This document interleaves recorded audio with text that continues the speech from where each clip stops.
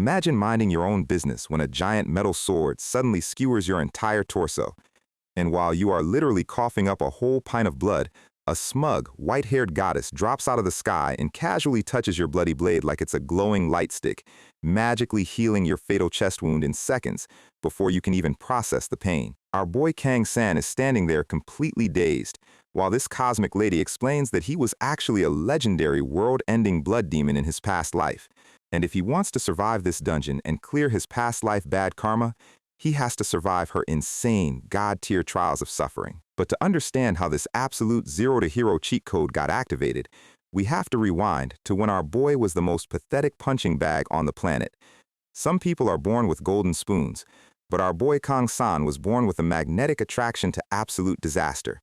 See, years ago, the global news broadcasted the arrival of the global link phenomenon, which is just a fancy anime term for monsters are now spawning in your local supermarket.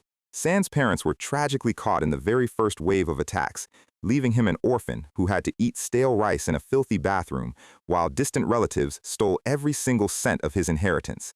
He was so starved he'd choke on dry food, but even while crying on a concrete floor, this kid refused to give up. He grinded like a maniac, setting alarms for 4 in the morning, washing dishes and studying in a freezing room with a single light bulb. He was smart, talented, and ready to take over the world. But his appendix decided to literally detonate right as he sat down for his college entrance exam. The next year, the bus he was riding literally flipped over, making him late. And then, on his third try, a randomly fallen bicycle blocked his front door, trapping him inside. The universe was playing on maximum difficulty just to keep this one guy down. Branded as a professional failure, San pinned his entire future on a single miracle: the awakening. The moment humans take their first step to becoming legendary, God-blessed hunters. He trained his body to absolute peak physical condition, praying for a cool sword or magic skill, only to get hit with the ultimate red stamp of shame, F rank. The bureaucrat basically tells him he has 0 special skills, not even a basic utility talent, leaving San completely broken. Fast forward to 25, and our boy is working the worst job in human history. He's in a dark dungeon, watching a giant robed werewolf snap a shield user's leg like a twig. San is terrified, but he has to step up and hold back the monster's massive jaws, its razor-sharp claws digging deep into his hands.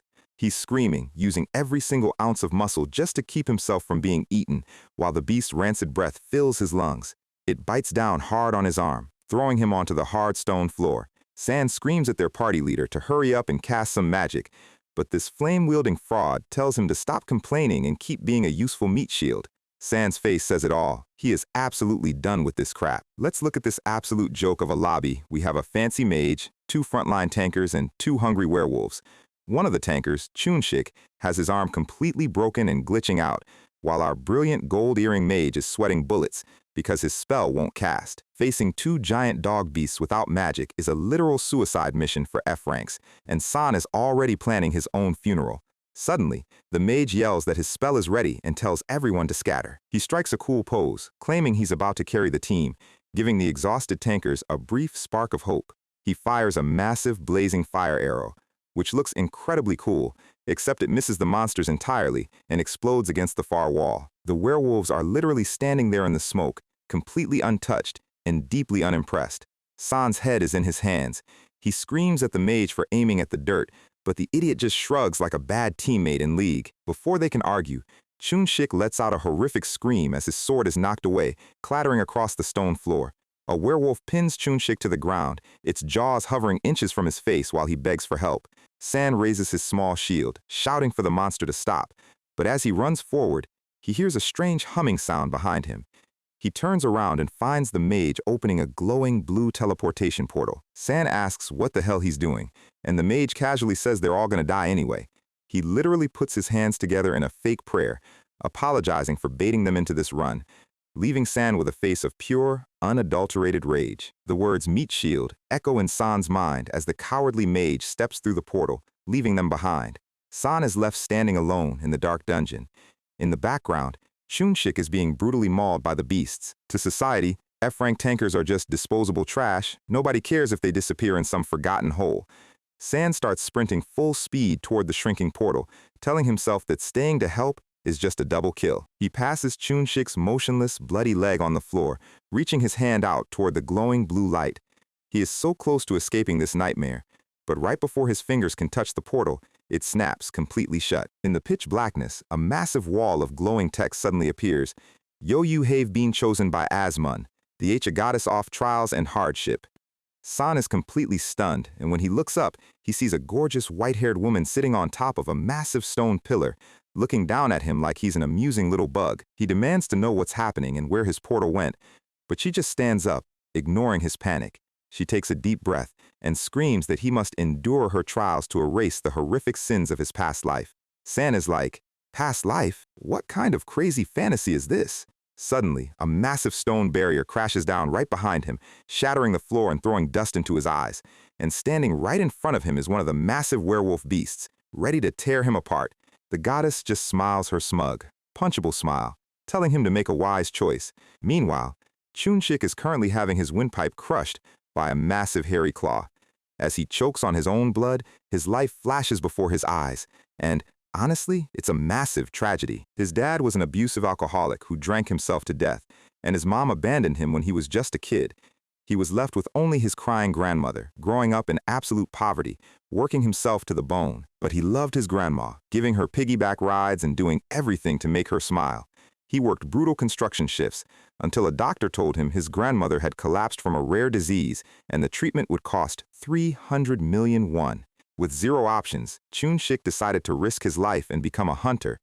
Even though he had absolutely no magical talent, he's been grinding as a meat shield for 6 months just to pay the hospital bills, and now he's about to die in the dark. He regrets trusting that smooth-talking mage who promised him double pay just to act as bait. As the werewolf's claws dig deeper, Chunshik closes his eyes, worrying about what will happen to his grandmother once he's gone. The beast opens its massive, drooling mouth for the final bite, but suddenly, a sharp steel blade pierces straight through the side of its head. The monster's claw releases Chunshik's neck as it goes limp. The massive beast crashes to the floor, dead, revealing Kang San standing there, panting. Chunshik is gasps for air, staring in absolute shock. But wait, how did San do that? Rewind to a few minutes ago, San is running when a wolf spears him from behind. He's spitting out a fountain of blood when the white-haired goddess Asmun appears, calling him a blood demon. San is literally dying and tells her to shut up and help him, so she touches the bloody blade tip, releasing a wave of healing energy. The shockwave blasts the attacking werewolf back, and glowing green particles wrap around San's body.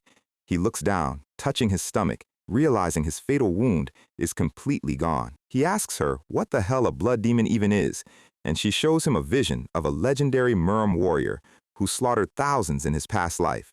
Asmun smugly explains that San's current horrific luck is the universe balancing the scales of his past sins. She tells him that if he wants to live a happy, normal life, he has to clear her trials to resolve his bad karma. And depending on how hard the trial is, he'll get some crazy, cheat-tier rewards. She pops up right behind him with a manic grin, declaring it's time for his very first quest. A glowing system screen pops up.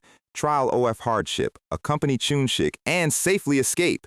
San is like, "We're 2 F ranks. How are we supposed to escape?" But she just floats there, offering him his first cheat code reward. Back in the present, Chunshik is about to get eaten by the second wolf, but San charges in. He sprints forward like a madman, jumping over the debris.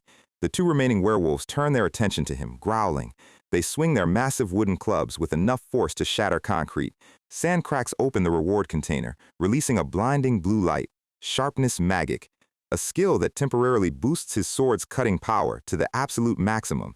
San slides under a massive club swing, his heart pounding. He uses his shield to block a heavy claw swipe, his boots sliding back on the stone. Metal sparks fly as the blue sharpness mana coats his blade. He strikes at the beast's legs, forcing it to stumble. He spins, dodging another brutal attack. With the blue mana burning bright, San charges forward with insane focus. He swings his sword in a massive overhead arc, delivering a clean, horizontal slash of pure energy.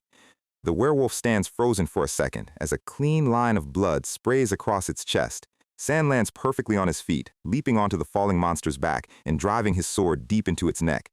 The beast lets out a final, agonizing howl, while San grits his teeth, screaming for it to die. He twists the blade, cutting through bone and muscle. Blood sprays everywhere as the massive werewolf goes completely stiff and crashes face first onto the stone floor, dead. San stands on top of the corpse, gasping for breath. One down. But before he can celebrate, the final werewolf lunges at him from the shadows. San gasps, trying to pull his weapon free, but his sword is stuck deep inside the dead monster's ribcage. He remembers the goddess's warning. Trials are designed to make you risk your life. With no sword, San grabs a small, basic kitchen knife from his belt. He leaps directly at the giant werewolf's face, screaming like an absolute madman. The beast's claw slashes across his arm, tearing his skin, but San ignores the pain. He drives the small knife straight into the werewolf's eye. The monster thrashes and rolls in agony, but San holds on, riding the beast down to the floor. They crash hard against the stone, San gritting his teeth as blood drips from his wounds. The final werewolf stops moving, lying dead beneath him. San sits on its chest, staring blankly, his body completely spent. He drops his bloody knife, his hands shaking from the adrenaline. Suddenly, a shadow falls over him as Chunshik hobbles over. Chunshik looks down at the dead beasts, completely speechless that an F-rank meat shield just soloed a pack of monsters. He hands San his glowing blue mana sword, helping him up. San takes his weapon, and supporting Chunshik, they make a run for the dungeon exit. They step through a blinding flash of blue light, cutting down one last monster in their path, and finally tumble out into the safe zone. San collapses onto his back, staring at the ceiling, as a glowing system screen appears in front of his face. Yo-Yu have passed the first hardship and trial. The promised reward will be given. Our boy just survived his first God-tier trial. The system screen pops up, confirming what our guy already knows. He actually cleared the first trial, but before he can even celebrate, he gets slapped back to reality. He is groggy, half-conscious, and trying to process the absolute chaos of surviving that dungeon. And of course, Asmoon is hovering right over him like an angry anime sister ready to throw hands. She shoves a physical piece of paper directly into his face. Our guy is understandably confused. Why is a literal cosmic goddess handing him a physical printout instead of a digital screen? She looks at him like he is the most ungrateful mortal in existence. He holds the paper next to his holographic system window. The contrast is honestly hilarious. Asmoon just scoffs, complaining about how much easier things are in the modern era. She drops the paper on his holographic screen, warning him not to pass out so easily next time. And with a smug little wave, she is gone. Classic goddess behavior. Now, let's see what kind of loot we actually got. Our guy's eyes go wide. He taps the screen to read the details, and this is where things get interesting. He just unlocked a 2-star growth type skill called Will of the Guardian. This thing is basically a cheat code. It increases his defense and stamina regeneration by 1% for every enemy nearby, and if his stamina drops below 10%, it completely restores and doubles his defense. To put this in perspective, most regular hunters are running around with basic 1-star skills.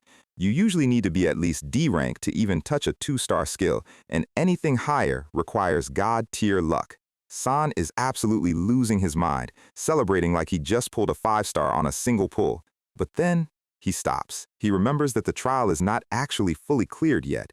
The prompt is still there, staring him in the face. He looks down at Chunshik, who is still bleeding out on the floor. Our guy drops the celebration and rushes over, panicking. He presses down on the wound, realizing Chunshik is completely cooked if they do not get him to a hospital right now.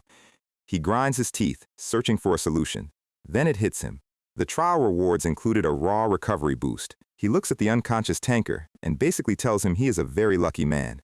A brilliant blue light erupts from San's hands, wrapping around Chunshik's shattered body. The magic goes to work, sealing the fatal wounds and stabilizing his breathing. San watches the light fade, letting out a massive sigh of relief. Cut to the Hunter Management Department, and we are about to see some beautiful earned karma. Footsteps echo down the hallway. It is Moon Sungmin, the trash-tier fire mage, who left our boys to die. He is complaining about being summoned for something so annoying. He steps into the room, expecting a minor administrative chat. Instead, 2 absolute units in tactical security gear are waiting for him. Before he can even ask what is going on, they corner him and bring up the raid from a few days ago. Sungmin looks past them and spots San standing in the corner. His face instantly drops. He tries to play the outraged elite card, demanding they let him go. He tries to bolt for the door, but the security team is not having it. They tackle him headfirst into the linoleum hallway. Sungmin gets pinned like a cheap wrestling opponent while the guard explains that deliberately leaving your team to die is a massive felony. He is squirming on the floor, completely losing his composure. He tries to lie, claiming he only ran because the raid was completely unwinnable and there was no proof of his betrayal. The guard just sighs and pulls out a holographic tablet. And there it is, the literal footage of the incident, recorded in crystal clear definition. It shows the exact moment he panicked and opened a personal portal, leaving his frontliners to get mauled.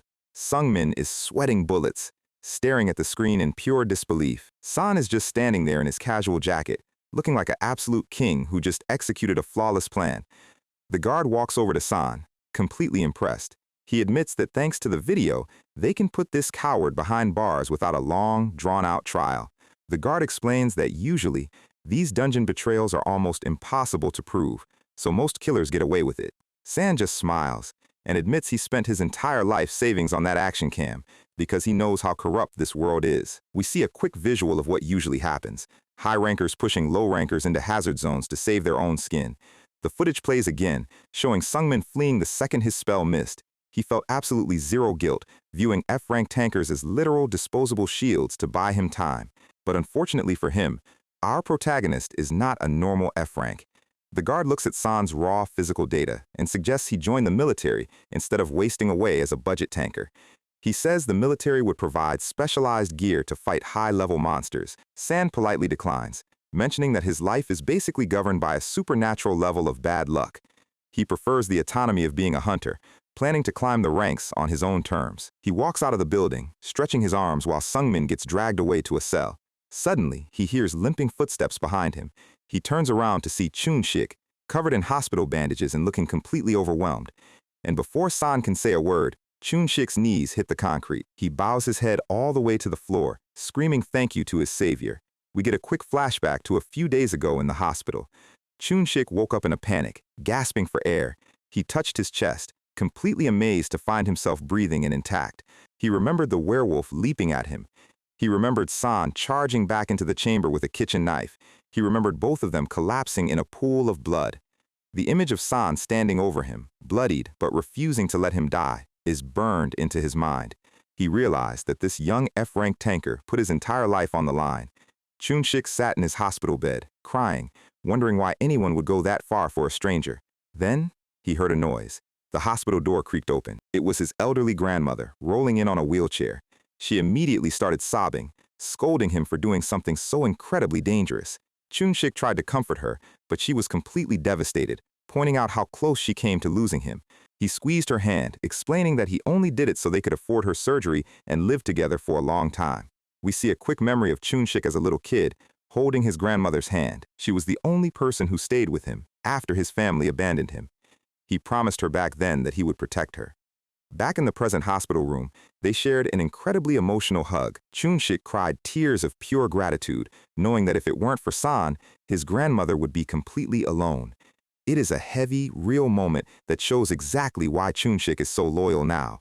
So back on the street, Chun-shik is still bowing, treating San like a literal deity. San gets embarrassed and tells him to stand up, claiming he only did it because they are comrades. Chun-shik's eyes turn into literal streams of tears.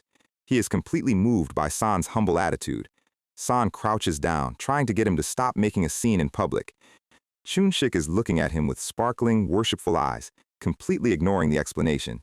San is sweating, thinking to himself that he obviously cannot tell him he did it because a system quest forced him to.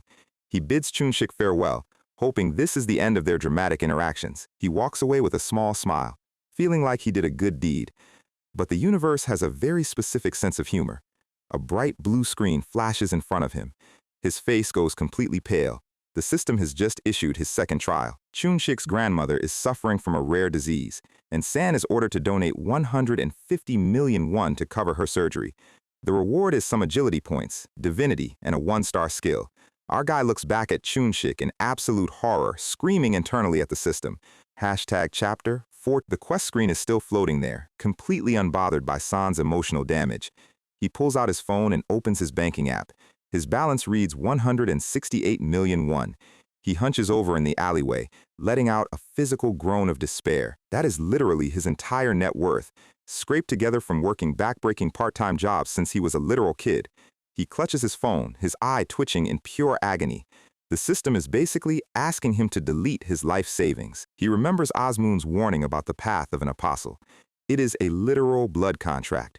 You cannot just ignore a quest. If he fails or declines, all his rewards are stripped, his bad karma triples, and he will end up as a permanent vegetative human. He looks at the reward again. 6 stat points and a new skill. More importantly, if he fails this, he will never get a third trial, locking himself out of God-tier power forever. He looks up at the skyscrapers, trying to rationalize the situation.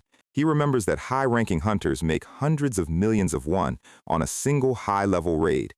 If he gets stronger, he can make this money back in his sleep.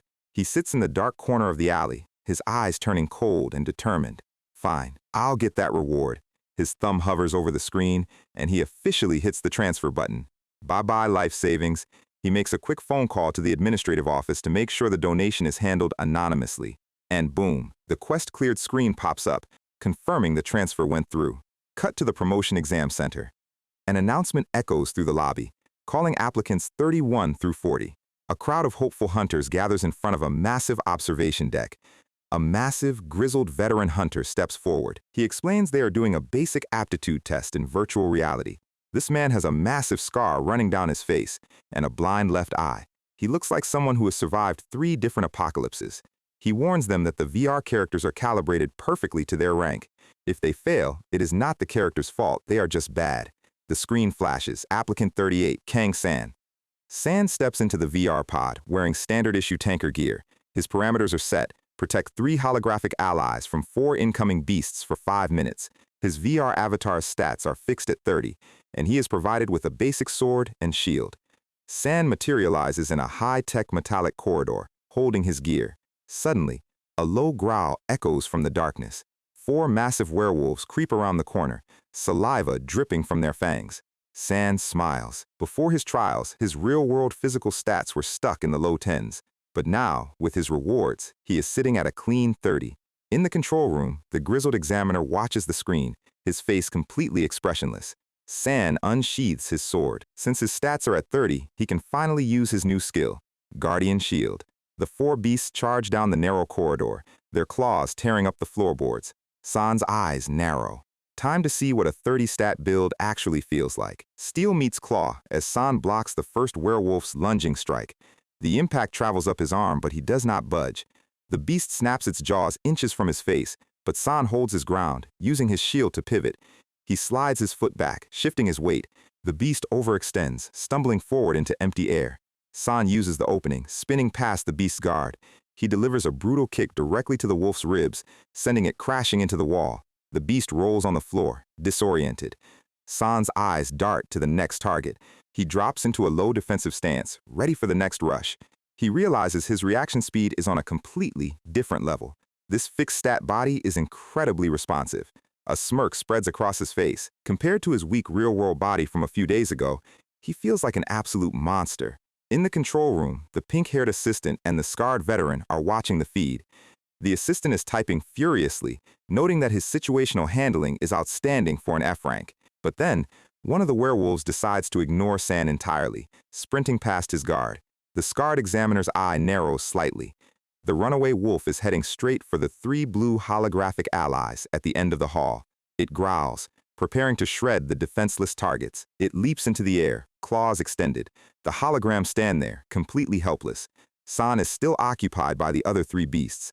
The assistant panics, shouting that a beast has broken through the front line. She wonders if San is too distracted to notice. The wolf is milliseconds away from landing a fatal blow on the allies. But then, San's shield begins to glow with a brilliant blue light. Guardian Shield is active. A silent shockwave of mana pulses through the corridor. The lunging wolf suddenly freezes mid-air, its eyes shifting from the holograms directly back to San. The control room staff are completely stunned. The system explains the skill. Guardian Shield forces the enemy's aggro to lock onto the user, regardless of their target. San braces for the impact. He thinks about how Osmoon's system keeps forcing him into the protector role. Tanking is a thankless job. You are the first one to die when things go wrong. Because of the insane mortality rate, almost nobody wants to be a tanker anymore. But for our guy, high risk means high return. He grins, completely at home in the chaos. He draws his secondary kitchen knife alongside his short sword. This is his actual style. The holographic screen suddenly flashes. Exam is over. San exhales, lowering his weapons as the digital simulation fades around him. He stretches his neck, knowing he needs this rank up to finally get into high-level raids. He is completely done with the F-rank meat shield label. He turns around to exit the VR pod, but when he steps out, he finds the entire lobby of applicants staring at him in absolute silence. He looks up at the scoreboard, and there it is, flashing in bright green letters. S plus perfect. The elevator doors slide open. Applicants are filing out, murmuring about the results of the virtual exam. Everyone is trying to figure out who the absolute freak was who scored an S plus rating. Meanwhile, in the private evaluation office, the lead instructor is tossing reports onto his desk. He is muttering about how modern rookies treat the dungeon like a playground. His mind drifts back to a past raid that went completely sideways, a memory of a comrade screaming for help before getting crushed. He snaps back to reality and picks up San's file, his eyes widening. He reads the data showing San held the line flawlessly for 5 minutes straight. Perfect positioning, ideal aggro control, absolute textbook tanking. An assistant knocks on the door, letting him know it is time to head to the live testing grounds. The braided examiner takes the microphone and announces the next phase, team division. They are splitting the applicants into groups of 5 for a practical run in an E-rank gate. The catch is that none of these people have ever met or worked together before. The association loves random matchmaking because they want to see who panics when the meta fails. The blonde guy, Min Hyung-mo, is assigned as the leader of Team 1. The anxious kid, Jo Han-byul, is named leader of Team 2. They do rock, paper, scissors to see who gets first pick of the draft. The blonde guy wins, looking like he just conquered a small country. He scans the crowd, looking for his priority pick, a tank. He drafts the biggest, bulkiest guy in the room, thinking he just secured a free win.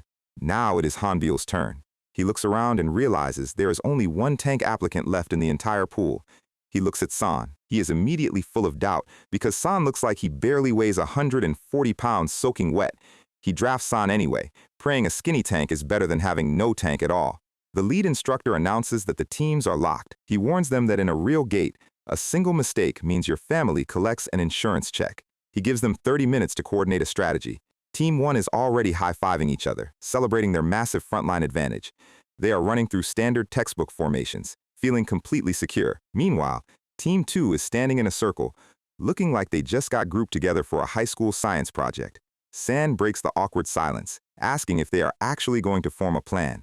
They all jump in, awkwardly trying to figure out how to work together. From the observation deck, the lead instructor watches San's group. He looks at San's record of postnatal awakening, a history of zero talent, relegated to a meat shield role for 5 years. He thinks it is a waste of solid fundamentals. The speakers blare. Team 1 is ordered to enter the gate first. They step through the portal onto a lush, grassy field. Dodge! An orc charges from the tree line, its heavy club slamming against Jung-soo's shield. Min Young-mo orders the party to form up. 2 more orcs emerge from the foliage, brandishing crude axes. Jung-soo grinds his teeth and activates his defensive buff. Iron Body is a basic skill that boosts defense by a staggering 5%. Truly ground-shattering. Min Hyung-mo tells the priests to start spamming heals and buffs on the tank. The archer draws her bow and lets an arrow fly. The orc casually blocks the projectile with its forearm brace. Min Hyung-mo closes the distance, sword raised. He lands a solid slash across the beast's chest. He slips past its guard, feeling like a main character. He delivers a follow-up strike, drawing blood. But the orcs are not just standing there. One swings a spiked club directly at Jung-soo's head. Jung-soo's eyes widen as he prepares for the impact. He gets his shield up just in time, but the force vibrates through his entire skeleton. The orc pulls back for another swing. Jung-soo tries to reposition, but his footwork is too sluggish. The heavy club slams down, forcing him to drop to one knee. He barely holds the line, his teeth clenching in pain. Another orc joins the assault, bringing its axe down from above. Steel meets steel, the shock traveling straight down Jung-soo's arms. Min Hyung-mo watches from the side, assuming the healers can keep the tank standing indefinitely. The archer readies another shot. They are barely keeping it together, but they are technically clearing the monsters. Min Hyung-mo smiles, thinking his textbook strategy is foolproof. Then, a deep rumble vibrates through the ground. His smile completely disappears. A heavy footstep crushes the grass. An entire squad of orcs emerges from the trees, and suddenly, the math is no longer in Team 1's favor. Min Hyung-mo realizes the first 3 orcs were just the scouting party. He gets caught off guard, a blade slicing clean through his armor. The archer screams for everyone to fall back behind the tank. Jung-soo steps forward, raising his shield to block the charging horde. He gets slammed back instantly, the impact shaking the entire field. The team is panicking, screaming for him to hold the line. Above them, a monitoring drone captures every second of the struggle. The camera zooms in on Jung-soo's cracking shield. In the control booth, Gwon Do-hyun watches the feed in silence. He takes a slow drink from his flask. He notes that rookies always think ranks are about prestige. Ranks exist because they tell you exactly what level of danger you can survive. The tank is currently taking a beating. If a single E-rank tank could handle 8 orcs, he would be taking the D-rank exam instead. If the rest of the team cannot pull their weight, everyone in that gate is going home in a box. Min Hyungmo is on his knees, realizing his clean strategy sheet is completely worthless now. He orders the ranged attackers to keep the buffs going while he tries to salvage the fight. He lunges forward, slashing an orc's neck. Jung-soo is taking hits from 3 sides, his armor getting dented with every strike. The archer fires a barrage, trying to thin the crowd. An orc's head hits the grass, but the cost is massive. The priests are completely out of mana, their faces pale from exhaustion. Jung-soo is running on pure adrenaline. The screen flashes, Team 1 has cleared the E-rank area. Through the viewport, Team 2 watches the survivors walk out. Hanbyul looks like he is about to pass out from pure anxiety. Medics roll past them, carrying Jung-soo on a stretcher, looking like he spent 30 minutes in a trash compactor. The rest of Team 1 is hunched over, covered in blood and mud. The big tank is completely unconscious, his chest barely moving. The announcer calls for Team 2 to proceed to the gate. Hanbyul swallows hard. The purple lightning portal crackles to life. He steps through, his heart racing. His boot sinks directly into thick, cold mud. He realizes the terrain is a swampy forest, the absolute worst-case scenario for a ranged class. The rest of Team 2 files in, looking completely demoralized. San is the only one walking calmly, looking like he is checking out a local park. A massive stomp echoes from the fog. Hanbyul's eyes dart to the shadows. "Take formation! Something is coming!" Goblins drop from the canopy, landing in the mud. "It's goblins!" A squelch sounds behind them. One of their damage dealers is stuck up to his knee in a mud trap. He is screaming, completely unable to pull his leg free. In the control room, the instructor notes that the association does not give out terrain reports because adapting to variables is the entire point. 3 goblins leap toward the trapped hunter, knives raised. The hunter panics, closing his eyes. Clang. San steps in, his shield blocking the blades effortlessly. The goblins hiss, scrambling back into the mud. San tells the team to stay calm. The rookie archer stares at San, completely stunned by how relaxed he is. A goblin charges, brandishing a rusty dagger. San does not even raise his sword yet. He blocks the strike cleanly with his buckler. He notes that these goblins are moving in a coordinated pattern. He spots the hobgoblin commander hiding in the roots, directing the attack. But it doesn't matter at all. Will of the Guardian activates, a bright blue aura wrapping around his body.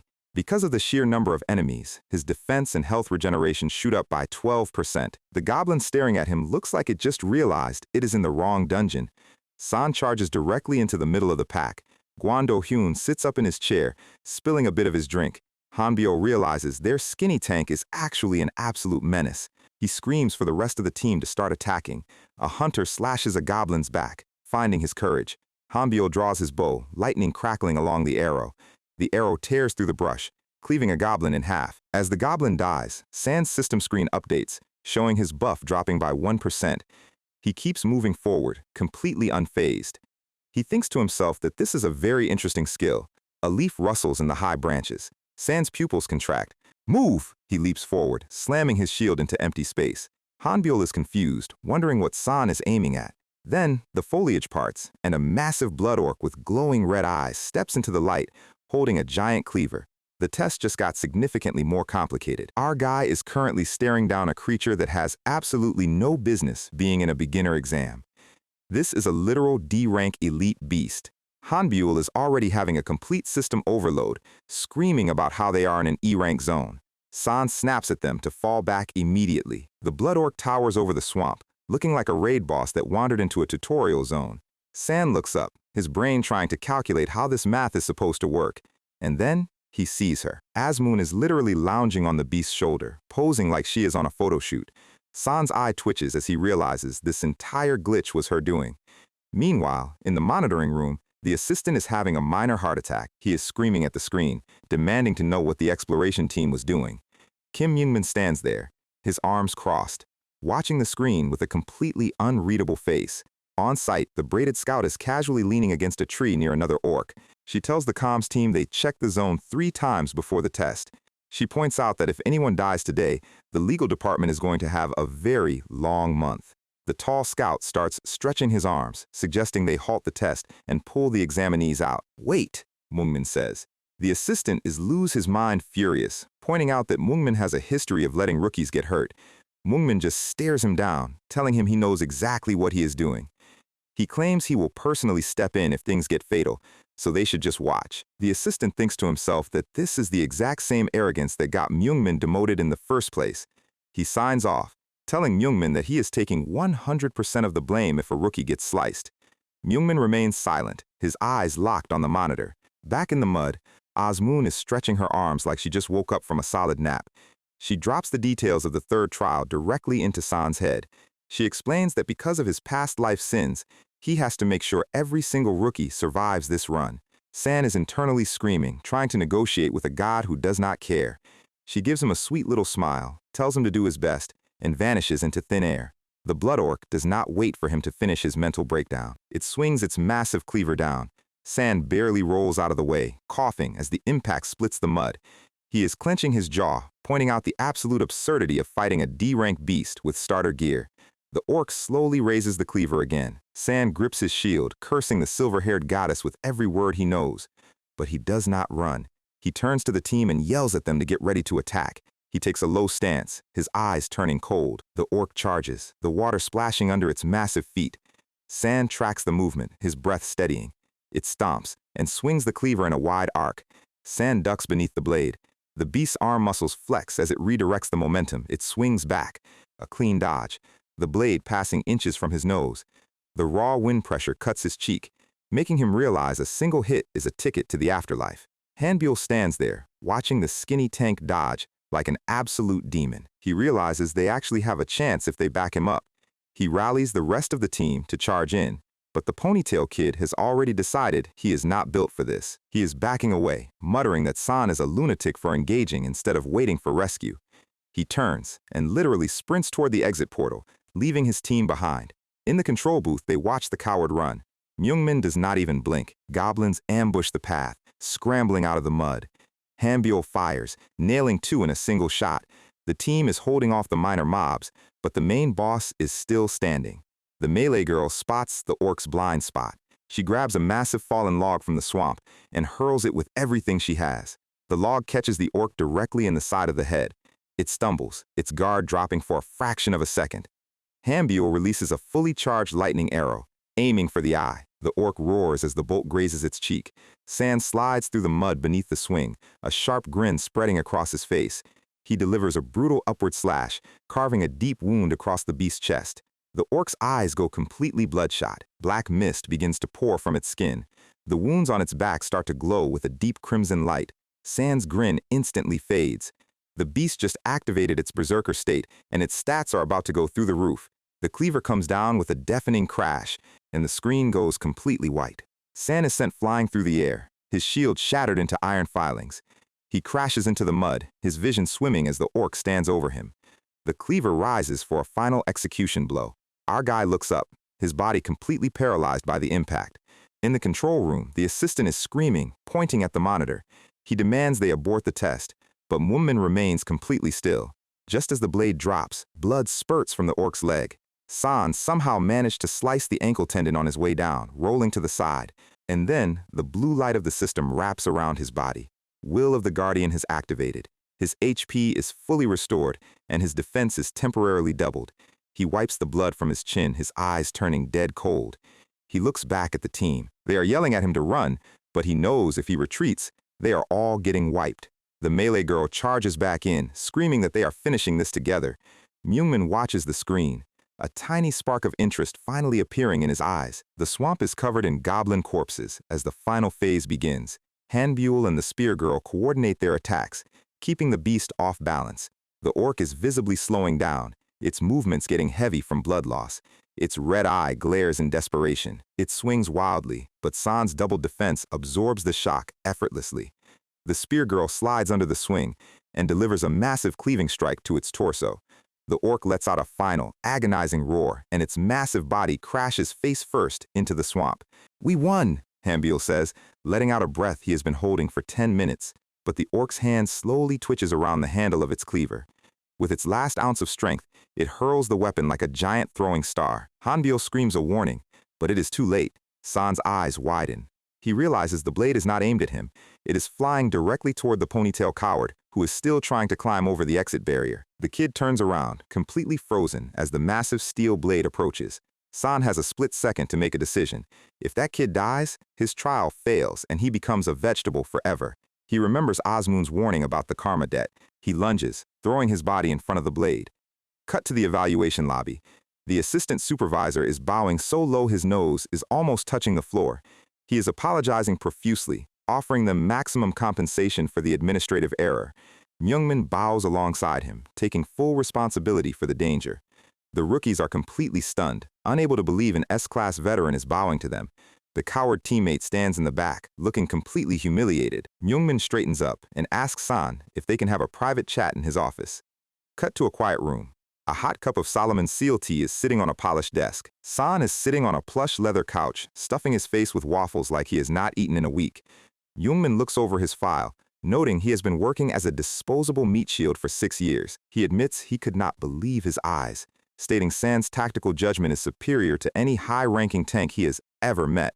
San just keeps chewing, realizing that the supervisors were watching the whole time, which is why Osmoon did not intervene. Myungmin leans forward and drops the bomb he wants San to join the Rangers. He looks San dead in the eye. He explains that he was completely awed by San's final move, throwing himself in front of a throwing axe to save a teammate who had literally abandoned him. We see a quick flashback of the moment, San's will of the Guardian absorbing the hit, his defense doubling just enough to keep him alive. It was a calculated gamble, but to Myungmin, it looked like the most heroic act of self-sacrifice he had ever seen. He slides a contract across the table, promising him elite-tier treatment. San is internally screaming. The Rangers are a government-supported special force where only the top specialists gather. It is an incredible opportunity for someone who was an F rank yesterday. He looks down at the paper, his hands trembling, but then he stops his hand. The Rangers are the ones who voluntarily step into active gates to fight anomalies. That is literally a death sentence, and exactly what that pervert goddess Osmoon would want. He decides he needs to think about this carefully, but before he can even speak, the paper contract begins to warp, a familiar blue light glowing from the text. We open back in the office, the half-empty teacup still sitting on the desk. San is rubbing his eyes, trying to clear his head after that grueling practical exam. But the blue system interface is already waiting for him. The clipboard lists the details of his 4th trial. He can clear this quest instantly by simply accepting the Ranger proposal, unlocking massive stats and a memory fragment. San is clenching his fists in pure frustration, cursing Osmoon's name. He grabs the contract, realizing he does not actually have a choice here. He looks up at Kim Myungmin and officially accepts the offer. Myungmin is genuinely surprised by how quickly the kid signed the papers. But San adds a strict condition. He will only work as a freelance mercenary, choosing his own raids. He thinks to himself that if he takes on every single Ranger mission, he will end up dead before his karma is cleared. Myungmin simply smiles and agrees to the terms, signing the final approval. He points out that the contract was already written precisely like that, leaving San looking incredibly embarrassed. San gets up to leave, ready to put this stressful day behind him. But as soon as his foot hits the floor, a sharp, white-hot pain explodes in his skull. Visions of blood, slaughter, and terrifying crimson eyes flash before his eyes. The raw presence of his previous incarnation, the blood demon, floods his consciousness. San collapses, his hand slamming onto the desk as he tries to keep his balance. The teacup falls as Moonmin rushes over, asking if he is okay. San is sweating, gasping for breath as the terrifying visions slowly fade. He clutches his mouth, realizing those horrific memories are the special information promised by the trial. He struggles to stand, the sheer weight of his past self leaving him physically sick. Cut to 1 week later. Rows of transit buses are parked at a mountain station. A single pair of boots steps out into the snow. It is San, wearing a thick winter beanie and jacket. He is still feeling nauseous from the memory transfer, but he finally knows where to go. We see a quick flashback of him leaning over a toilet, completely vomiting from the mental overload. The memory was a map, directing him to a hidden zone, an unregistered dungeon located in the snowy peaks of Cheorwan, Gangwon Province. The system promised that overcoming this hidden trial would unlock a major memory fragment. Unregistered dungeons are spatial anomalies that have remained completely hidden from the association. If these portals are left unchecked for over a decade, they eventually rupture, turning the surface into a literal wasteland. San knows this is an absolute disaster waiting to happen, and his past memory is the only thing that pinpointed the entrance. He stands before a massive, dark cavern yawning out of the side of the snow-covered mountain. He takes off his beanie, his face turning serious as he prepares to venture inside. He unzips his jacket, revealing his lightweight tactical armor, plating underneath. First step, he deploys a high-grade magic fence at the entrance to trap any escaping monsters. Second step, he double-checks his combat supplies and draws his steel blade. Third step, he switches on his flashlight, searching the dark corridor. The beam of light cuts through the darkness, landing directly on a grinning human skull. San lets out a very undignified yell, kicking the skeleton backward in pure panic. He backs up, his heart pounding.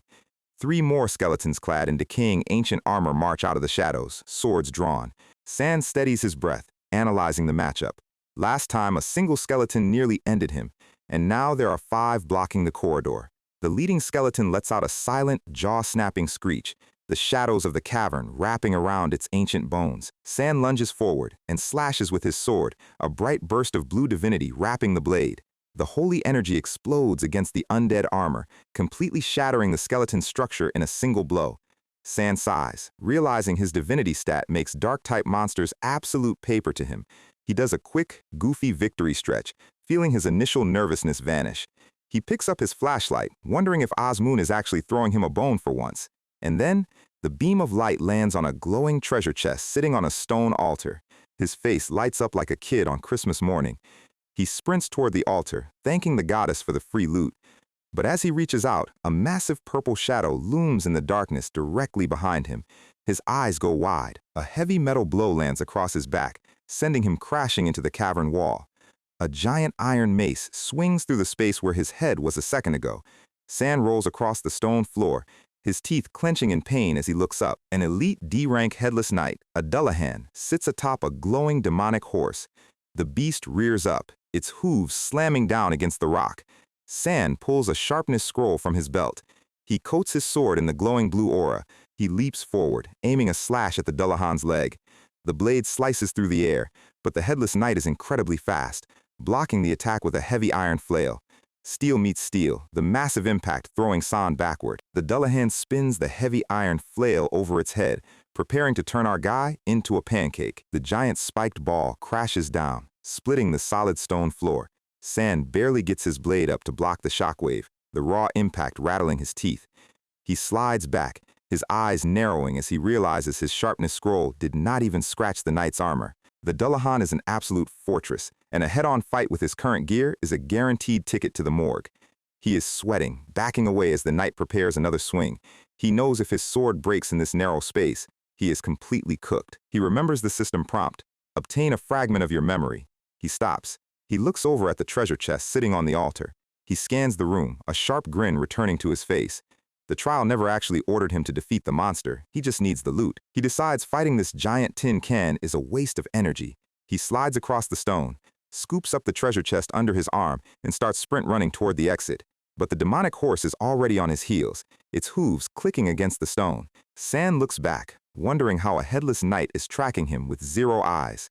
Then he looks at the horse's glowing purple eyes. Right. The horse is the one doing the driving. He reaches into his tactical pouch and pulls out a flashbang flare. He tosses it backward over his shoulder. A brilliant, blinding white explosion of light fills the cavern. The horse whines in pain, rearing up as its vision is completely blown out.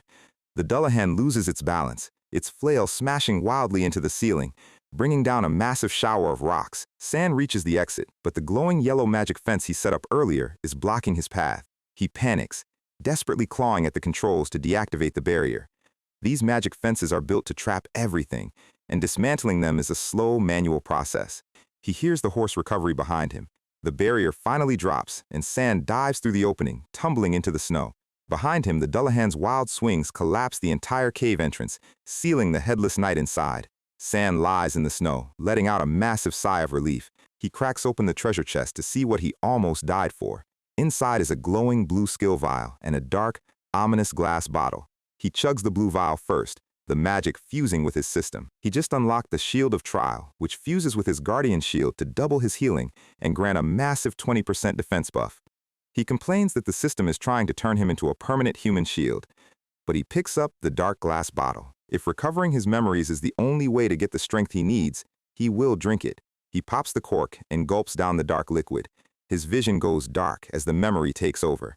We see a bloody courtyard in ancient Murim. Dozens of dead warriors cover the stone steps. A single wounded swordsman of the volcano sect is screaming at a dark, shadowed figure. He challenges the blood demon, brandishing his blade in desperation, but the shadowed figure is completely unmoved, walking past the piles of bodies. The swordsman asks him why he slaughters innocent people and covers the land in blood. We see a brief image of the families and children the blood demon destroyed. A tragic, horrific legacy of slaughter.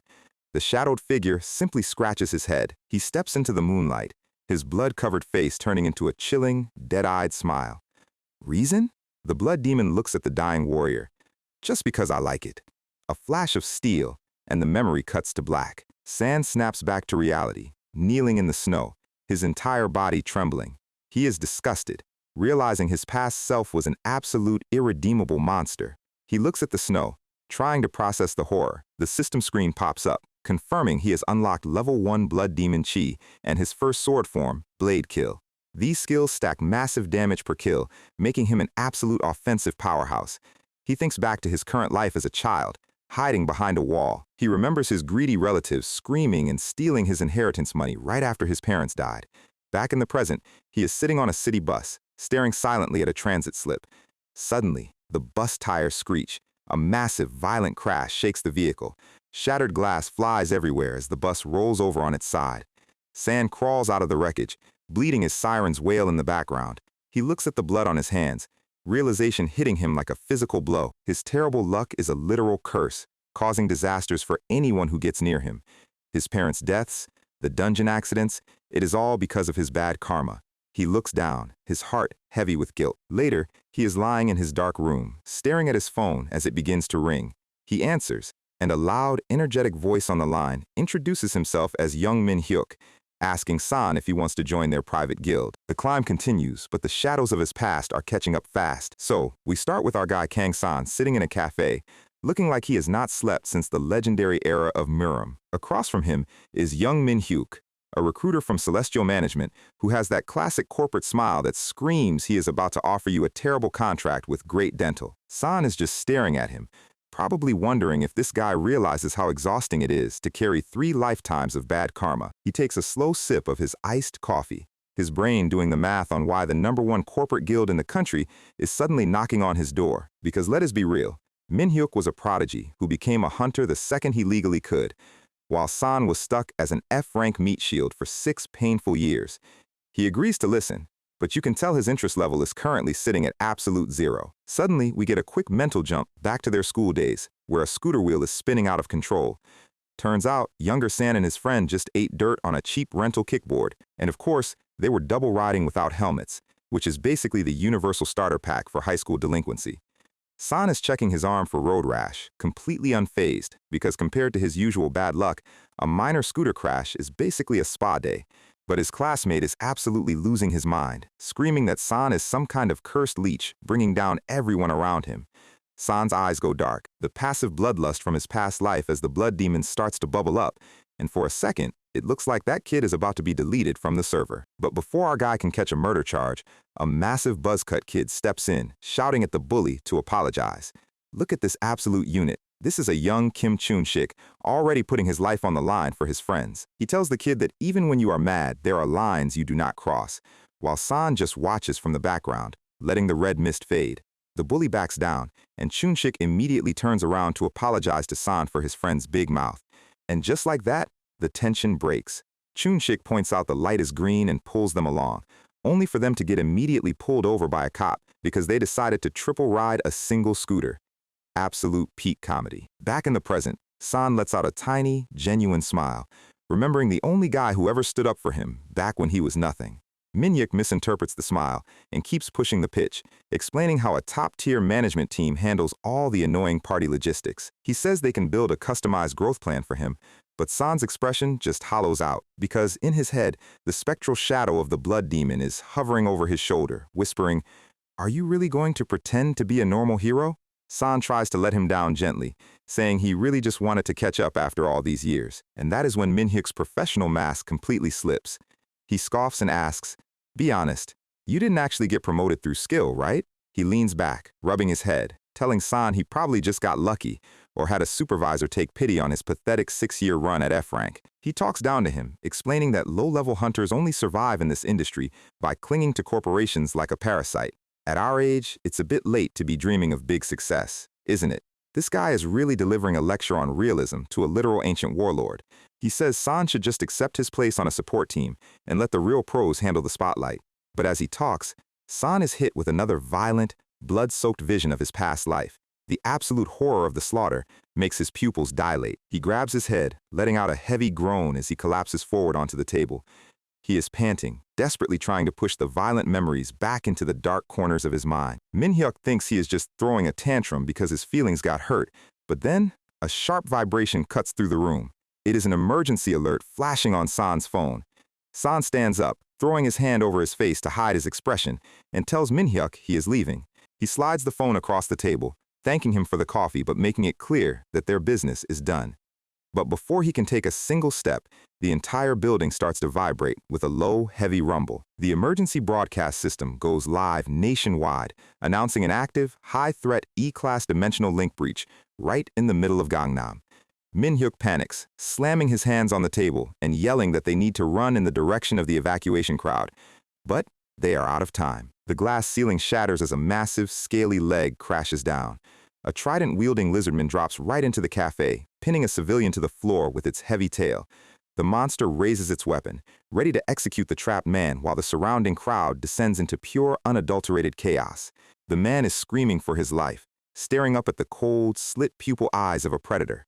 An elderly woman nearby screams for her husband, entirely helpless. San looks back, his eyes narrowing as his combat instincts immediately override his exhaustion. Min-hyuk grabs his shoulder, pleading with him to run, screaming that a swarm of these things is coming and that nobody will blame an E-class for saving themselves. He tells him not to play the tough guy, but San is not even listening anymore. He sees the monster raising the trident, the blood of past victims dripping from its claws, and the silhouette of the blood demon flashes in his mind once more. The lizardman thrusts the spear down, aiming straight for the old man's chest. San's eyes fly open, completely clear of doubt. In his past life, he killed innocent people purely because he felt like it. He was a monster, a plague upon the land, leaving nothing but ruin in his wake. But that was then. He leaps through the air, drawing his blade as the steel hums with pure martial force, utilizing the first form of the blood demon sword technique. With a single, devastating overhead strike, he splits the air and cleaves the lizardman's weapon in two, his face twisted in a dark, terrifying grin of pure battle high. He lands cleanly, shielding the elderly couple from the impact as the monster's heavy body crashes to the floor. He reminds himself that he is not that monster anymore. He is going to prove he can use this cursed strength to actually save someone. He turns to the crowd, his voice booming across the cafe, telling everyone to run before the rest of the pack arrives. Min-hyuk just stands there, his jaw practically on the floor, realizing the lucky F-class he was just pitying is actually an absolute menace in combat. We cut briefly to a military evacuation center, where soldiers are directing civilians to safety.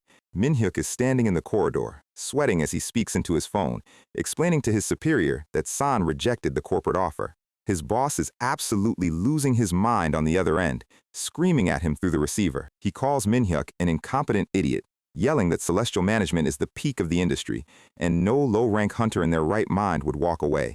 Min-hyuk just bows his head, taking the verbal abuse in silence as the call is violently cut off. He lets out a massive sigh, completely exhausted by the corporate grind, before his attention is pulled back to the street. Because back at the breach, San is currently fighting for his life against a swarm of lizardmen, blocking tridents left and right, screaming that he does not know how he keeps getting into these situations either. One of the monsters lets out a high-pitched, deafening screech as it lunges forward. Civilians are running past in a blur, their faces pale with terror as the scales of the beasts reflect the harsh sunlight. San plants his foot and delivers a brutal kick to a lizardman's chest, throwing his entire weight into the strike to create some breathing room. He scans the street, realizing the link breach is destabilizing fast and they are starting to swarm like insects. He has to buy time or the entire block is cooked. He drops into a low stance, slamming his shield down as he activates his premier skill, Shield of Trial. A massive wave of blue mana ripples outward, drawing the absolute aggro of every single monster in a 3-block radius. The lizardman that was chasing a fleeing civilian suddenly freezes, its yellow eyes snapping violently toward San. The civilian scrambles away in the dirt, completely confused as to why the giant reptile just ignored an easy meal.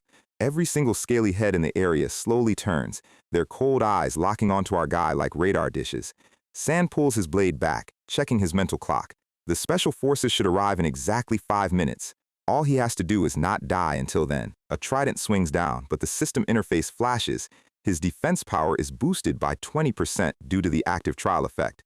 Steel clashes against his shield with a heavy impact, but the Guardian's will passive immediately triggers. And because he drew the aggro of the entire neighborhood, his defense and regeneration stats are boosted by a whopping 82%. He slides under a spear thrust, his movements impossibly fluid as he slices through the tendon of the leading lizardman. The pack screeches in unison, completely enraged as San uses their own numbers against them. He drops another one with a clean counter, the heavy body collapsing into the asphalt with a dull thud. But as the blood splatters across his face, the dark red interface of his past life flashes. Blood Demon Chi has activated. His attack power climbs by 2% with every kill, and the heavy scent of copper fills his nose. He looks down at his dripping blade, his chest heaving as a terrifyingly familiar warmth begins to spread through his veins. He freezes, staring at his reflection in the blood on the metal, terrified of how natural this slaughter feels to him. But another screech cuts through his existential crisis as 3 more monsters lunge from the shadows. He raises his shield, bracing for the impact of 3 tridents descending at once. But instead of steel hitting his shield, a deafening roar of automatic gunfire tears through the street. Heavy, high-caliber rounds shred through the concrete, turning the lead lizardman into absolute Swiss cheese in a matter of seconds. The remaining monsters are thrown backward by the sheer kinetic force of the military-grade firepower. The Special Disaster Response Unit has finally arrived, setting up a heavy firing line down the main avenue. The captain barks an order to cease fire as the dust slowly settles, revealing a street covered in green scales and black blood. He commands his men to begin interior entry, moving in standard tactical sweeps to clear the remaining stragglers. The squads move out in perfect synchronization, their rifles raised as they enter the damaged structures. They prioritize checking the rubble for trapped civilians, ensuring everyone is secured before sealing the area. Any surviving lizardmen that try to ambush them are immediately put down with precise, disciplined bursts. They sweep the ground floor of the cafe, their boots crunching on the shattered glass. One of the soldiers spots a figure sitting in the corner, leaning heavily against a concrete pillar with a bloody sword resting in his hand. The soldier walks over, his eyes widening behind his visor as he recognizes the exhausted face. Mr. Kang-san? Meanwhile, outside, a technician calls the captain over to look at a laptop screen. He explains that they managed to retrieve the local CCTV footage from the building prior to their arrival. The screen shows San, alone and outgunned, moving through the swarm of monsters like a ghost. The captain watches in silence as this kid, wearing nothing but civilian clothes, systematically dismantles an entire E-class horde. The fluid martial arts and the terrifying speed of his strikes do not look like anything taught in the modern hunter academies. The captain asks if this guy is an elite ranger operating off duty, but the technician says they cannot find any active registration. The captain's face hardens into a cold, bureaucratic frown. He scoffs, calling San just another unregistered idiot playing hero. He orders his men to immediately identify and arrest him, stating that letting unlicensed hunters run wild in disaster zones is a legal headache they cannot afford. But inside, the soldier who found San is standing completely frozen. He kneels down beside our guy, his voice shaking under his helmet as he asks if he is still breathing. San slowly cracks one eye open, his vision blurry as he tries to identify the voice. The soldier pulls off his helmet, revealing the rugged, tear-stained face of Kim Chun-shik. San lets out a soft, weak sigh of relief, realizing it is not an enemy. He looks up at Chun-shik and, with the tiny bit of strength he has left, asks, "How did your grandmother's surgery go?" Chun-shik is absolutely devastated. This man just saved an entire block, is bleeding from multiple wounds, and his first thought is to ask about a friend's family.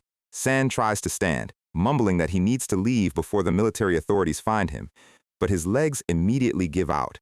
He collapses forward, completely unconscious as his body finally shuts down from the physical strain. Chun-shik catches him, his face twisting with worry as he realizes how severe San's injuries actually are. He knows the law.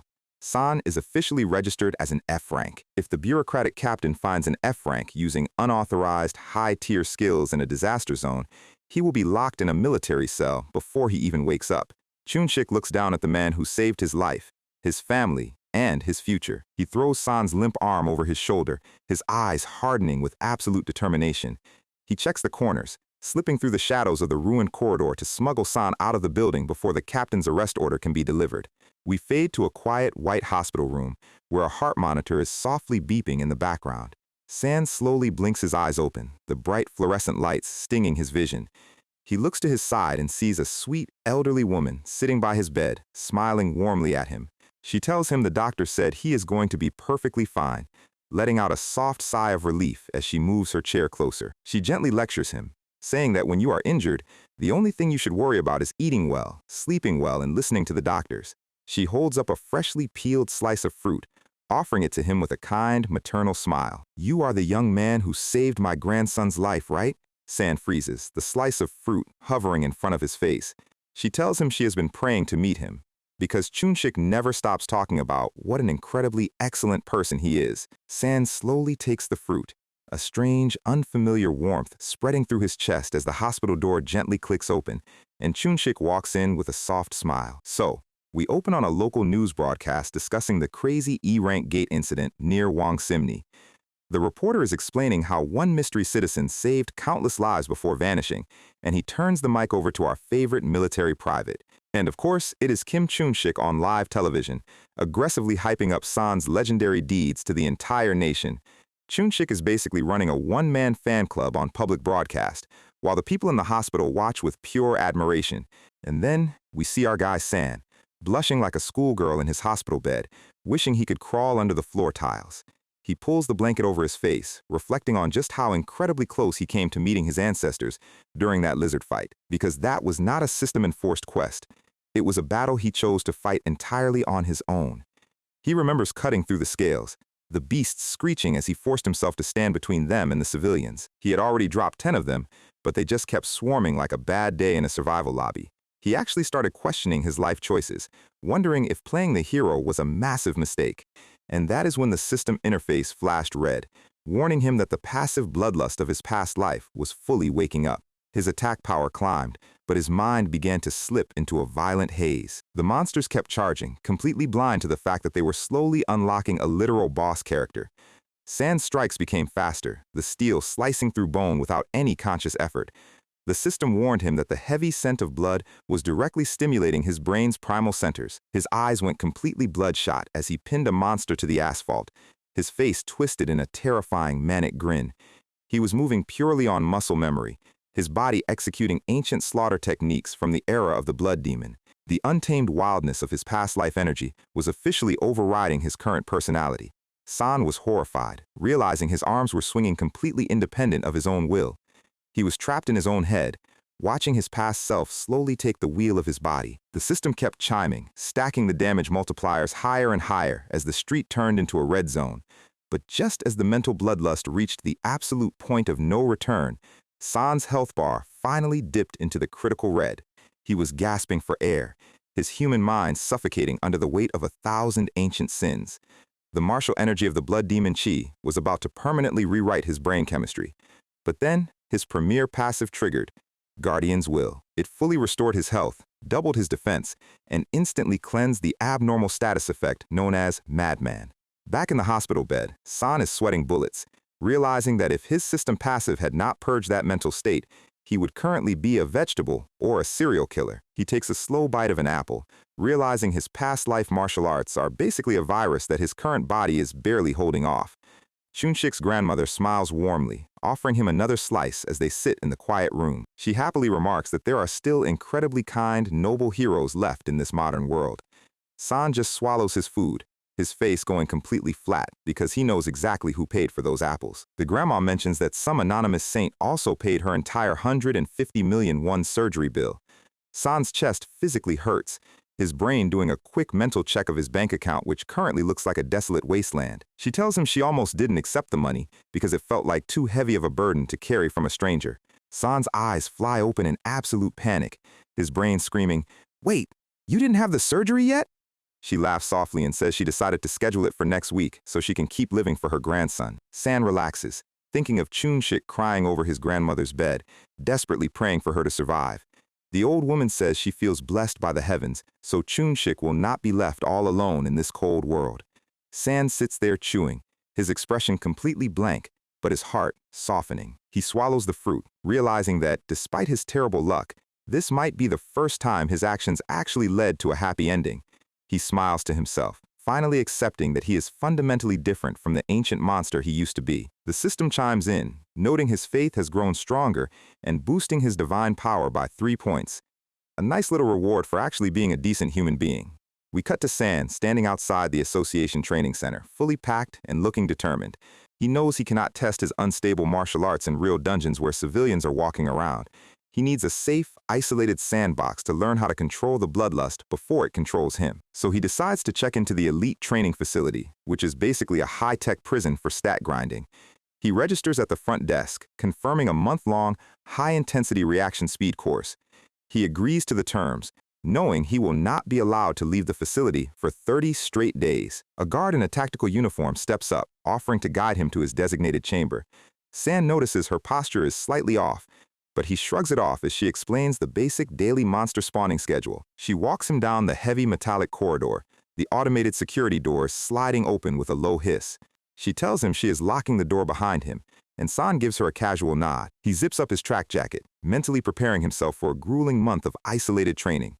But just as the heavy steel door is about to click shut, the guard stops, and the voice that comes out of her is suddenly smug, playful, and deeply familiar. It is Osmoon. She has hijacked the system, officially launching his 5th trial of hardship. Because of his past life crimes, she has cranked the room's difficulty to the absolute maximum and warped the flow of time itself. 1 month on the outside is now going to be 300 days of isolated hell on the inside. We cut to 1 month later, in real-world time, at the association lobby. The receptionist is waiting for San to exit, completely unprepared for what is about to walk through those doors. San steps into the light, his hair grown past his shoulders, his eyes carrying the cold, sharp intensity of someone who has spent 10 months straight fighting for his life in a dark box. He immediately hits up a local barbershop to get rid of the wild survivor look. Next stop, a hot spring, letting the warm water wash away 10 months of phantom dirt and muscle tension. Then, he heads straight to a 24-hour restaurant. Because hospital food and training room rations are basically a crime against humanity, he loads up a massive spoon of hot soup and rice, savoring the flavor like it is his first meal on Earth.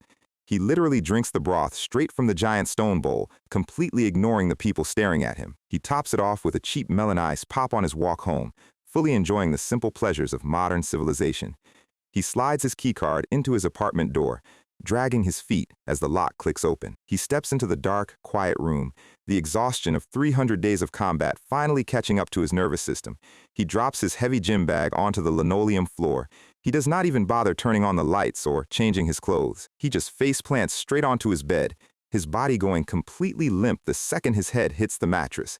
And right on cue, the system interface chimes, officially confirming he has passed his 5th trial of hardship. San just groans into his pillow, dropping the worst curse word he knows as the blue light fades from the dark room. In the busy streets of Wangsimni, where a new portal cleanup is actively underway, a purple, muscular orc is sprinting down the asphalt, swinging a heavy wooden club with wild abandon. They are shattering car windshields, their massive frames casting long shadows against the concrete.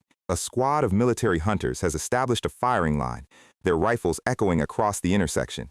The bullets hit the orc's shoulders, but the beast barely flinches, its thick hide absorbing the impact. It smashes through a deployable metal barrier, charging straight toward the defensive line with a furious roar. The soldiers keep their composure, maintaining their rate of fire as the brass casings rain onto the street. The squad leader shouts for his heavy unit to step up and seal the gap before the beast breaches the perimeter. And right on cue, Chun-shik drops in, blocking the massive club swing with his heavy shield as the concrete cracks under his boots. He exhales a heavy breath, wiping the sweat from his forehead as the orc falls to the pavement behind him. His squad mates cheer, giving him an enthusiastic thumbs up for holding the line like an absolute wall. Later that afternoon, the military transport truck rolls through the city streets, carrying the tired squad back to base. Chun-shik's partner, Private Park, is on the phone, telling his younger sibling to stay safe and stay indoors. Park hangs up with a sigh, complaining that his sibling never listens to a single word he says. Chun-shik chuckles, teasing him about how much he clearly adores his family, despite his constant grumbling. Park scoffs, reaching into his vest pocket to pull out a family photo to show him. Chun-shik immediately slaps his hand down, his face going completely pale as he warns him that showing family photos during a mission is the ultimate gold standard anime death flag. Before they can argue further, the driver yells that Chun-shik has a visitor waiting by the logistics truck. Chun-shik looks back, highly confused because he is not exactly expecting any guests today. And stepping out of the crowd is reporter Kim Min-young, offering him her business card with a sweet, perfectly practiced smile. Chun-shik's eyes narrow. A reporter. This is definitely going to be a headache. She gets straight to the point, asking him to reveal the identity of the mysterious E-rank tanker from the lizard incident. Chun-shik aggressively shakes his head, saying he has absolutely nothing to share and that his previous TV interview was just him rambling. Min-young smiles, saying she completely understands why a hero would want to keep their identity a secret. But she leans in, pointing out that Chun-shik's intense enthusiasm during that broadcast did not look like standard rumor-mongering. It looked like someone desperately trying to boast about their personal savior. Chun-shik flinches, his fists clenching as a cold sweat breaks out on his neck. This woman is way too sharp. She laughs softly, digging into her leather bag, stating she knew he wouldn't talk even if she begged him. She pulls out a thick, unmarked brown envelope and slides it into his hand. Before he can ask what it is, the squad leader barks an order for Chun-shik to pack up and fall in. Min-young gives him one last cheerful smile as he is pulled away, looking completely confident. Back in the locker room, Chun-shik sits on a bench, staring at the heavy envelope with a towel draped over his head. He remembers her calling it a small gift, a token of appreciation for his service. He slowly tears the seal open, expecting a bribe or some cheap reporter gimmick. But what he pulls out is an official donation receipt, stamped by the National Hospital, showing a wire transfer of exactly 150 million won under the name Kang-san. We flash back to a few months ago, right after Chun-shik first regained consciousness in his hospital bed. He was covered in bandages, clutching his head in absolute despair as the reality of his financial situation hit him. He tried to put on a brave face, buying coffee for the hard-working nurse staff to stay on their good side. The nurses thanked him, laughing as they took the cups, but Chun-shik's mind was racing. He nervously brought up the unpaid hospital bills, his voice trembling as he prepared for the worst. He practically fell to his knees, begging them not to evict his sick grandmother, promising he would sell his own organs to pay the debt. He was weeping, his hands pressed together in a desperate prayer as the nurses stared at him in surprise. And that is when they gently corrected him, explaining that an anonymous donor had already cleared every single cent of their medical bills. Chun-shik stood there, completely dumbfounded, his brain unable to process the absolute miracle that had just occurred. Back in the locker room, Chun-shik's tears start hitting the paper. The water drops, blurring the ink of San's signature. He is weeping silently, realizing that his quiet, broke F-rank friend literally gave up his entire life savings to save a family he barely knew. He covers his face with his hands, absolutely overwhelmed by the sheer scale of San's silent, unprompted generosity. He sits alone in the quiet locker room, processing the debt of honor he now carries on his shoulders. He looks down at reporter Min-young's business card, his expression hardening. Meanwhile, back at the media office, Min-young's personal phone starts vibrating on her desk. She picks it up, her smile returning as she reads the text message from Chun-shik, thanking her for the paper but stating he will never disclose a single detail about his benefactor.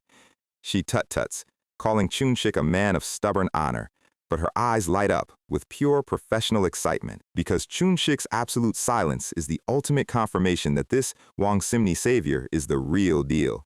She stares at the city skyline, her gaze turning incredibly sharp as she vows to track down the mystery tanker no matter how well he hides. We cut to San, who suddenly lets out a tiny, involuntary shiver, completely unaware that a highly determined journalist has just locked onto his trail.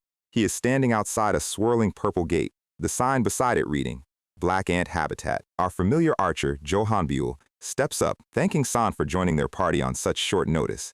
Beside him is young Chan-woo, a rugged E-rank subtanker, who is looking at the thick, unnatural fog rolling out of the portal with extreme concern, and the D-rank mage, Yeon Woo-bin, is nervously looking around, clutching his staff like a lifeline.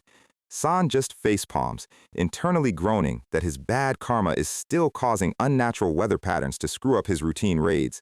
He clears his throat, telling the nervous team that a little fog is not a problem they cannot handle if they play it smart. The subtanker suggests they set up safe signal lines and wait in a defensive formation until the monsters stumble into them. San immediately shoots down the idea, stating that waiting blindly in a fog zone is basically inviting an ambush. He says they need to actively bait them, and then, with a completely straight face, our guy pulls out a massive glowing jar of golden honey. He explains that these monstrous black ants have high sensitivity vibration and scent sensors, and they will go absolutely feral for this specific premium syrup. The subtanker just stares at him, his face going completely flat as he wonders what kind of absolute lunatic brings gourmet bug snacks to a lethal dungeon raid. He watches in disbelief as San casually uses a wooden spatula to paint sticky gold honey onto the nearby boulders. He openly questions if they should even trust this guy, but then a sharp metallic chime rings through the quiet fog. The small bell attached to their defensive wire line is vibrating violently. San's eyes go completely cold as he looks into the mist, where the massive, multi-legged silhouettes of giant black ants are rapidly emerging. So, our guy's premium honey bait worked perfectly, and by perfectly, I mean they are currently being swarmed by a literal wave of giant, scaly bugs. Hanbyul and Chanwoo immediately drop into their stances, their eyes scanning the thick white fog. Meanwhile, our D-rank mage Wubin is clutching his stone staff, looking like he just walked into the wrong classroom on exam day. The giant black ants start tearing into the sticky honey on the rocks, their mandibles clicking with a dry, metallic screech. San steps forward, the system immediately notifying him that his passive defense is scaling up by 5% per enemy. He drives his sword down, pinning the first ant to the stone floor as green acid splatters across his boots. He pivots on his heel, slamming his shield directly into the face of another charging beast. A worker ant drops from the ceiling, its mandibles snapping inches from San's neck. He catches the strike on his shoulder guard, gritting his teeth, as the impact forces him to one knee. He thrusts his blade upward, slicing clean through the insect's neck. Hanbyul draws his bowstring back, releasing a volley of arrows that pin two more ants to the cavern walls. Another beast lunges from the fog, but San slides under the strike, his movements completely fluid. A massive soldier ant screeches, its mandibles clicking as it prepares to charge. But Chanwoo drops in from above, his heavy battle axe cleaving the monster in two with a dull thud. Chanwoo is actually impressed, admitting that San and Hanbyul are handling the low-visibility combat way better than he expected. But his expression immediately turns sour as he looks past them, wondering what the hell the mage is doing, because Wubin is still standing in the exact same spot, completely paralyzed by fear. Suddenly, San's system chimes, his defense and health regeneration climbing by 18%, which is a nice way of the game telling him that a massive wave of reinforcements just spawned. The metallic clicking of the ant's legs on the stone is so loud that Hanbyul cannot even tell which direction they are coming from. Wubin is shaking, his eyes wide as a massive worker ant emerges from the fog right in front of him. The scaly legs scrape against the dirt, closing the distance in a fraction of a second. Wubin falls backward, raising his staff in a desperate, useless defense as the beast prepares to bite. Chanwoo screams in frustration, realizing he cannot reach the cowering mage in time. He thinks they are about to lose their backline before the raid even officially starts, but San is already there, delivering a heavy, boots-first kick to the ant's head. He grabs the monster by its heavy antennae, pulling it down as he prepares his counterattack. The ant's mandibles clamp down on his arm, but San does not even flinch. He activates Iron Body, partial enhancement, his right hand glowing with a bright blue mana aura. He punches straight through the monster's hard chitin shell, shattering its skull with a heavy impact. He slides his blade back into his scabbard, completely unfazed.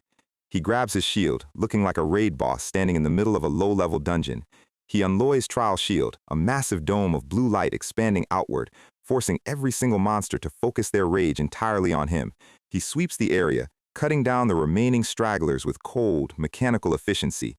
The cavern goes completely quiet, and Hanbyul is just staring at him like he just watched a bronze player hit a flawless pentakill on a Smurf account. Chanwoo is sweating, asking San if he is secretly hiding a D-rank or even a C-rank license under his vest, because there is absolutely no way a standard E-rank tanker possesses that kind of raw physical power. Hanbyul practically begs him to share his secrets, asking what kind of insane training routine he followed at the association facility. San gives them a nervous, hollow laugh, but in his head, a red system warning flashes. He remembers his actual training. He remembers coughing up blood on the floor, surrounded by dead wolves, counting days on the wall like a prisoner. It wasn't training. It was 10 months of literal time-dilated near-death torture under the amusement of a silver-haired goddess. He smiles weakly, sweating as he lies that he just worked really hard and had a very healthy diet. He pulls Hanbyul aside, whispering that the unusual size of the swarm is probably his fault due to his cosmic bad karma. Chan Wu walks over, laughing off the concern, and stating that he has never felt safer standing behind a tank in his entire career. He claps San on the shoulder, thanking him for the flawless defense, but as he turns around, his smile completely vanishes. He points a finger at Wu Bin, asking why the D-rank mage did absolutely nothing but cower behind a rock during the entire engagement. San looks over, his analytical mind trying to read the situation. While Chan Wu was holding the rear and Hanbiul was covering the flanks, the mage did not even summon a single spark of magic.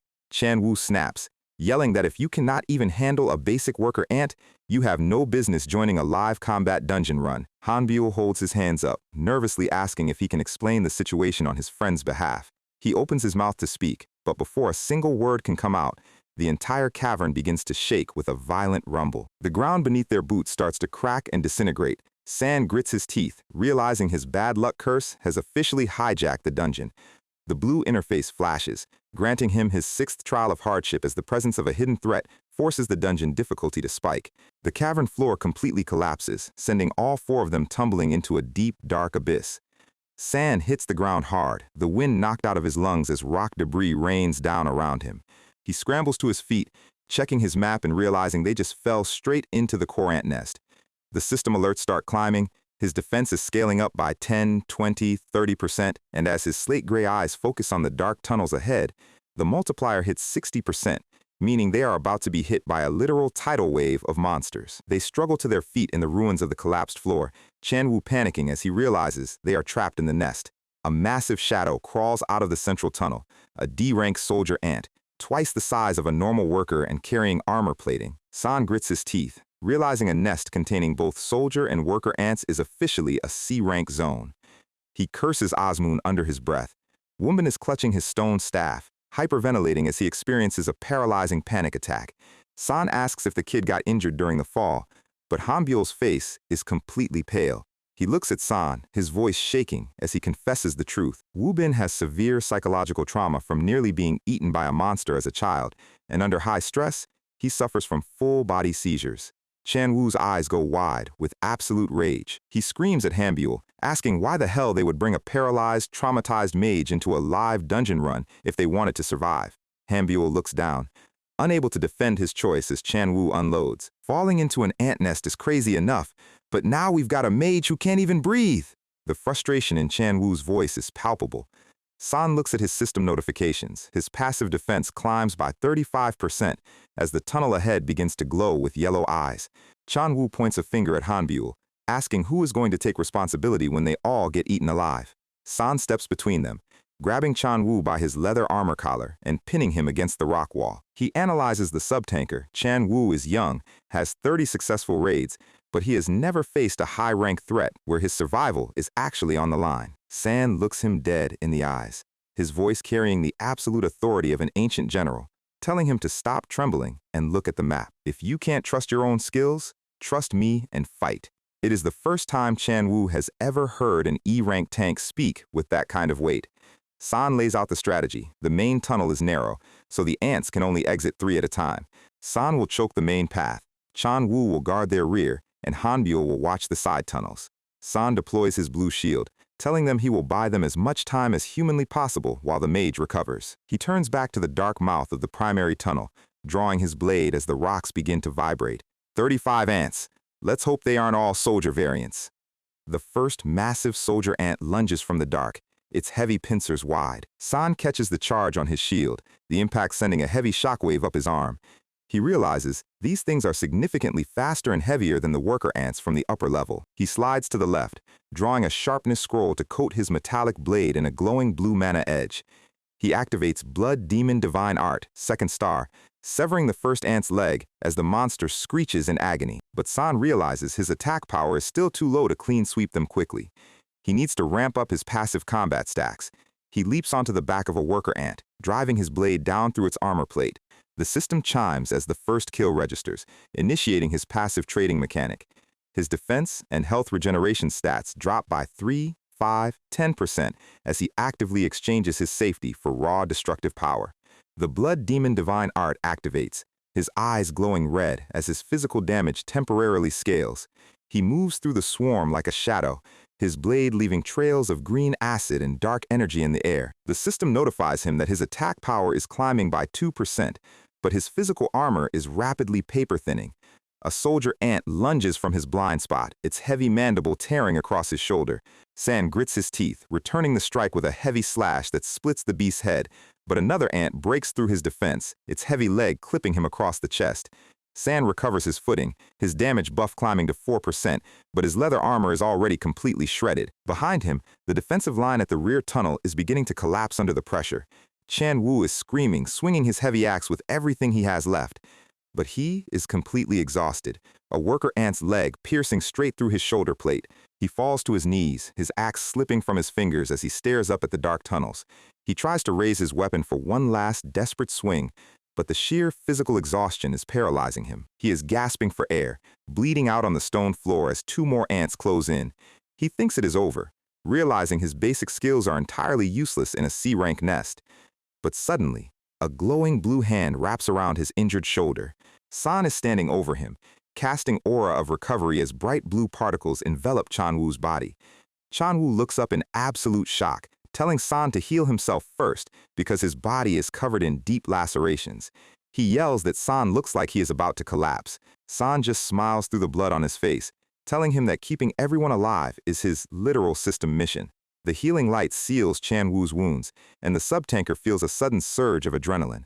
Chan Wu stands up with a roar, raising his heavy axe to cover San's back. San drops to his knees, his breathing heavy, as he prepares to cast the recovery spell on his own body.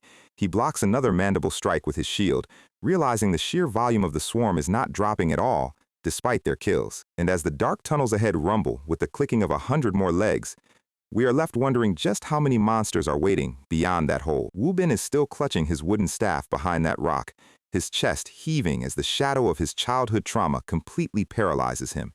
He is crying, his mind trapped in a loop of pure terror, wondering why the universe keeps throwing him back into this nightmare. Above him, Hanbyo leaps into the air, firing a clean shot that pins a worker ant to the stone wall.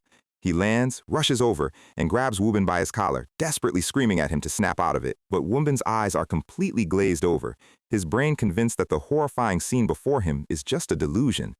Hanbyo does not have time to play therapist, shaking him aggressively and yelling at him to look at the battlefield. He screams that San and Chan Wu are literally giving up their own flesh to buy them a few extra seconds of life. If you want to die, do it alone, but don't let innocent people get killed because of your trauma.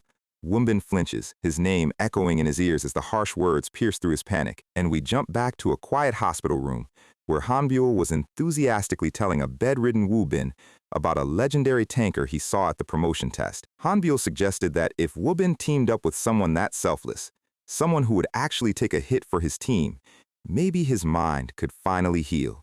Wu Bin stared at his hands, wondering if a broken mage like him could ever belong on a real team. He remembers the day his life went down the drain, running through the streets of Xiangdonggu as a massive purple portal ruptured behind them. He was just a kid, his small legs giving out as he fell face first onto the pavement. His mother knelt down, her face pale with panic as she pulled him up, telling him they had to keep moving. She told him not to cry, squeezing his hand like a vice as the shadows of the monsters closed in. "Just hold Mom's hand tight!" But then a massive scaly claw sliced through the air, splattering blood across his face as his mother was violently dragged into the dark. Back in the present, Woman's eyes slowly focus on the blood dripping from his teammate's armor. He grits his teeth, the absolute disgust of his own cowardice finally overriding his fear. He stands up, his voice barely a whisper as he tells Hanbyo he is going to try. He steps out from behind the rock, his posture completely changing as he raises his staff with both hands. He stares at the ant swarm, his eyes cold as he promises himself that no one else is going to die on his watch. Blue mana begins to violently swirl around the wooden tip of his weapon. His pupils flare with a brilliant, glowing blue light, his latent magical power finally waking up. Meanwhile, San is still at the choke point, his system flashing warnings that his own spellcasting has failed due to the physical strain. Chan Wu is thrown backward, his leather armor torn to shreds as he rolls across the dirt. San tells himself to focus, his knuckles going white as he prepares to tank the next wave with sheer grit. Hanbyo pulls back, firing another cover arrow to keep a soldier ant from crushing their backline. The mana around Wu Bin's staff is reaching critical levels, the air in the cavern rapidly heating up. San is pinned beneath a massive soldier ant, its mandibles clicking inches from his face as he holds the heavy leg back with his bare hand. Wu Bin closes his eyes, letting out a heavy breath, whispering that he is done running. He opens his eyes, a brilliant wall of crimson flame erupting from his staff, and a massive, terrifying fire dragon rises from the stone, lighting up the entire dark cavern like a second sun. The fiery serpent lunges forward, sweeping through the narrow choke point and turning the leading wave of soldier ants into pure ash. The sheer heat of the blast is insane, the eyes of the fire beast glowing with a terrifying intensity. The remaining monsters screech in agony as the wall of fire completely consumes the tunnel. Chan Wu can only watch in absolute awe, his jaw practically on the floor. He raises his arms to shield his face from the intense thermal wave as the cave walls start to melt. He is completely stunned, realizing they actually had a tactical nuke sitting in their backline this entire time. San is thrown backward by the shockwave, sliding across the dirt, but his tactical brain immediately connects the dots. The key to surviving this high-difficulty trial was never his physical defense. It was Yan Wu Bin's magic. He pushes himself up, screaming at the top of his lungs for Wu Bin to collapse the main entrance tunnel. "That is the only way to stop the swarm from pouring in!"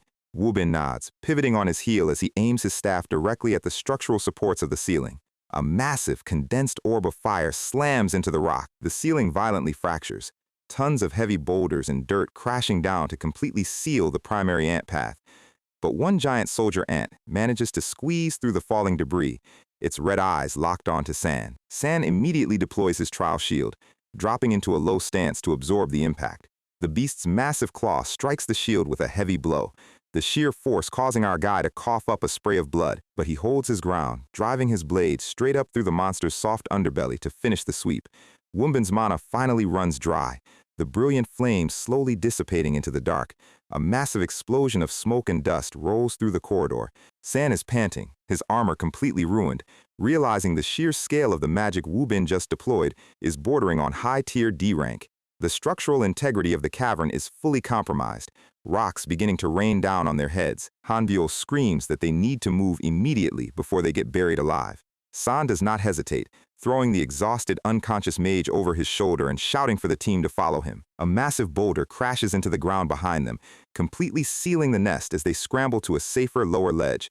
Safe for now, Chan Wu collapses onto his back, gasping for air as his stamina bar hits rock bottom. San walks over, his hand glowing with a bright blue mana light. He deploys his aura of recovery, the warm, soothing light wrapping around Chan Wu's deep gashes. Chan Wu is actually pissed, screaming at San for being too nice and telling him he should be using his remaining mana to heal his own life-threatening wounds first. San just lets out a tired, dry smile, lying that he just felt like it, while his brain reminds him that if a single teammate dies, his trial failure penalty means vegetative paralysis. Wu Bin wakes up, weakly apologizing for his panic attack, but San just waves it off with a gentle smile. But as the tension fully drains from his body, San's vision goes completely dark, his body crashing to the cold stone floor. He wakes up in the empty, infinite void of the system space, and sitting on a floating platform is Osmoon, crossing her legs with a smug, highly amused grin. San sits up with a start, immediately shouting her name like a frustrated gamer who just got griefed by a moderator. She ignores his anger, happily chirping that he successfully cleared his 6th trial of hardship. San's interface flashes, Strength 37, Agility 45, Divinity 21. Gaining a massive 15 stat points from a single run is an absolute game changer. But San is not celebrating. He stands up, pointing a finger at her and asking why his personal trials keep dragging innocent bystanders into life-or-death situations. He says this wasn't a solo test, and if Wu Bin hadn't awakened his magic, they would currently be insect food. Osmoon just scoffs, leaning forward and asking if he genuinely believed the heavens would gently hold his hand while he grew. She gets right up in his face, her amethyst eyes cold as she reminds him that facing these complex, dangerous variables is simply the price of his own past life karma. She places a heavy hand on his head, her smile turning incredibly sharp as she tells him to shut his mouth, stop complaining, and focus on clearing the path she lays out for him. If you understand, then get up. Stop lying there, sleeping. San's eyes snap open back in the real cavern, and he is greeted by the relieved faces of his 3 teammates. He rubs his neck, grumbling that he just had an incredibly annoying dream, his physical wounds fully closed. He looks up, realizing they are still trapped at the bottom of a 10-meter deep pit with no clear exit. Chan-woo explains that the walls are way too steep and slippery to climb manually, meaning they are basically stuck until a rescue team arrives. He laughs weakly, asking San if he happens to carry a rare jump scroll in his pockets, just like his premium ant honey. He says who would even waste their hard-earned money on such a useless utility item. San just deadpans, holding up 4 fingers and stating he has exactly 4 of them. The team is absolutely stunned, Han-byul screaming, "Why do you even have something like that?" While San calmly replies that a man with his bad luck always has to be ready for the worst-case scenario. Chan-woo just facepalms, muttering that San is officially the weirdest, most over-prepared prepper he has ever met. But they do not argue with results. Huddling together in a tight circle under the opening of the cave, San tears the jump scroll, and a literal magical trampoline materializes beneath their boots, bouncing all 4 of them high into the air. They launch out of the deep pit, landing cleanly on the solid rock floor of the upper level. The magical trampoline disappears in a soft puff of blue smoke, another one-time use item well spent. Later that afternoon, the team travels to the Hunter Management Division to submit their official raid report. The administrators bow their heads in an apology, admitting there was a massive database error regarding the gate's difficulty, and they grant the group free C-rank gate access and an emergency potion set as compensation. The team accepts the apology, agreeing to settle the matter quietly, which is an absolute win for our guy. Because San was genuinely worried that if the association discovered his bad luck curse was causing portals to warp, they would permanently ban him from raiding. Suddenly, a hand wraps around his wrist, gripping him tightly. It is Woo-bin, looking incredibly determined as he asks San if they can please team up for the next raid as well. He promises he will train harder, conquer his trauma, and actually be a useful asset to the party. San's social battery immediately hits 0. He looks at Chan-woo and Han-byul, who are smiling warmly, and a weird country dialect slips out of his mouth as he mutters, "We're already a team, ain't we?" Chan-woo and Han-byul just stare at him with absolute confusion, wondering why this cold, powerful tanker suddenly started speaking like a confused farmer. Chan-woo laughs, asking San if he is signed to any corporate management guild yet. San tells him no, and they wave goodbye, promising to call him the second their next run is scheduled. We cut to Chan-woo walking down the street on his phone, calling his agency, Cheon-song Management, to submit a special recommendation. Cheon-song is one of the absolute giants of the industry, occupying a massive twin-tower skyscraper in the city center. Inside the sleek, modern offices, the managers are reviewing the incoming Hunter files. One of the recruiters lets out a heavy sigh, hanging up her phone with an exhausted look. Her colleague asks what is wrong, and she explains that young Chan-woo is aggressively demanding they recruit a random E-rank hunter. They start whispering, wondering if Chan-woo is trying to pull off some kind of cheap nepotism hire for a friend. She pulls up San's file on her monitor, scoffing as she notes he was stuck as an F-rank tanker for 6 whole years. But she remembers Chan-woo's furious defense on the phone, screaming that they cannot judge this man by his surface stats because his tactical tanking is better than any S-class he has ever seen. She rubs her temples, realizing that if she rejects the request and Chan-woo throws a tantrum, it will be a massive pain for her department. So she decides to just process the file, categorizing it under special recommendation by young Chan-woo to shift the blame. The printer hums, churning out the newly updated recruitment list, and a large, muscular hand reaches down to pick up the paper. It is Young Min-hyuk. He looks at the document, his eyes widening as he reads the name, Kang-san. Min-hyuk's colleague walks over, asking who this E-rank kid is and why Min-hyuk looks like he just saw a ghost.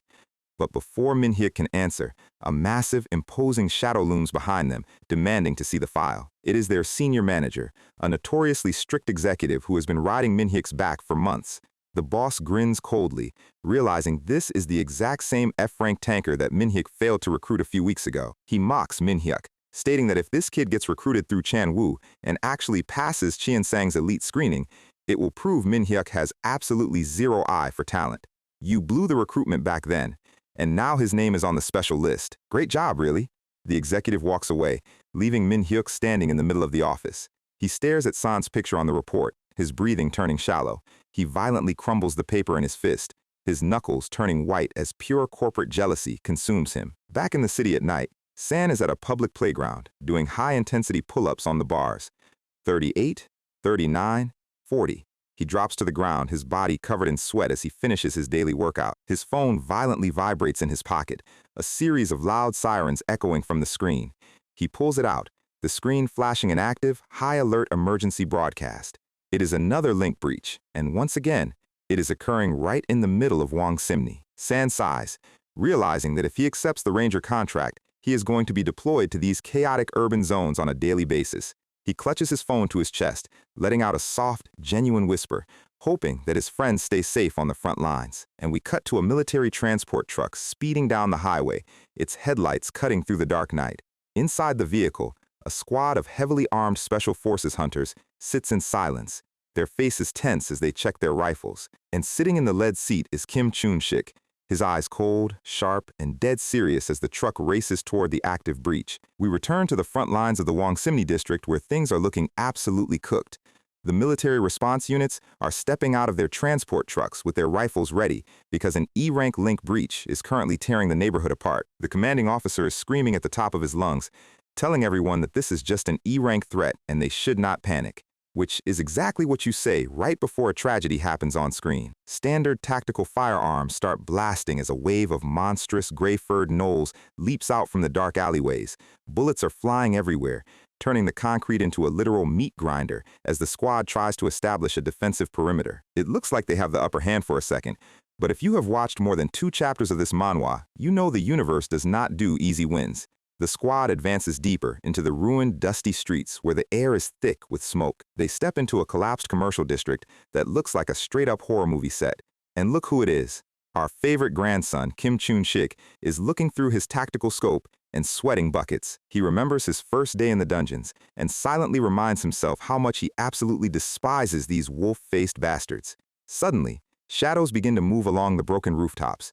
The concrete structure above them is completely unstable, held together by nothing but exposed rebar and prayers. And right on cue, a pair of massive gnolls drops from the ceiling with their claws outstretched. The squad immediately unleashes a wall of lead, but these things are incredibly agile and split up to dodge the gunfire. The impacts from the stray bullets and the monster's weight trigger a massive structural collapse. Massive chunks of stone rain down as a gnoll lunges straight through the falling debris. The blast of dust and rock knocks the squad flat on their backs. Chun-shik finds himself separated from the main group, coughing in the blinding white haze. He gets pinned down instantly by a massive beast that is easily twice his size. He forces his rifle barrel into the monster's snapping jaws to keep its fangs away from his throat. This is a complete disaster. Just as his grip is about to fail, a pair of strong hands grabs Chun-shik's vest from behind. His squad leader, Corporal Park, pulls him out of the death grip just in the nick of time, dragging him away as the monster bites empty air. The rest of the squad rallies and clears the immediate area, but there is zero time to celebrate. Corporal Park steps away from the formation, staring intensely at his tactical wrist pad. His face is pale, and Chun-shik immediately notices that his superior is completely losing his composure. Chun-shik asks him what is wrong, noticing the sheer panic in the corporal's eyes. Park turns to him and drops a massive bombshell. He needs to leave the formation right now. He explains that his younger sister sent him a desperate text message right before the communication lines went down. She is trapped in a basement structure that is not even in their assigned operational zone, and the military response is going to be way too slow to save her. Park begs Chun-shik to let him go, bringing up Chun-shik's own grandmother to make him understand the pain of almost losing family. Chun-shik tries to warn him that running into an active link zone completely alone is a literal suicide mission. But Park does not care. He apologizes, turns on his heel, and sprints straight into the dangerous, uncleared alleyways. Chun-shik is left standing there, watching his superior run toward certain death. Park is running as fast as his legs can carry him, tears of desperation welling up in his eyes. But then he hears heavy footsteps behind him. He looks back and cannot believe his eyes. Chun-shik is sprinting right alongside him. Park screams at him to go back, calling him an idiot for throwing his life away. But Chun-shik just grits his teeth and tells him that a squad is supposed to be a single body. Wherever the corporal goes, he goes. And here is where the character investment hits hard. Chun-shik is internally thinking about our main guy, Kang-san. He remembers how San sacrificed everything to protect people, and he realizes he wants to be that kind of man. Park is completely stunned by his junior's absolute loyalty.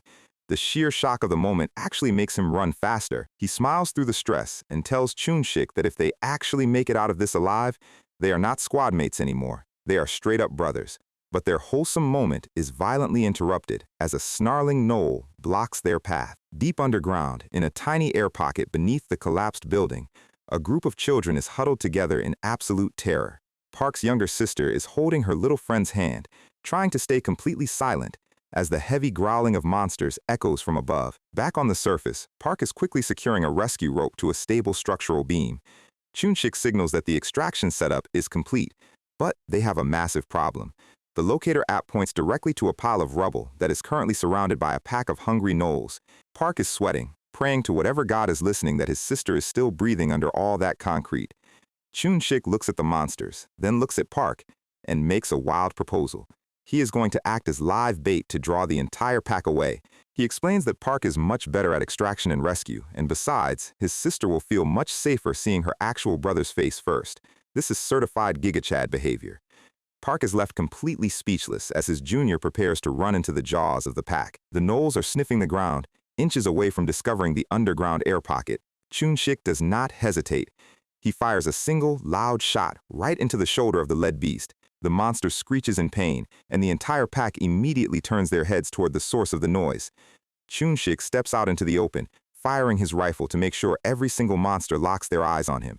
It works perfectly. The entire pack lets out a terrifying roar and charges straight at him. Chunshik turns and runs, keeping his weapon raised as he leads the horde away from the rescue site. He leaps across a massive fissure in the asphalt, pushing his physical limits to stay ahead. The beasts are tearing up the pavement behind him, closing the gap with terrifying speed. Chunshik turns a corner into a narrow alleyway, hoping to funnel them, but the sheer volume of their roars tells him he is in serious trouble. Back at the collapsed building, the young girls cover their ears as the loud gunfire fades into the distance. Suddenly, a bright beam of a flashlight cuts through the dark cracks of their shelter. Park peeks his head through the opening, calling out to them and letting them know that the rescue squad has arrived. He tells them to remain calm and climbs down to help them up one by one. The kids look up, tears of pure relief streaming down their dusty faces. Park reaches down, his hands trembling as he grabs his sister's hand. She cries out to him, completely safe. The rescue is a success, but Chunshik is currently paying the ultimate price for it. We transition to the next chapter immediately, where things are going from bad to absolute worst for Chunshik. He is running through a maze of ruined buildings, his lungs burning as 3 massive gnolls snap at his heels. He slides underneath a collapsed commercial sign, realizing that even after taking multiple direct hits, these monsters are not slowing down at all. He spins around and fires a burst from his rifle, but standard military rounds are barely scratching their thick hide. A gnoll leaps cleanly over his line of fire, using the ruined walls to launch itself forward. Chunshik grits his teeth, pulling a tactical device from his belt as he sprints toward a wide-open highway. He is running down the center of the debris-covered road, the 3 beasts closing in like a pack of wolves cornering a rabbit. He takes a deep breath, slides across the asphalt, and presses the remote detonator in his hand. A pre-planted claymore charge explodes with a massive flash, sending a wave of steel bearings directly into the lead monster. The blast is massive, completely engulfing the pack in fire and thick gray smoke. Chunshik throws himself behind a concrete barrier, using the shockwave to slide down a steep incline to safety. He pants heavily, waiting for the dust to clear, but a terrifying roar tells him his trap did not do the job. One of the massive gnolls rises from the smoke, its flesh charred but its eyes burning with pure rage, and it brought its friends. 2 of them survive the explosion and are looking to turn Chunshik into a midnight snack. Before he can even stand up, the lead beast crashes through the rubble right in front of him. It swings a massive claw that splits the air with terrifying speed. Chunshik barely rolls out of the way, the impact shattering the concrete barrier he was just leaning against. He tries to scramble to his feet, but his stamina is completely depleted. A sharp claw grazes his side, drawing blood and throwing him hard against the side of a rusted, overturned car. He looks up, staring directly into the gaping maw of the monster as it prepares to deliver the final bite. But right before his head gets taken off, a barrage of high-caliber rounds tears through the monster's skull. It is Corporal Park. He is positioned on a high concrete ledge, his sniper rifle smoking as he chambers another round. He screams at Chunshik to move, confirming that his sister and all the other children have been safely evacuated. Chunshik lets out a weak smile, relieved that his insane gamble actually paid off, but the 2 remaining gnolls do not care about the sniper. They launch themselves directly at Chunshik's blind spot. One of them slams its massive fist into Chunshik's chest, throwing him violently against a brick wall. Park screams in absolute panic from his vantage point as he tries to realign his scope. Chunshik falls to his knees, coughing up a bright splash of blood. His vision is rapidly blurring. The massive shadow of the lead beast looms over him, its claw raised for a fatal downward strike. Park tries to squeeze the trigger, but his hands are shaking too much from the pure adrenaline. Worse, the second knoll jumps onto the rubble pile directly in his line of sight, completely blocking his shot. Park curses, abandons his sniper perch, and starts sprinting down the concrete stairs to join the fight on the ground. On the pavement, Chun-shik is staring at his own blood, realizing his life is rapidly flashing before his eyes. He internally apologizes to Kang-san, feeling like a complete failure for not being able to survive like a true hero. The massive knoll lifts him up by his tactical vest, treating him like a broken rag doll. Chun-shik's eyes are half closed, his face covered in dark bruises and blood. Suddenly, Park bursts into the alley, firing his rifle on full auto and screaming at the monsters to stay away. The gnolls snarl, turning their massive bodies to face the new threat. Chun-shik weakly reaches for his chest pocket and pulls out a standard fragmentation grenade. He looks at Park with a sad, bloody smile. Park realizes what his junior is about to do and screams at him to stop, but Chun-shik's hand is already on the pin. He tells Park that they cannot both die here, and that at least one of them needs to make it back to his family. He pulls the pin, preparing to take the beast down with him in a final, sacrificial blast. But then, time seems to freeze as a bright, glowing blue system window ruptures the dark night. A massive wave of pure divine mana erupts from Chun-shik's body, completely purging all of his lethal wounds in a fraction of a second. The monster holding him is completely blinded by the light. Before it can react, Chun-shik's eyes snap open, burning with a brilliant blue fire as he draws his tactical combat knife.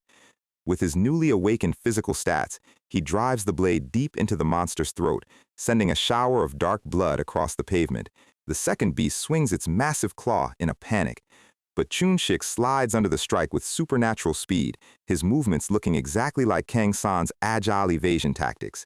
He grips his knife with absolute confidence, his mind clearer than it has ever been. He dashes forward, his blade leaving a glowing blue trail as he slices through the monster's thick leg tendons. The massive beast falls to its knees and Chun-shik leaps high into the air, driving his blade straight through its skull. The third gnoll lands a desperate punch that sends him sliding back, but Chun-shik just smiles. He springs off a ruined wall, using the momentum to launch a devastating counterattack. He delivers a clean, lethal plunge strike that silences the final beast for good. Park is standing there with his jaw on the floor, absolutely speechless. He notices something weird, even with other soldiers nearby.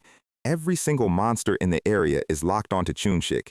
He realized Chun-shik has unlocked a high-tier aggro drawing skill. He has awakened as a genuine tanker, but their celebration is cut short as a massive military convoy screeches to a halt behind them. The company commander steps out, his face cold and indifferent. Park runs up to him, begging him to hold his fire because Chun-shik is still in the zone. But the commander looks at Park with absolute contempt, asking him if he has any idea how severe his insubordination is. He coldly reminds Park that they abandoned their assigned post without permission, which is a massive crime in active link zones. Park tries to explain that Chun-shik was just following his orders, but the commander does not care about their heroic rescue. He screams at his men to assume their firing positions. Dozens of rifles are lined up, pointing directly at the zone where Chun-shik is standing.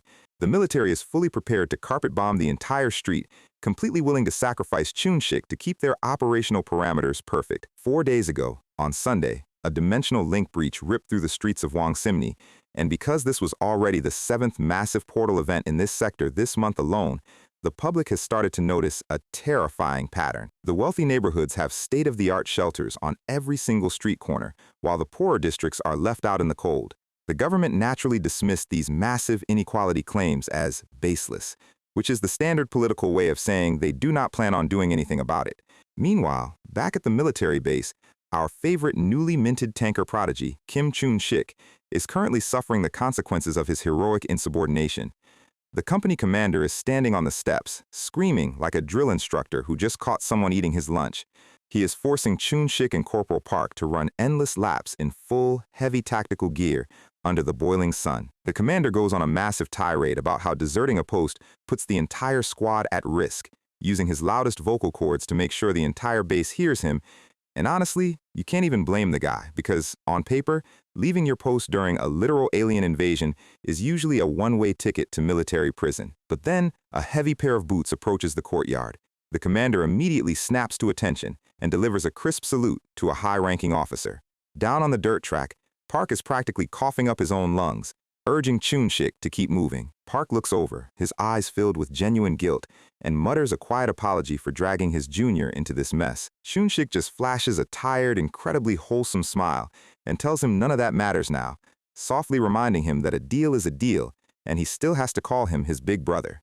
The commander suddenly calls them over, telling them to report inside the main office immediately. They walk into the room, sweating bullets, and fully preparing themselves for a dishonorable discharge, especially since the absolute head of the battalion is standing right there waiting for them. They stand at attention, internally bidding farewell to their civilian lives as the battalion commander slowly steps closer. And then he wraps them in a giant, emotional bear hug. The commander has a massive grin on his face and says that while rules are rules, protecting your actual family is the most sacred duty of any real soldier. Chun-shik and Park are standing there completely frozen, their brains trying to process how they went from court-martial targets to employee of the month. He tells them to go take a long shower and rest, before pulling the company commander away to prepare for a massive press conference. The second the doors close, the two soldiers collapse onto the floor like a couple of pop balloons. Park lets out a massive sigh of relief, admitting that he genuinely saw the gates of afterlife opening up for him. But then his face turns serious, and he warns Chun-shik that if he ever pulls a pin on a grenade to play the hero again, he will personally end him. Chun-shik just chuckles, lying on the floor with a massive grin. He sits up and asks Park once again when he is going to start using the honorific hyung. Later, in the hot showers, Chun-shik stands under the running water, and the second he opens his eyes, a glowing blue status screen appears floating in front of him. His physical stats have absolutely skyrocketed across the board. He realizes that running those endless laps with 50 pounds of military gear on his back felt like an absolute walk in the park. He thinks back to his days as an absolute bottom-tier meat shield, where he was constantly on the verge of being eaten alive by low-rank werewolves, and compares it to the sheer, raw power he felt when he cleanly sliced through those gnolls in the alleyway. He stands there, completely mesmerized by his new reality. His awakening is the real deal. Meanwhile, in the elevator corridor, the company commander is looking incredibly confused. He asks the battalion commander why on earth they are letting two deserters off the hook without a single black mark on their record. The battalion commander turns around with a highly suspect, greasy smirk, explaining that the media is desperate for a feel-good hero story right now, and if they don't take advantage of this to get a promotion, they are absolute fools. This is peak corporate military behavior. Later that night, at a high-end restaurant, our favorite investigative reporter, Kim Min-young, is busy typing away on her laptop. She is writing a massive, highly detailed puff piece about how the commander's swift and brilliant leadership saved the citizens. She is clearly playing the long game here to get access. At the exact same time, inside the high-tech operations room of the Hunter Management Division, alarms start blaring. A group of 5 amateur hunters has gotten themselves trapped inside a D-rank orc nesting ground, and a high-priority rescue request has been flagged. Our main guy, Kang-san, is lying in his room when his phone starts vibrating. It is S-Class Ranger leader Kim Youngmin, who is driving his car and tells San to gear up because he is joining the rescue team for some field experience. San does not hesitate, immediately slipping into his combat shoes and walking out the door with his tactical gear bag over his shoulder. We cut to the rooftop assembly point where the elite rangers are waiting. A girl with her hair in a high ponytail is recording a video on her phone. She is saying her final, incredibly dramatic goodbye, telling her future, non-existent husband where she hid her secret bank accounts. A bald, scarred veteran looks at her with absolute disgust, asking her why on earth she is writing a will to a husband when she is single. She defends herself by saying her schedule is so busy she might literally get deployed on her own wedding day. Another ranger with long, straight, dark hair tells them both to shut up and focus because the rookie is arriving. The bald veteran looks over, admitting he has some major doubts about bringing an E-rank rookie into an active rescue operation. The ponytail girl agrees, saying that since San entered as a mercenary, he is probably just a money-hungry amateur who is going to get them killed. The bald veteran points out that the boss has not recruited anyone new in years, so there must be something weird about this kid. The long-haired vanguard stares into the distance, his eyes cold, as he pulls out a portable mini-fan to dramatically blow his own hair. He says that if he does not like the kid, he will personally remove him from the team. This team is an absolute circus. San finally arrives, giving them a very polite, low bow, introducing himself as an E-rank tanker. The martial arts girl immediately switches her attitude, flashing him a highly welcoming, incredibly fake sweet smile. The bald vet, Yoon Ji-tae, calls for a quick briefing, telling Gidong to look after the new kid. Gidong turns slowly, giving San a look that would make most rookies immediately quit. San politely asks if there are any specific guidelines or things he should keep in mind, since this is his very first rescue mission. Gidong lets out a soft sigh, running his fingers through his hair and telling him that everyone on this squad is an elite C rank or higher hunter who chose this life to save people. He then steps closer, his eyes turning dead serious, and delivers a chilling warning. He tells San that until he is literally about to draw his last breath, he should not move a single muscle, because if he gets cocky, Gidong will personally end him. San just blinks, completely unfazed, and delivers a beautifully deadpan response. Meanwhile, deep inside the dark, damp crevices of the isolated cave system, the trapped amateur hunters are huddling in the dark, bleeding out and losing hope. One of them points out that the rescue team is walking into a massive trap as a massive, gray-skinned orc horde armed with massive heavy weaponry slowly surrounds their position, who is internally reviewing his deal with the silver-haired goddess. He reminds himself that as an E-rank tanker, the difficulty of Asmoon's trials is only going to scale up from here. He knows he needs to get stronger quickly to protect both himself and the people around him from being crushed by the system. He looks at the backs of the rangers walking ahead of him, wondering if observing their elite combat methods will give him the answers he needs to survive. Suddenly, a massive group of gray orcs crashes through the rocky ravine with a collective, deafening roar. The ponytail girl, Yu Yonsu, does not even flinch, stepping forward as she wraps her fists in glowing yellow energy. She ducks underneath a massive stone club and delivers an absolute bone-shattering punch straight into the orc's jaw, sending the massive beast crashing into a pile of its own comrades. Two more orcs try to flank her from the side, but Gidong launches himself into the air, spinning over their heads like an Olympic gymnast, and cleanly slices through multiple throats with a single, fluid motion of his dual blades. The bald vet, Yoon Jitae, raises his palm, gathering a massive vortex of fire, and unleashes a massive pillar of flame that completely incinerates the vanguard of the horde. San is crouching behind a nearby rock, his eyes wide in absolute shock. He realizes that this squad is so incredibly broken that they do not even need a tank to hold the line.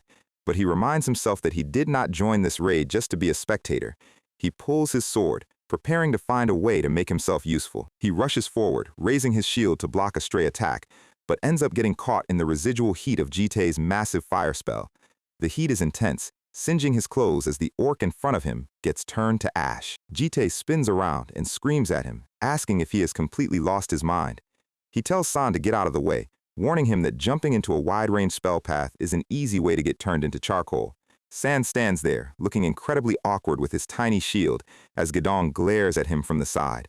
Yonsu approaches him, casually dragging a massive, bloody orc corpse behind her. She tells him that while she heard he did well against a single blood orc during his promotion test, managing a giant horde is a completely different game.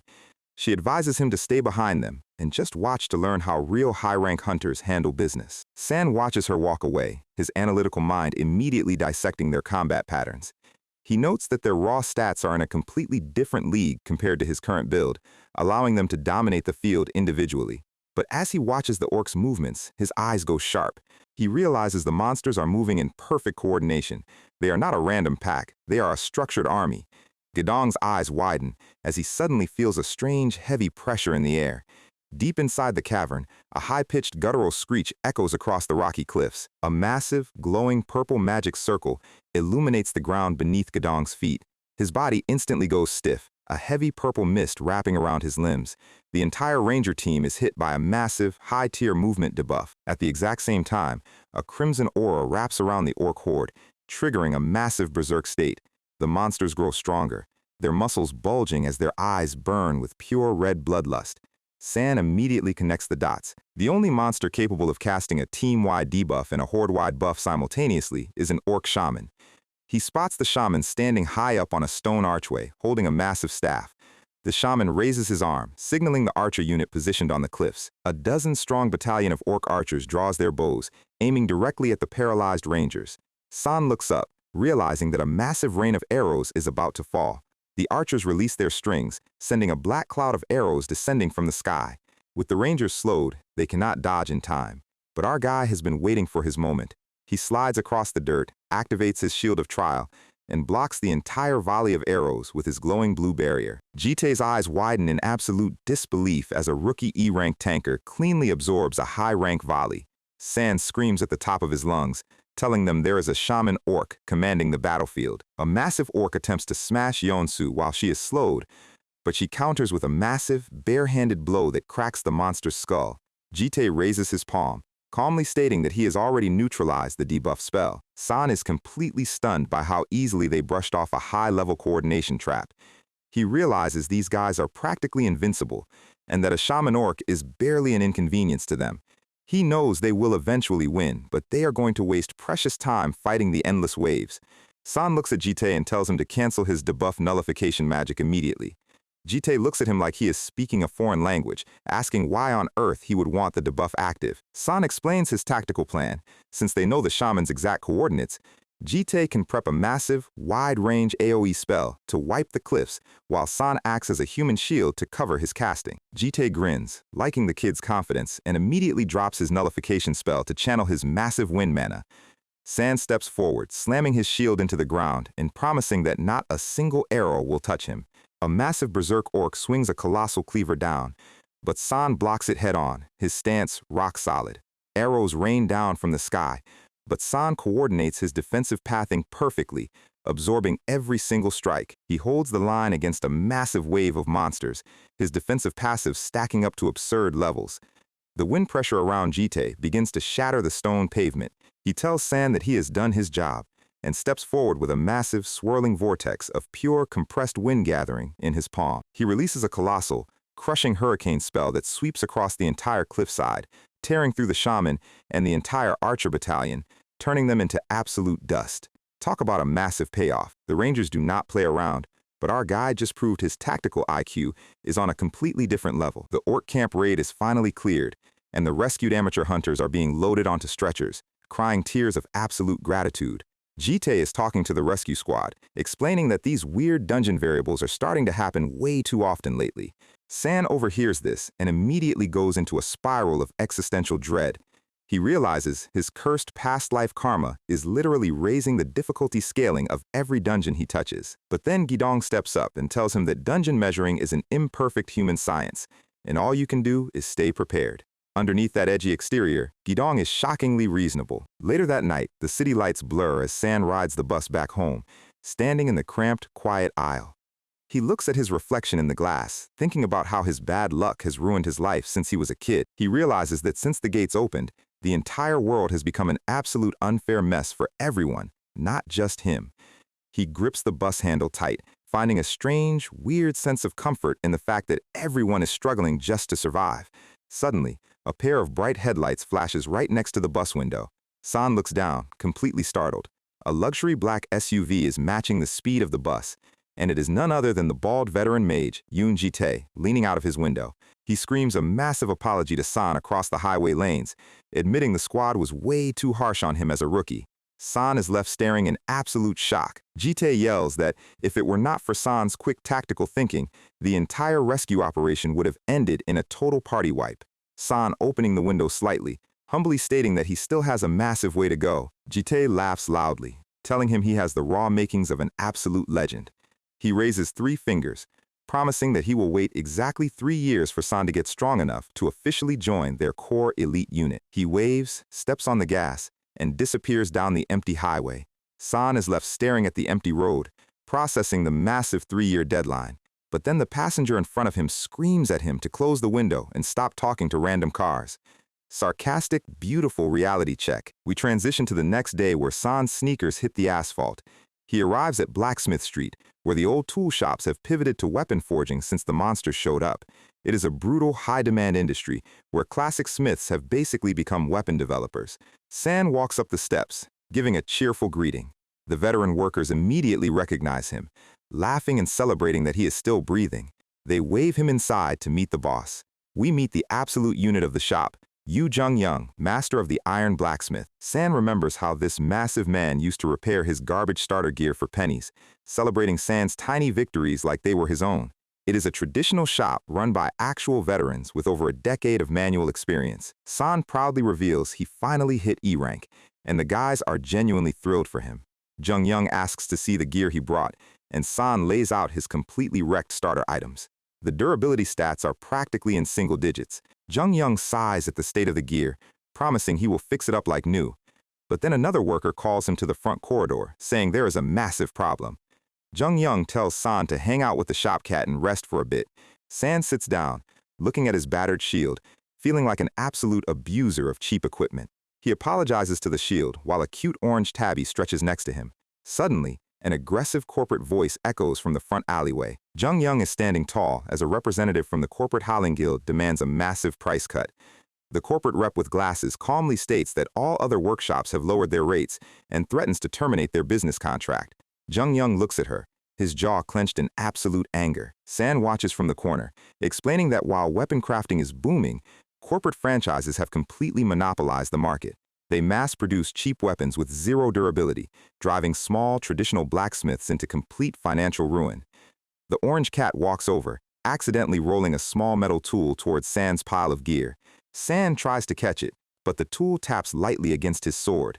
The cat panics, leaping onto the shelf, causing a heavy metal hammer to fall directly onto the table. The hammer makes direct contact with the blade, and San's starter sword instantly splits cleanly in half with a pathetic sound.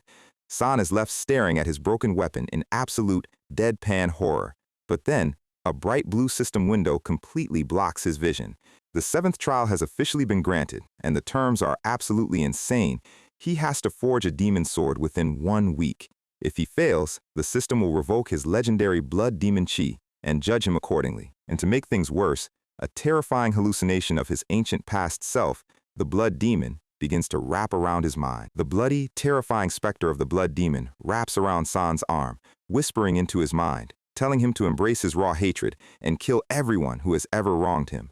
The ancient specter urges him to take his power and unleash absolute slaughter. San grits his teeth, forcing himself to break free from the hallucination. He refuses to let the demon define him. Back in the real world, the corporate rep climbs into her car, saying they will simply find another supplier. She drives away, leaving dust in her wake. The female worker unloads verbally, calling the corporate suits absolute trash who do not understand the rising cost of steel. Jung Young stands in the alleyway, looking at the giant corporate skyscraper towering over his small shop.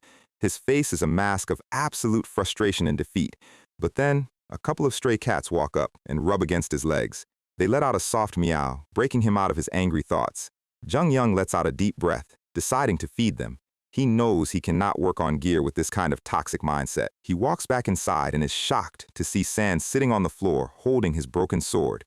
He asks what happened, looking at the shattered blade in disbelief. San drops to his knees, desperately begging the blacksmith to teach him how to forge a sword in a single week. Jung Young looks at him like he just lost his mind. He yells that forging is an ancient, incredibly complex art, and wanting to master it in a week is an absolute insult to the craft. The senior assistant, Mr. Choi, steps in, telling the boss to calm down and let him handle it. Mr. Choi pulls San to the side, telling him it is fine. Jung Young walks away, rubbing his head in absolute stress. Mr. Choi takes San to the fiery furnace in the back corner. He explains that they need to heat the iron to 1500 degrees before the first forging begins. He describes the folding process, showing how you have to fold different types of steel like dough. Then you repeat the forging over and over again. Once the shape is set, you grind and sharpen the edges to complete the basic sword. He tells San that while forging actual weapons requires the boss's permission, he can practice hammering metal in the back corner. San is incredibly grateful, wiping his sweat. Choi smiles, telling him the boss has just been incredibly tired lately, and urges him to get started. San grabs a heavy hammer, cursing the silver-haired goddess in his head for giving him another impossible deadline. He wonders if he has to channel his past life energy directly into the heated metal. He decides to go all in, activating the first star of his blood demon craft skill. A dark, ominous red energy wraps around his hammer as he delivers his first strike. The constant rhythmic sound of San's hammering echoes through the workshop. Jung Young is working at his station, his mind wandering to the past. He remembers when a young, crying hunter thanked him for making a sword that saved her life. He remembers when the corporate recruiters first approached him years ago, praising his legendary work. He remembers the celebration when they secured their first major guild contract, thinking they had finally made it. And then he remembers the corporate suit mocking traditional masters as obsolete relics, stating that anyone can make weapons as long as they have modern mana stones. His workers tried to defend the craft, arguing that stone-forged weapons have terrible durability, but the suit just sneered, saying nobody cares about durability in the modern market. Jung Young sighs, San's desperate plea about the one-week deadline echoing in his ears. He sits by the furnace, looking incredibly tired. As night falls, the other workers pack their bags and head home, saying their goodbyes. Jung Young stands alone in the quiet alleyway, listening to the rhythmic metallic clanging coming from the back room. He scratches his head, deciding to check on the rookie. He slides the wooden door open, expecting to find an exhausted kid, but the second he looks inside, his eyes widen in absolute primal terror. The entire room is bathed in a swirling, terrifying vortex of dark crimson energy. San is standing in the center of the storm, his muscles tensed as he hammers the metal like a man possessed. Inside his head, San is reliving the absolute worst moments of his life. He remembers the monstrous beast that slaughtered his parents in front of him.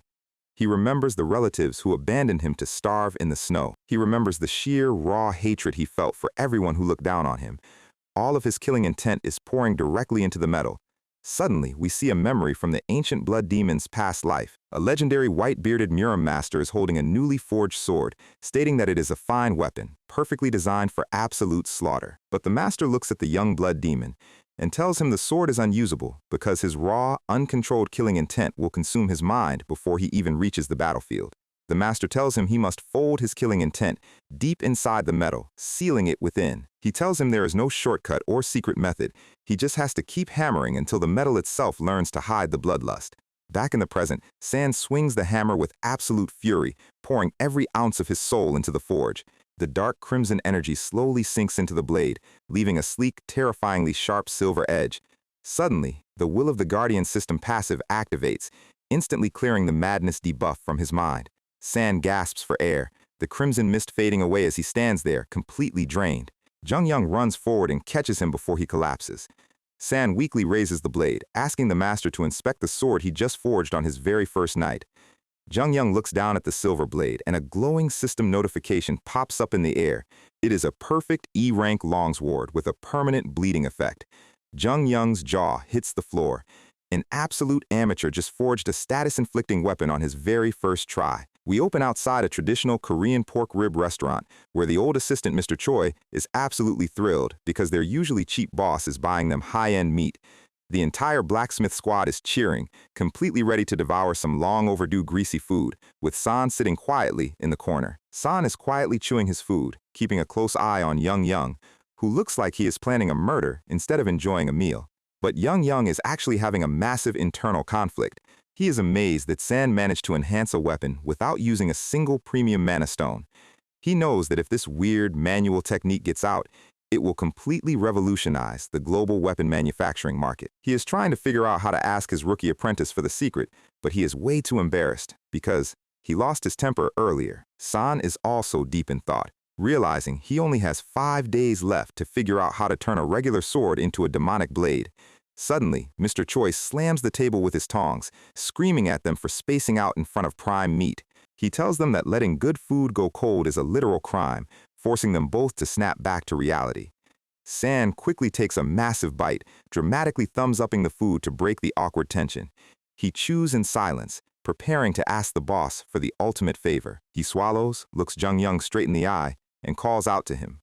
Holding a piece of lettuce, San apologizes for his behavior earlier and asks the boss if he can help him with one final forge. The next morning, Jung Young presents a beautifully shaped, unsharpened iron blade, explaining that he left the edges raw, just like San requested.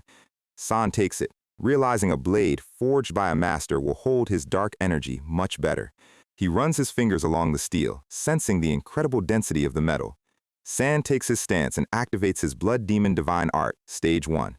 A dark crimson aura instantly erupts from his skin, making the old blacksmiths jump back in absolute panic.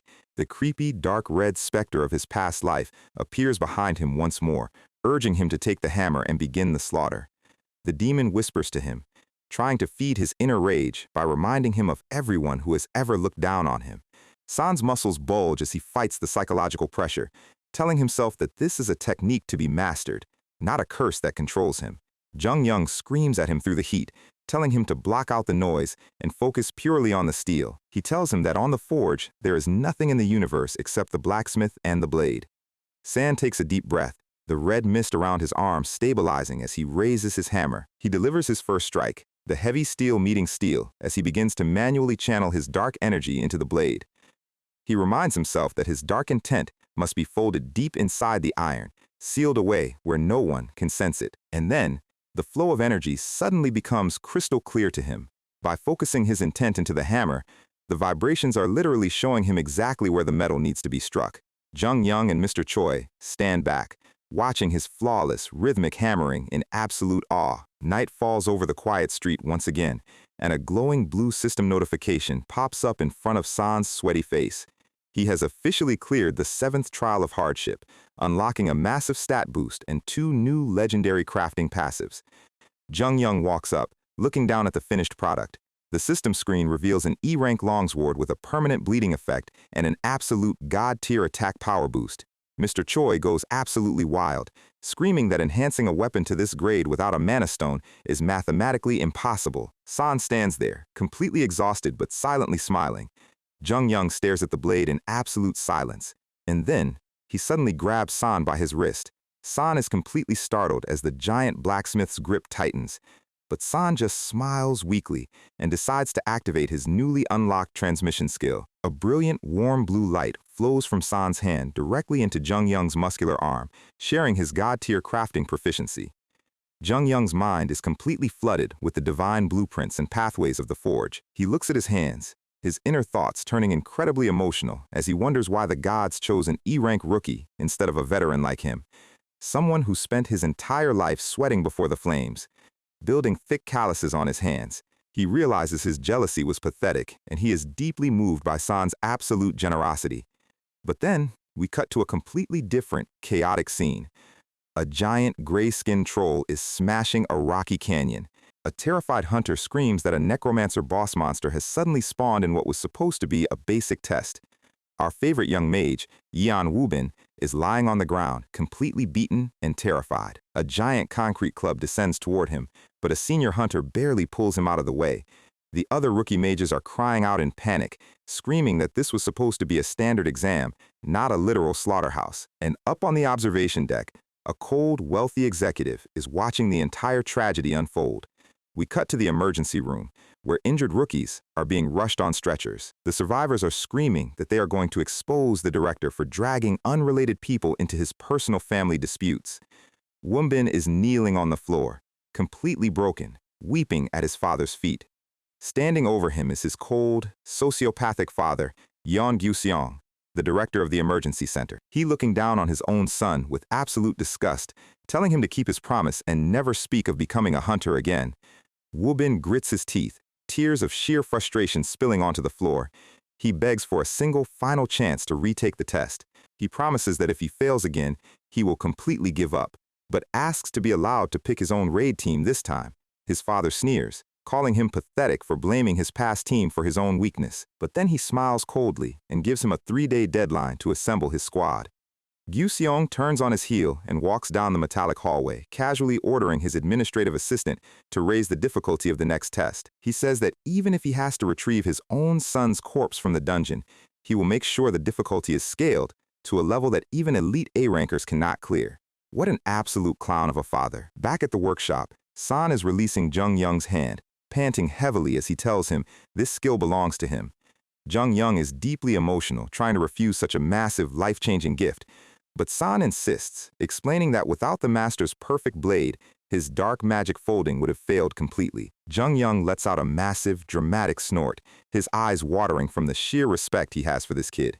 Mr. Choi steps in with a giant smile, suggesting they draft a magical contract so neither party feels guilty. A dark, terrifying skeleton manager materializes from a magic scroll, holding a burning quill. The skeleton peers down, confirming the terms of the contract guaranteed by the legendary scroll maker, Roman Bernard. The system flags that any contract violations will result in absolute, fatal magic curses. San and Jung Young write their signatures in burning fire on the parchment. Jung Young holds the completed scroll, promising he will refine this manual technique to the absolute limit to honor San's gift. San smiles, telling him that the master's success is his success too. Suddenly, heavy, desperate footsteps echo from the street outside. A female hunter runs into the shop, frantically asking if Kang San is present. She is completely out of breath, explaining that she was sent directly by Yeon Woobin. San pulls out his phone, realizing he had dozens of missed calls because he was too focused on forging. The phone screen shows a hilarious, crying yellow stickman emoji spamming his inbox. The girl reaches out her hand, telling him they need to move immediately. They jump into a yellow taxicab, racing through the busy city streets. They arrive at a massive, modern skyscraper. San looks up at the Hunter Emergency Management Center, sprinting inside toward the elevator.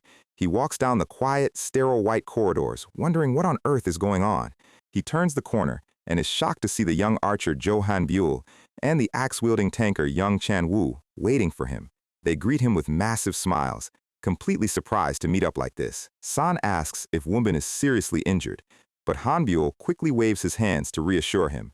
San lets out a sigh of relief. Suddenly, Woonbin runs down the stairs, looking completely healthy as he thanks them all for coming. But San's eyes immediately lock onto the tall, menacing figure standing behind the boy. His jaw drops slightly. He recognizes him instantly, the absolute boss of this entire facility, Director Yeon Gyu-seong. The director looks down his nose at Han-byul, greeting him with a cold, corporate tone. He turns his eyes to Chan-woo, noting his status as the youngest son of the wealthy Cheongsang Guild director. And then, his cold eyes lock on to San. San stares back, completely unfazed by the intense pressure. The director lists San's profile in his head, highlighting his past as a low-rank meat shield with absolute condescension. Woonbin is practically crying, thanking his friends for actually showing up to support him. San asks him why they were summoned to this specific facility. The director crosses his arms, looking at them like they are a bunch of lambs walking into a slaughterhouse. He mutters that this rigged test is going to be incredibly entertaining to watch. Chan-woo is instantly triggered, glaring at the old man's back, muttering about his absolute arrogance. San looks at Woonbin and asks what test they are talking about. San quickly connects the dots, realizing the cold father is actively trying to destroy Woonbin's career.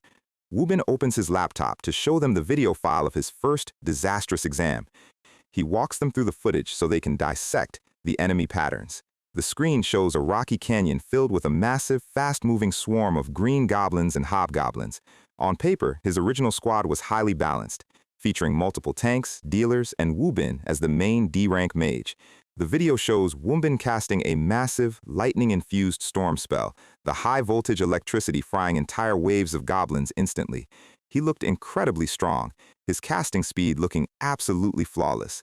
A massive explosion of light clears the first wave. Han-byul points out that with this level of firepower, the test should have been an absolute breeze. Woonbin explains that their strategy was to hold a solid defensive line while he systematically swept the field with his AoE magic. But then, 10 minutes into the raid, a massive army of towering gray-furred trolls crashed through the valley. They were commanded by high-tier hobgoblin shamans, and the rookie tankers were instantly crushed under their massive weight. The video shows the original party falling into complete chaos as the tanks are beaten to a pulp. The difficulty of the dungeon spiked to an abnormal, impossible level. The video zooms in on the shaman orc raising his ring-adorned staff, buffing the trolls with an immortal healing aura that made them completely invincible. The squad sits around the laptop, a heavy silence falling over the room as the video ends. Woonbin looks at them, his eyes wide as he begs them to help him pass this rigged exam. San looks down, his tactical mind already running 1,000 simulations. He knows Woonbin is an incredibly powerful asset, and letting his talent be crushed by a toxic father would be a tragedy. He decides that saving this kid's future is worth the absolute risk. Up on the balcony, Gyu-seong watches them like a kid looking at ants. His face is a mask of absolute, wealthy arrogance. San steps into the center of the room and delivers a flawless, absolute tactical plan. He tells Chan-woo to focus strictly on protecting the rear, ordering him to never break the formation to chase kills. Chan-woo smirks, pointing a finger and promising to hold the line perfectly. San orders Woonbin to focus purely on high damage output, while Han-byul covers any stray leaks. San flashes a bright, incredibly confident smile, reminding them that they survived the ant nest together, and they are about to turn this rigged test into an absolute walk in the park. All right, no more warm-ups. The horde is officially rushing us, and these green guys did not skip leg day. Our guy San steps right into the front line like he is just greeting guests at a very loud dinner party. The system instantly recognizes the absolute chaos and fires up Guardian's will, boosting his defense because the universe knows he is about to take some serious hits. Then comes the absolute classic. Shield of Trial is active, which basically tells every single monster in a 3-mile radius that San said their moms are basic. He plants his feet, and the entire goblin front line slams into his shield like birds hitting a clean window. Behind him, The squad is lined up and ready to deliver the actual damage while San plays the human wall. The impact splits the air, steel meeting green skulls. But San does not budge even an inch. He deflects a spear, redirects a blade, and keeps the entire lane completely secure. Chan Wu is watching this from behind, sweating through his armor, because his inner gamer is telling him he should probably be doing something instead of just standing there looking pretty. He takes one step forward, ready to swing his massive battle axe and help clear the trash mobs. But San yells at him to stick to the plan. When the raid leader speaks, you do not argue, especially when the raid leader has eyes that are starting to glow red. San parries another strike, keeping his focus entirely on managing the incoming crowd control. He clears the immediate space with a sharp shield bash, creating the perfect window. And that is the cue. Wombin starts chanting, glowing magical runes floating right out of his mouth like he is reciting a very spicy spell. His eyes light up with that dangerous elemental spark, meaning the kid is finally locked in. He unleashes a massive fire lance, completely incinerating the front line and turning these goblins into barbecue. Up in the observation deck, the control room is dead silent. Director Yeon Gyu-seong is staring at the monitors with his arms crossed, probably wondering why his spiked exam is currently looking like a tutorial level for our squad. San is already scanning the battlefield, expecting the trolls to show up next. But the field is weirdly quiet. He realizes something is off, because his passive defense buff is not scaling up yet, meaning the big guys are waiting for something. He turns his head, his survival instincts screaming. He looks up and his face completely drops. A giant boulder is hurtling through the sky straight toward Wubin like a meteor. But Chan Wu is already in motion, swinging his massive axe with enough force to shatter the stone into harmless pebbles. The rock explodes into dust, and Chan Wu just stands there looking like an absolute boss. San lets out a breath he did not know he was holding. Chan Wu is sweating, pointing out that this projectile attack was definitely not in the video footage they studied. He tells Wubin to stay glued to his back, because if the kid gets hit while casting, their entire magic artillery goes offline. Wubin just gives him a confident smile. The kid is not the trembling rookie we saw chapters ago. He is ready, and right on cue, the system alerts San that his defense is scaling up again. Because the heavy artillery has finally arrived. Armored trolls are marching down the valley, boosting San's passive stats by 15% just by existing. Hanbyul pulls back his bowstring, his posture perfect. He is aiming for the gap in their advance, charging his arrow with lightning mana. The trolls roar, their massive, ugly faces showing absolutely zero fear as they stampede forward. Hanbyul breathes out, his focus tightening to a single point. He releases. The arrow splits into multiple golden streaks of lightning, cutting through the dusty air. The energy arcs trace beautiful lines across the sky, raining down on the armored targets. It pierces right through the lead troll's shoulder, bypassing the armor completely. The massive beast collapses into the dirt, coughing up blood. But we all know trolls do not stay down for long. San dashes forward to finish the job, slicing through a remaining goblin on his way. He aims for the exposed chest of the falling troll, but the blade barely scrapes the thick hide. The armor plates are way too dense. The troll stands right back up, roaring in his face like it just took a minor insect bite. It swings a massive iron mallet, shattering the stone ground right where San was standing a millisecond ago. San realizes this is becoming a genuine problem. Their regeneration is insane, meaning they have to kill them in one single high-damage hit, but the armor is blocking their weak spots. They need a massive magic blast to melt the plates first. But more goblins are rushing in to swarm them, trying to drown them in numbers before they can set up another spell. San realizes he cannot play the nice guy anymore. It is time to turn up the heat. He slides under their spears, his sword flashing in a clean arc that takes out 3 goblins in a single motion. But as he recovers his stance, a massive shadow looms over him. A troll has his mallet raised, ready to turn our guy into a pancake. The impact shakes the entire floor, kicking up a massive cloud of dust.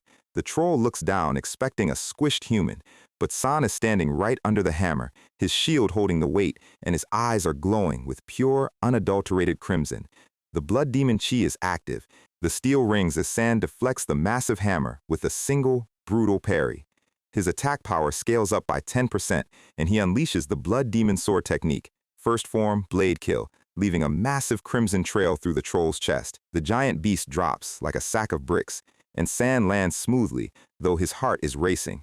His sword is humming, surrounded by a dark, swirling red aura that wants more blood. San kneels, grabbing his wrist and forcing the dark energy back down. He tells the blade to shut up and listen to him. The madness is trying to creep in, But he is still the captain of this ship. He stands up, yelling to the team that they are pivoting to Plan B. He is going to open the path, and they need to follow immediately. Up in the control room, the overhead monitors show our E-rank tanker moving through a high-rank horde like a professional lawnmower. The director's glasses reflect the screen, his jaw slightly slack. He literally cannot believe what he is looking at. The assistant frantically checks her tablet, confirming that yes, on paper, this monster is registered as a basic E-rank tanker. Sure, and I am the King of England. San charges forward, his shield held high to absorb any stray projectiles. Behind him, Wubin unleashes a massive pillar of fire that lights up the entire valley. The heat is intense enough to melt the armor right off the trolls. San yells his thanks over the roaring flames. Wubin smiles, but Chanwu is in the back complaining about the endless flying rocks. Some things never change. The scent of blood in the air is thick, and San can feel his brain tingling. He leaps off the shoulder of a falling troll, his movements getting faster, sharper, and much more violent. The system warns him that the wild nature of the blood demon Qi is partially awakening. The red aura is practically screaming for a massacre. San grinds his teeth, fighting his own power as much as he is fighting the monsters. He drops his sword into the skull of another beast, panting heavily as he looks across the battlefield. And that is when he spots it. Way in the back, standing on a ridge behind the giant trolls, is a smaller, hooded figure holding a staff. San's eyes lock onto him. It is the Hobgoblin Shaman, the boss commanding the entire battlefield from the shadows. San smiles.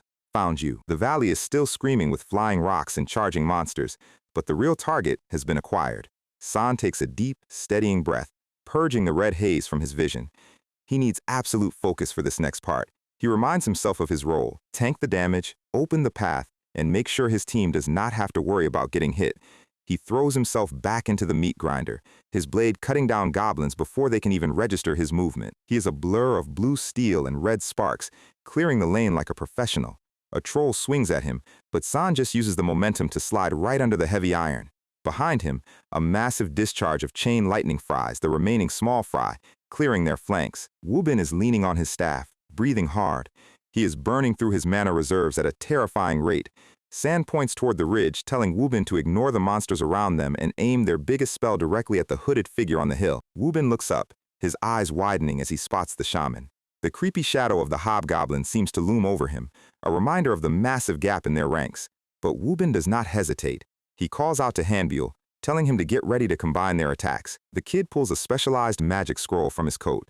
This is pre-memorized magic, a high-tier trick to skip the long casting time when you need damage right now. The scroll burns away, and a massive lightning spear materializes in his hand, humming with enough voltage to power a small city.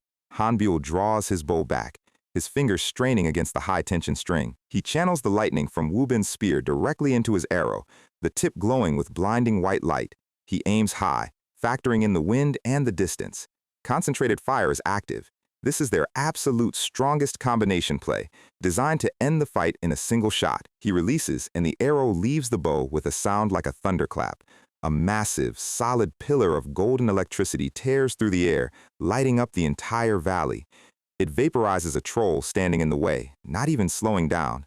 The energy beam hits the ridge, completely engulfing the hobgoblin shaman in a massive explosion of rock and light. The sheer pressure of the blast shakes the dirt beneath their feet. A massive column of dust and ozone rises into the sky. That had to have killed him. There is no way anyone survives a direct hit from that.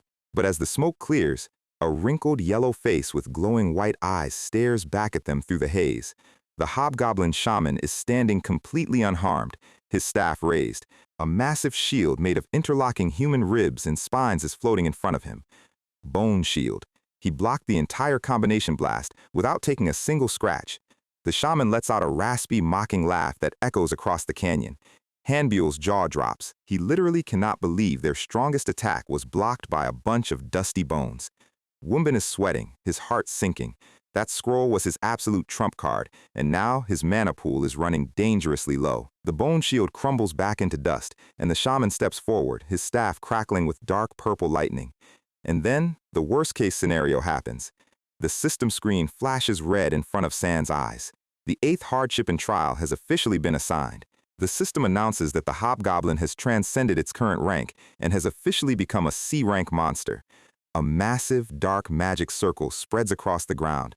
The purple lightning intensifies, the raw killing intent in the air getting so thick it is physically hard to breathe. Then comes the real kicker from the goddess. The trial objective: escape the dungeon with 0 casualties. If a single person dies, the system will strip San of every single skill and reward he has ever earned. No pressure. The shaman's face twists into a psychotic grin, his voice booming as he promises to slaughter every single human in the valley. San blocks a stray goblin spear, letting out a dry sigh. Of course, because a simple exam can never just be a simple exam when you have a goddess of hardship playing director. The shaman raises his staff and fires a massive swirling beam of pure dark energy. Dark Spear. Wubin recognizes the spell and panics. That is third circle dark magic, a spell that can delete an entire squad of D-rank hunters in an instant.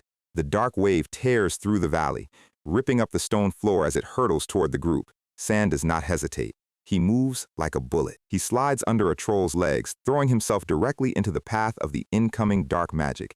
He raises his shield, channeling every drop of his defense into a single skill. Iron Body. The dark spear hits him dead on. The purple explosion completely swallows his figure. The force of the impact is so massive it flings San backward, his boots dragging through the dirt as he tries to keep his balance. He recovers quickly, sliding to a halt, but his shield arm is completely numb and covered in dark static. He activates Healing Aura, a soothing blue light washing over his arm to repair the torn muscle fibers. He yells to the squad to pivot to Plan C and fall back toward the cliff immediately. They cannot fight this thing in an open field anymore. San had designed 3 strategies before they even entered this place. Plan A was the standard advance. Plan B was the aggressive breakthrough. And Plan C was their ultimate emergency safety valve, a tactical retreat to the high ground. He really hoped they wouldn't have to use it, but with a C-rank boss spamming high-tier dark magic, they have no other choice if they want to survive. The shaman is already gathering another massive charge of dark energy at the tip of his staff. The squad's faces go pale. They cannot survive another direct hit from that thing. San charges forward again, throwing himself in front of the second dark spear, his shield absorbing the brunt of the dark pressure. He groans, his teeth grinding as the dark energy tries to crush his stance. The raw power is on a completely different level. Up in the observation room, Gyu Seong is watching the screens with a cold, almost satisfied expression. He murmurs that they did well, but this is their limit. He notes that once the monsters realize San is the only one holding the defensive line, they will concentrate all their attacks on him, and the entire squad will collapse. He asks his assistant how much time has passed. She checks her tablet, confirming it has been exactly 1 hour since the test started. Ju Xiong stares at the screen, his face perfectly calm, but there is a bead of sweat running down his temple. Down in the dirt, Chan Wu and Wu Bin are fighting off the remaining trash mobs, trying to keep them off San's back. Han Buell is reaching into his quiver, his hands shaking slightly as he realizes he is running dangerously low on arrows. San is still holding the front, his shield cracked but unbroken, his eyes scanning for any opening. Up in the balcony, Gyu Seong's hand is clenching the wooden railing so hard his knuckles are turning completely white. And then, we see why. We flash back to years ago, to a massive gymnasium filled with long rows of covered body bags. A younger Gyu Seong is kneeling on the floor, completely broken. He is weeping, tears and sweat dripping onto the polished wood, his face twisted in absolute agony. He is kneeling over one specific body bag, crying out for his wife, begging for forgiveness because he was not strong enough to protect her. We cut to a sterile hospital hallway, quiet and cold. Inside the room, a young, heavily bruised Wu Bin is lying in a hospital bed, hooked up to a dozen monitoring machines. His tiny face is covered in bandages, barely breathing. Gyu Xiong was standing over his son's bed, making a silent, desperate vow that he would protect him, no matter what he had to do. We cut back to the present. Gyu Seong is staring down at the monitors, his cold, administrative cruelty revealed to be nothing more than a deeply twisted, trauma-driven, desperate attempt to keep his only remaining family member far away from the dangerous world of hunters. And we are right back in the meat grinder. Our guy San is still bouncing off the walls, doing his absolute best to keep this massive troll from turning his spine into a puzzle. But while he is busy playing aerial dodgeball with a giant metal mallet, the green trash mobs decide it is the perfect time to slide into his blind spot. A goblin spear catches him right in the shoulder. He spins out, taking the head off his attacker, but the battlefield is starting to get way too crowded. And from the sound of that impact, that spear did not just scratch him. To make things even worse, the hooded boss on the hill starts giggling like a cartoon villain who just received his evil package in the mail. He is already prepping another dark spear, and he is not aiming it at the rocks this time. San looks up, his reaction time tested to the absolute limit. He throws himself directly into the path of the purple laser beam once again. The blast hits his shield, exploding with enough force to rearrange the landscape. When the dust finally settles, our guy is sitting in the crater, looking incredibly rough. There is literally blood dripping onto the stones. His arms are shaking, and he realizes they have been locked in this high-intensity combat loop for over an hour. It is not just him, either. Chan-woo is in the background getting absolutely manhandled by 3 goblins at once, his physical stamina hitting absolute zero. The trolls are still marching down the hill, and if something does not change in the next 30 seconds, this licensing exam is going to turn into a group funeral. But then, the system decides to drop a little bit of holy text on his screen. Burning time has officially been applied. San is completely thrown off. He has never even heard of this mechanic before. He parries a spear, wondering if the goddess is actually doing her job for once. He takes another heavy impact, his shield vibrating with energy, and slides backward across the gravel. His body is screaming at him to stop. But then the system pops up with a stat upgrade. Mental power increases by 1. Endurance increases by 1. He looks at his hands, realizing what is actually happening. This is not a temporary buff. The system is literally upgrading his permanent base stats in real time because he is pushing past his physical limits. For normal people, this is a nightmare. For a guy who spent a past life grinding stats the hard way, this is basically a double XP weekend. He grins. He has lived his entire current life struggling with the worst luck imaginable, getting 0 rewards for his suffering. But if the system is finally going to pay him for his overtime, he is going to milk this dungeon dry. He rushes the nearest troll, his shield catching the massive hammer swing perfectly. He counters with a clean, deep slice right through the armor gap. Strength goes up by 1. Agility goes up by 1. The notification boxes are popping up like spam emails, and San is loving every single one of them. He catches a goblin spear mid-thrust, completely overriding its posture. Then he unleashes his signature blade kill technique, cutting through the troll's defensive line like a hot knife through butter. Mental power goes up by another point. A whole squad of goblins tries to rush him from the left, screaming their little lungs out, but San just looks at them with the eyes of a man who sees free stat points walking on 2 legs. Endurance increases again. He has a massive, bloodthirsty smile on his face now. He leaps into the air, yelling out how grateful he is for this absolute buffet of upgrades. The goblins are starting to look very confused about why the prey is suddenly laughing. Meanwhile, on the other side of the canyon, things are significantly less fun. Woobin is staring at his hands, completely dry on mana. His magical circles are emptier than a college student's fridge on a Sunday night. He can hear his teammates' weapons clicking, their stamina completely depleted. Chan-woo runs up to him, asking if he is all right, but the kid is already hitting the panic button. He tells Chan-woo that he is completely out of mana. He wants to give up, saying that forcing everyone to suffer just to clear his personal licensing exam is not worth it. He is looking at the dirt, his confidence completely shattered. He watches Hanbyul and San still fighting in the distance, feeling like an absolute anchor dragging his team down to the bottom of the lake. But Chan-woo is not having any of that self-pity. He yells at him, pointing out that their leader has not stopped moving for a single second. He points at San, who is currently holding off 3 giants at once with nothing but sheer willpower and his cracked shield. Woobin looks up, his eyes wide. Chan-woo tells him to quit whining, chug a mana potion, and start meditating right now.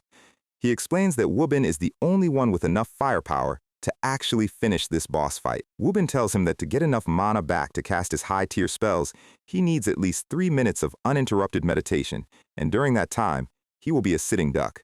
Chan-woo just grins, swinging his axe over his shoulder as a goblin gets too close. Woobin drops to his knees, his hands trembling. Chan-woo points his battle axe toward the horde, promising that until he stops breathing, not a single monster will touch a hair on his head. That specific brand of shonen protagonist loyalty hits Woobin right in the feelings. The kid is literally tearing up. He reaches into his pouch, grabbing his highest grade mana potion. He chugs the golden liquid down like his life depends on it, which, to be completely fair, it absolutely does. Then he sits down in a lotus position, closing his eyes to focus on his internal mana flow, and Chan-woo stands directly in front of him, looking like the final boss of the gym. Up in the observation room, the director is losing his mind.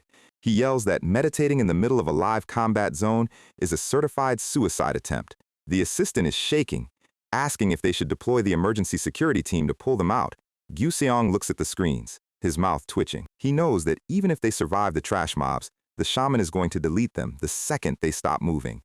He reaches for the console, his hand trembling. He knows if he stops the exam now to save his son, the bet ends, and Wombin officially wins his independence. He is about to press the red button, the search team already on standby. But then he stops. He remembers his own words. If his son is truly stubborn enough to live his life as a hunter, he needs to be able to survive unpredictable disasters exactly like this one. He takes his hand off the button, declaring that he will watch this play out. He wants to see exactly what kind of people his son is trusting his life with. The director stands at the railing, his glasses reflecting the absolute chaos below. And down on the field, the team is entering the final round of this marathon. San is currently locked in a struggle with a troll that is literally trying to bite his head off. He plants his boot against the giant's chin, using his shield to keep those massive teeth away from his face. He pushes off, creating just enough space to swing his sword. He lands cleanly on the gravel, panting heavily. He tells himself that giving up is not an option. The trial parameters are clear, 0 casualties, or he becomes a permanent vegetable. He looks at the troll charging at him again, his resolve hardening. He dodges the heavy swing, his movements getting dangerously sharp. He steps into the giant's guard, his footing perfect. He triggers his blood demon sword technique, first form, and cleanly takes the troll's head off in a single crimson flash. The system alerts him that his blood demon chi has officially activated. His attack power spikes by 40%, but his eyes turn completely red. The madman state is back. The dark red aura wraps around his body like a physical snake, humming with pure malice. San drops into a low stance, his sanity slipping away as the bloodlust takes the steering wheel. He moves like a literal red lightning bolt, disappearing from his spot. The next second, he is in the middle of the goblin line, his blade moving faster than the eye can follow. It is an absolute blender. Goblins are flying through the air, and the trolls cannot even turn around fast enough to target him. The monsters are actually screaming in terror now. They are looking at this E-rank tanker like he is the actual monster in this dungeon. He cuts through an armored leg, his face completely devoid of human emotion. He lands smoothly, his boots covered in dust and black blood. He is already picking his next target, his mind completely consumed by the urge to clear the field. Even the remaining goblins are stepping back, realizing that charging this man is just a very fast way to get disassembled. Up in the observation deck, Gyu Seong is watching this display with absolute shock.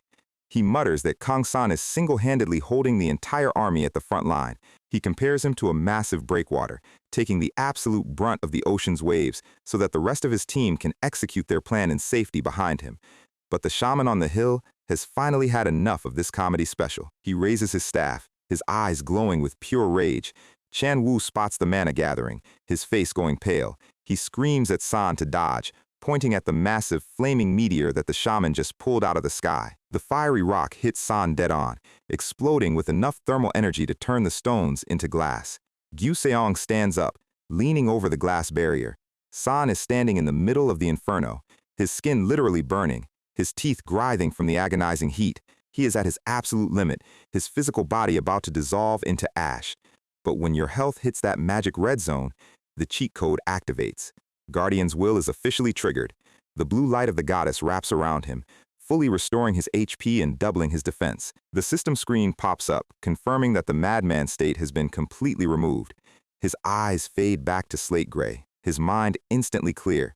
He drops to his knees, gasping for air, but his body is completely healed. He looks at his hands, his breathing ragged but steady. That was way too close. The director realizes that the shaman has officially switched its target priority. The boss is smart. It realized that to defeat this party, it does not need to hunt the squishy mage in the back. It needs to break the unkillable wall in the front first. 2 more flaming meteors are summoned, aimed directly at San's position. Han Buell yells to Chan Wu that he is going forward to support San, leaving the subtanker to guard the meditating mage alone. Chan Wu tells him to go, promising that he will handle their rear flank. He stands over Wu Bin, blocking a goblin's spear with his axe. Wu Bin is still floating in his mental space, trying to block out the sounds of his friends fighting for their lives. Chan Wu begs him to hurry up, his own stamina dropping as he takes on the incoming green tide. Meanwhile, San is struggling to stand as the wind from the next attack rushes past. A troll swings a massive hammer, catching San off guard. The impact sends our guy sliding across the gravel, coughing up blood. A swarm of goblins instantly jumps on him, trying to pin him down while he is weak. But a volley of arrows rains down, pinning the goblins to the dirt. Hanbyul slides into position, his bow drawn. He yells San's name. He helps him up, asking if he can still move. San grinds his teeth, realizing his base stamina is completely shot. His health is full thanks to the passive, but his physical muscles are refusing to listen to his commands. In the deep blue space of his mind, Wombin is floating in a quiet ocean of mana. He tells himself to focus, to ignore the fear and feel the natural flow of the energy.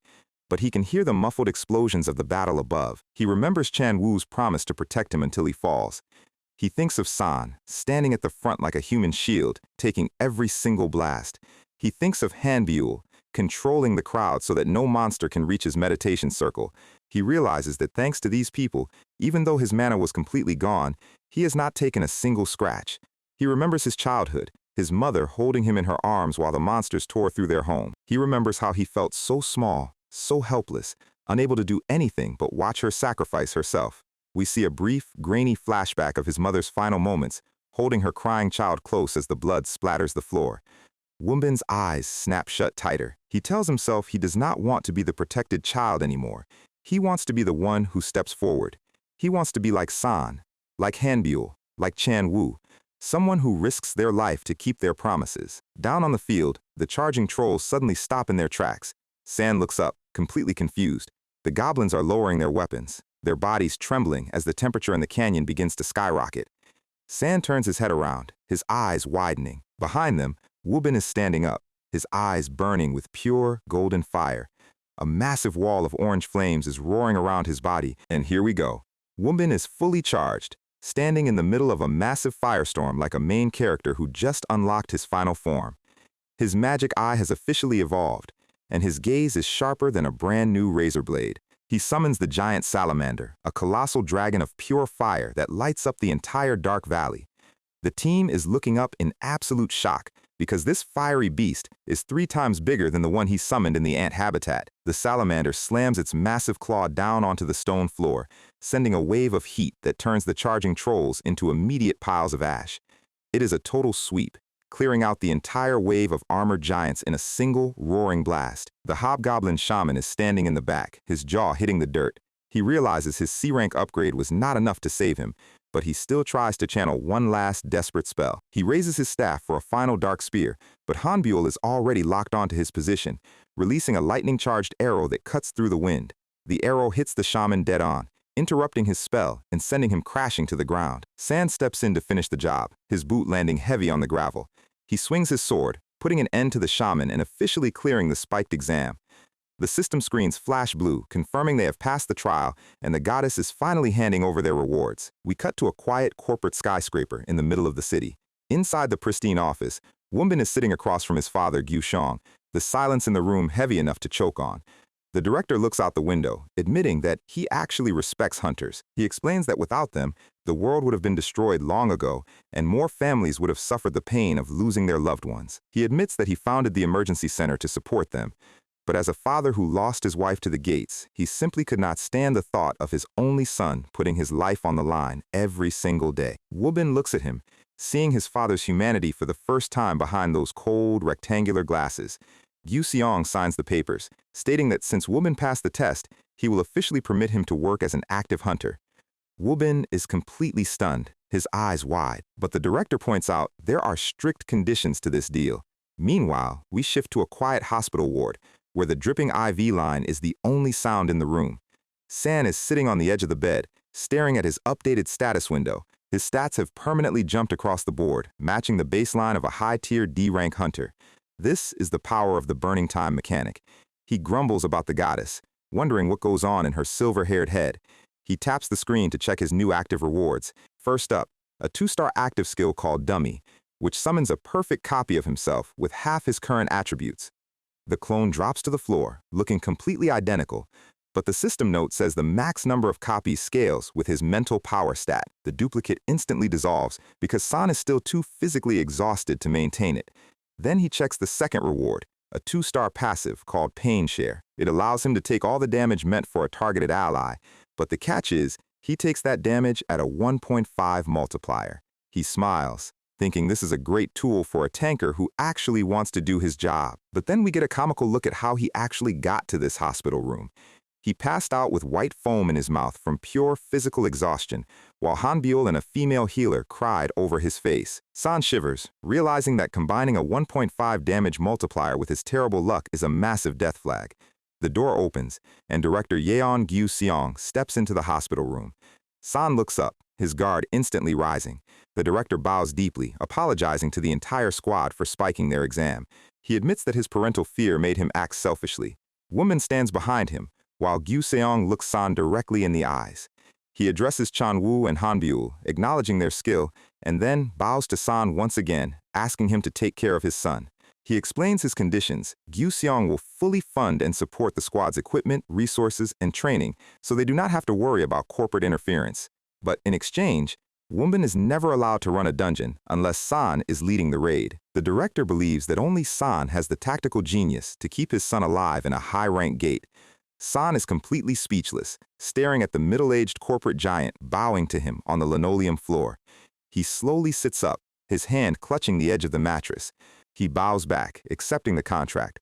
Wombin looks at them, his eyes bright with hope. A few days later, we see the squad standing in front of a purple portal. The Kang-san team is officially entering the gate, and we get a fast-paced montage of their progress. They are farming achievements at a ridiculous speed. Chan-woo is clearing out a lizardman outpost, his battle axe splitting green hides left and right. Hanbyul covers his flank, his arrows landing with perfect precision. A lizardman crashes into the stone floor, completely neutralized. At the hunter office, Gyu-seong's assistant stamps their logbook. Lizardman outpost cleared. We see Woobin in the next dungeon, incinerating a mutant lab with his fire magic. Assistant stamps the log again.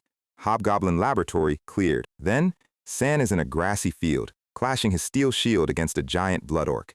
The final stamp is pressed. Blood orc hunting ground cleared.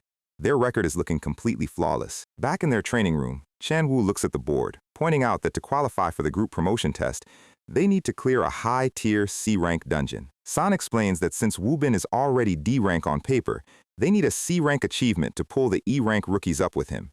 He suggests the ant nest. Woobin immediately gets sweaty, remembering the cave-in where he nearly died during their first raid together. San laughs, pointing out that they are 10 times stronger now than they were back then. He says that overcoming their worst memory is the perfect way to show the association that this squad is ready for the big leagues. The team piles their hands in, the energy in the room completely electric. They shout their battle cry, ready to take on the C-rank ant swarm. We cut back to the city skyline, the sun shining off the corporate towers of the Cheongsang Guild. Inside the executive office, a manager is yelling into his phone, completely losing his mind over Chan-woo's latest decision. He screams, asking how a bunch of E-rank misfits can possibly survive a C-rank ant nest. The manager promises his superior that he will somehow stop them before they get themselves killed. He hangs up and looks at the red-haired woman standing by the window. This is Jung Hye-mi, Chan-woo's older sister, and she looks incredibly disappointed. We open inside the dark, jagged caverns of the C-rank ant nest. Sizzling and clicking sounds are echoing from the deep tunnels. Woobin and Chan-woo look around, swallowing hard as the creepy atmosphere starts to settle in. San kneels on the stone floor, lighting a specialized scent card with his mana. He grins, noting that if their last bait was a premium snack, this scent card is basically a high-grade stimulant for giant bugs. A thick, white smoke begins to billow out of the card, filling the cavern corridors. The smoke rolls deep into the dark holes, and the ground begins to vibrate. San stands up, telling the team they are coming. Chan-woo tightens his grip on his axe, his face dead serious. In the shadows, thousands of giant black ants are crawling down the walls, their mandibles clicking in the dark. They swarm out of the tunnels, their black shells shining under the light. Wombin raises his staff, his eyes glowing with electric blue mana as he prepares his first spell. He unleashes a wave of fire, a solid wall of flames that sweeps through the front line, turning the first 50 ants into roasted shells. The remaining ants screech, scrambling over their fallen comrades. San moves in, his boots stepping heavy as he slices a giant ant in half with a clean, low strike. Hanbyul releases a rapid-fire succession of arrows, pinning the targets to the cavern walls. Chan-woo swings his battle axe in a massive circle, cleaving through the thick black shells with ease. He grins mid-swing, realizing that their coordination has gotten incredibly smooth compared to their first raid. He tells himself that passing the C-rank dungeon is not an impossible goal for this team. We flash back to one day ago, in the underground parking lot of Chan-woo's residence. His sister, Jung Hye-mi, intercepts him with her arms crossed, looking furious. As the team leader of Qiansang Guild, she does not tolerate her younger brother running around with rookies. She berates him, asking why he is skipping training at the family guild to play around with a ragtag misfit squad. Chan Wu grinds his teeth, his anger rising, but he holds his tongue. She points out that his team consists of a bunch of E-ranks and a tank who was stuck as a useless F-rank meat shield for years. Chan Wu tells her to stop talking, but she ignores him, stepping in close. She grabs his hand, her voice softening slightly as she points out how hard she worked to protect him from corporate family politics.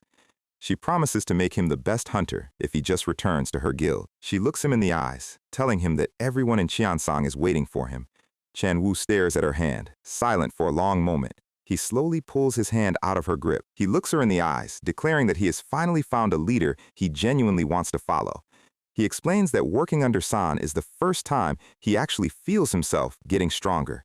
Hyami is completely stunned, looking at her empty hand. She lets out a dry sigh, her expression turning into a terrifyingly confident grin. She clenches her fist, telling him that if he is that confident, he must pass this ant nest in the group promotion. If he fails, she will personally tie him up and drag him back to her company. Back in the active raid, Chan Wu's smile is grim as he remembers her warning. He cannot afford to lose here. He watches San move through the ant swarm like an absolute machine. He realizes that there is zero wasted motion in San's combat style. San always chooses the path that makes the raid even 1% more efficient for everyone. He knows exactly where to apply pressure and where to step back to avoid crowding his teammates. He draws the aggro perfectly, keeping the bugs from surrounding the squishies. He positions himself so that his team can swing their weapons without any fear of hitting him. Hambiel draws his bow, his arrows moving with perfect efficiency because the target lanes are completely clear. Chan Wu laughs, telling himself that rank does not matter when you have a tank who optimizes the entire battlefield for you. San blocks a giant ant mandible with his shield, pushing the beast back with a heavy kick.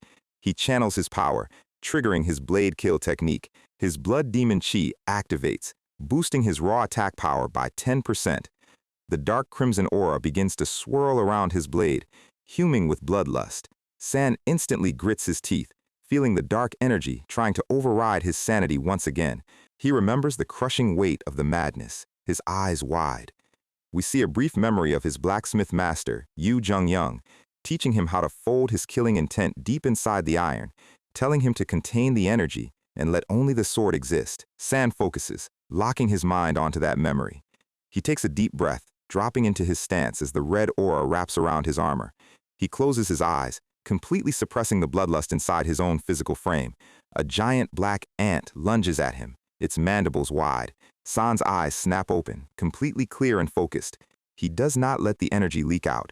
He grips his hilt with enough force to crack the leather wrap. He swings, his blade moving in a clean, silent arc that cuts 3 ants in half with zero wasted energy. The impact is silent but devastating, the red aura acting as a perfect extension of his steel. San grins, realizing that just like hammering iron, he can now see the optimal path of where his blade needs to go. He realizes that if he can control his killing intent, he can use the blood demon chi without losing his mind to the madness. He raises his sword, declaring that they are ready to clear the rest of this nest. He lunges forward to take out the next wave, but suddenly, a colossal invisible pressure hits him. He crashes face first into the dirt, unable to lift his body. He is gasping for air, his mind reeling from a massive wave of killing intent that makes his blood demon chi look like a joke. The ground beneath them begins to buckle, and a giant shadow moves in the deep darkness. San looks up, realizing this pressure is not coming from the regular ants. There is something ancient sleeping in this cave. The system screen flashes blue. The 9th hardship and trial has officially been assigned. San's face completely drops. Due to the karma of his past life as the blood demon, a pacifist restriction has been applied. So, our guy San is currently pinned to the dirt by a gravity well of pure crushing pressure. He can see the giant ants crawling all over the walls, but he is completely locked in place. His shield is pinned under his chest, and his sword is completely useless because of that ridiculous no-kill restriction. But as the dark pressure tries to dissolve his brain, a memory from his past life as the blood demon begins to surface. He remembers being in a dark, red-lit dungeon, sweat dripping down his nose. His ancient master is standing over him, explaining that most fools think blood demon chi is just a tool for slaughter. The memory fragment is incredibly clear, hitting him in waves of nostalgia. He remembers being thrown into a stone pit, the heavy chains rattling against his wrists. His hands and feet were locked in solid iron cuffs, completely restricting his movements, and the pit was filled with hundreds of vengeful spirits, all of them screaming for his head because of his past atrocities.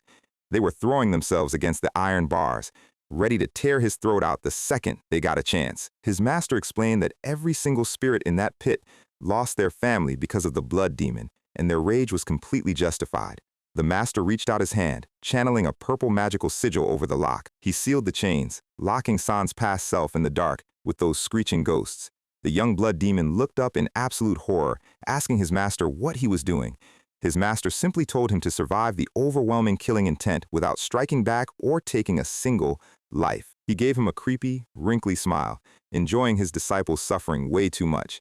He told him he would be back in an hour, leaving the kid to play the world's most stressful game of dodgeball. We flash back to the present, the red energy of the giant ants swirling around San's body. He realizes that this is the exact same situation. The universe has literally forced him into his master's training program once again.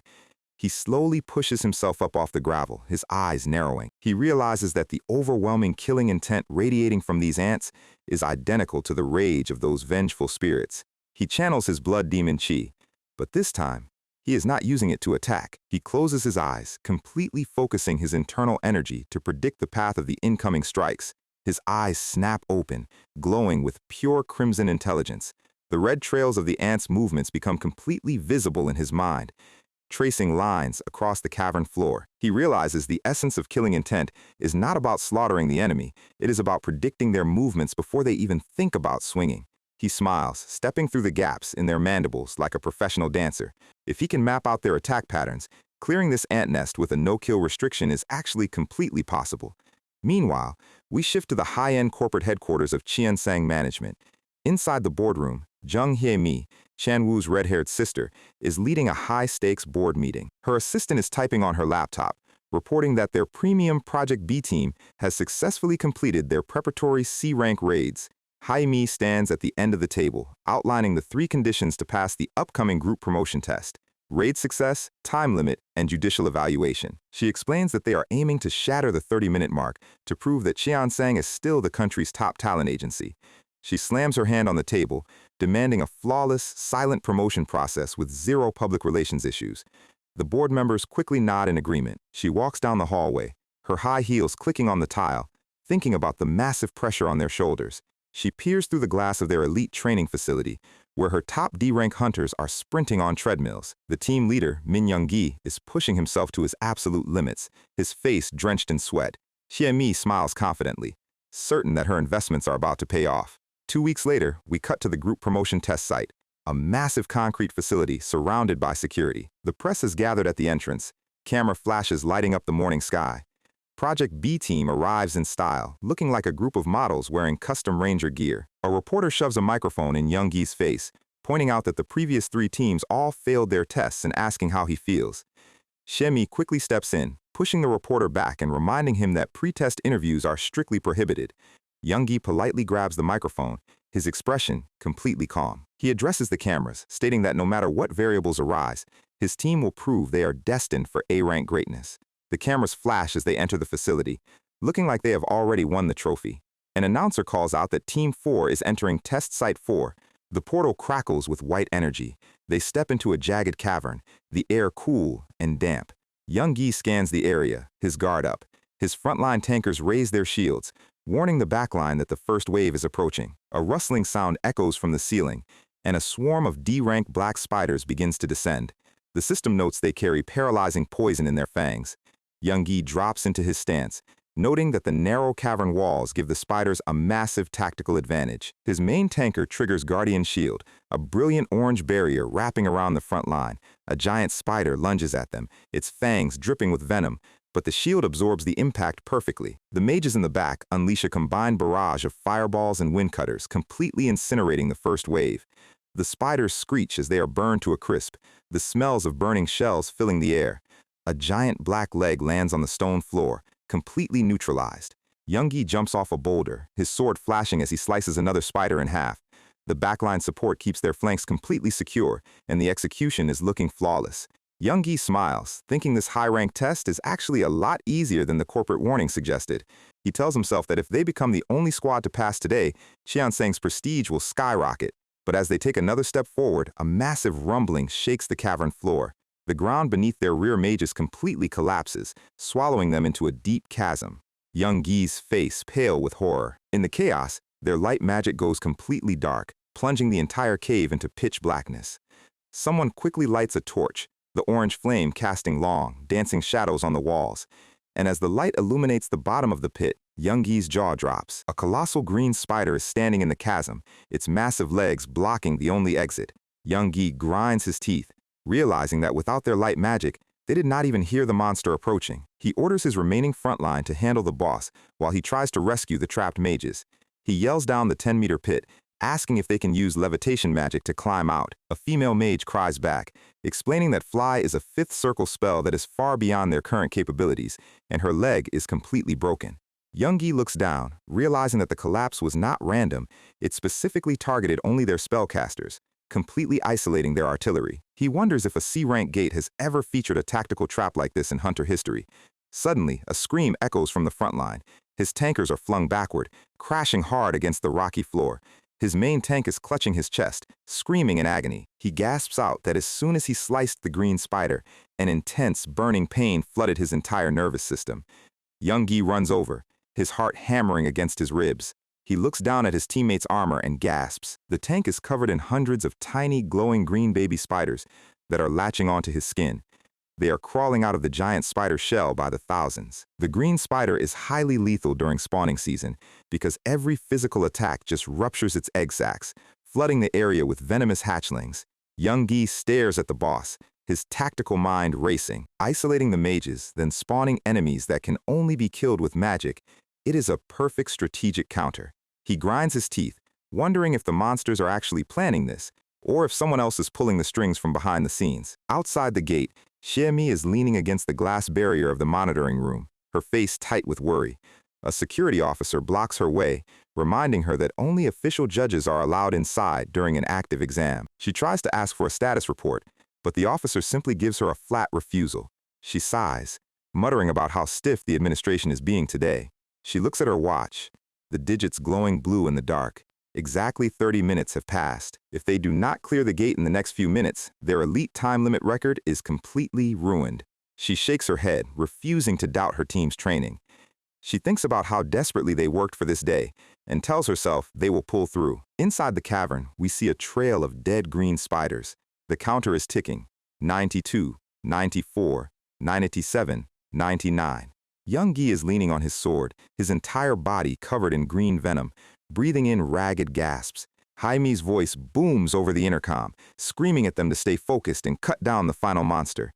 Young Gi looks up, his vision blurry as he forces his legs to stand. The giant green spider lunges at him, its fangs wide. With one last, desperate cry, Young Gi swings his blade, cleaving through the monster's head. The giant beast collapses, and the counter officially hits 100. Young Gi lets out a roar of pure victory, his voice echoing off the cavern ceiling before he falls unconscious from exhaustion. Outside, Hiemi smiles, confident that the judges will have to recognize their incredible achievement. But the assistant walks over, pointing out that they took nearly an hour to clear, which is technically a failure under their strict corporate criteria.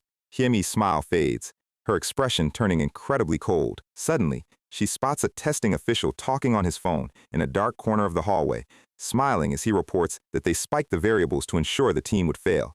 Jaime's eyes wide in pure rage. She runs up and slams his head directly into the concrete wall with a sickening impact. The official screams in terror, recognizing her instantly as Cheon-sang's infamous Young Hye-mi. She snatches his phone, her voice cold as ice as she demands to know who is on the other end of the line trying to sabotage her team. The screen shows an unregistered number, the line completely silent. She screams into the receiver, demanding a name, but the caller instantly hangs up. She grinds her teeth, her breathing heavy as the dial tone beeps in her ear. Security guards run over, grabbing her arms and threatening to call the police. Hye-mi does not even look at them, dragging the bleeding official along with her. She walks past the medical team, wheeling out her battered squad, her face set in stone. Suddenly, her eyes lock onto something at the end of the corridor. Her elite hunters are lying on stretchers, their armor ruined, looking completely destroyed. She runs over, pushing the guards away. Young Gi looks up at her, his face covered in bandages. He apologizes, explaining that their goal was a 30-minute clear, but the spike difficulty made it impossible. The timer on the wall shows 58 minutes and 40 seconds, a complete corporate failure on paper. Jaime yells at him to shut up, her voice cracking with emotion. She tells them they did an incredible job, pointing out that they are the only team who actually survived today. She promises that she will get them the justice they deserve. Young Gi looks at her, his expression filled with gratitude. Shemi marches directly into the main monitoring room, where the head judge is sitting comfortably in his chair. He turns around, telling her she is in a restricted area. Jaime slams the phone on his desk, demanding an investigation into the spiked difficulty variables. She points out that an official was actively communicating with an outside entity to ensure Project B team failed their test. She declares that someone in the association was paid to sabotage her brother's promotion. The head judge simply pushes his glasses up, dismissively pointing out that they passed the test anyway, so she has nothing to complain about. He sneers, telling her that management companies always try to coddle their hunters, and orders her to leave before he has her arrested. Jaime clenches her fists so hard her nails are digging into her palms. The announcer calls out that the next team should enter the test site. The judge looks at his screen, noting that if they do not arrive in the next 10 seconds, they will be disqualified. The assistant checks her tablet, confirming the next roster, Kang-san team. Shemi's head snaps around. Chan-woo's team is next. She looks at the door, her heart hammering. Where is her brother? And what has San been doing that they are about to get disqualified? Suddenly, the automatic doors slide open, and the squad steps into the lobby. The judge looks up, his expression completely blank, and Shemi's jaw drops. San, Chan-woo, Woo-bin, and Hanbyul are literally crawling across the floor. Their armor is shredded, their bodies covered in black ant blood, and they look like they just survived an absolute war zone. But they made it. The real test is about to begin. Our boys walk into the lobby, looking like they just survived a 15-round boxing match with a lawnmower. The proctor doesn't even hesitate.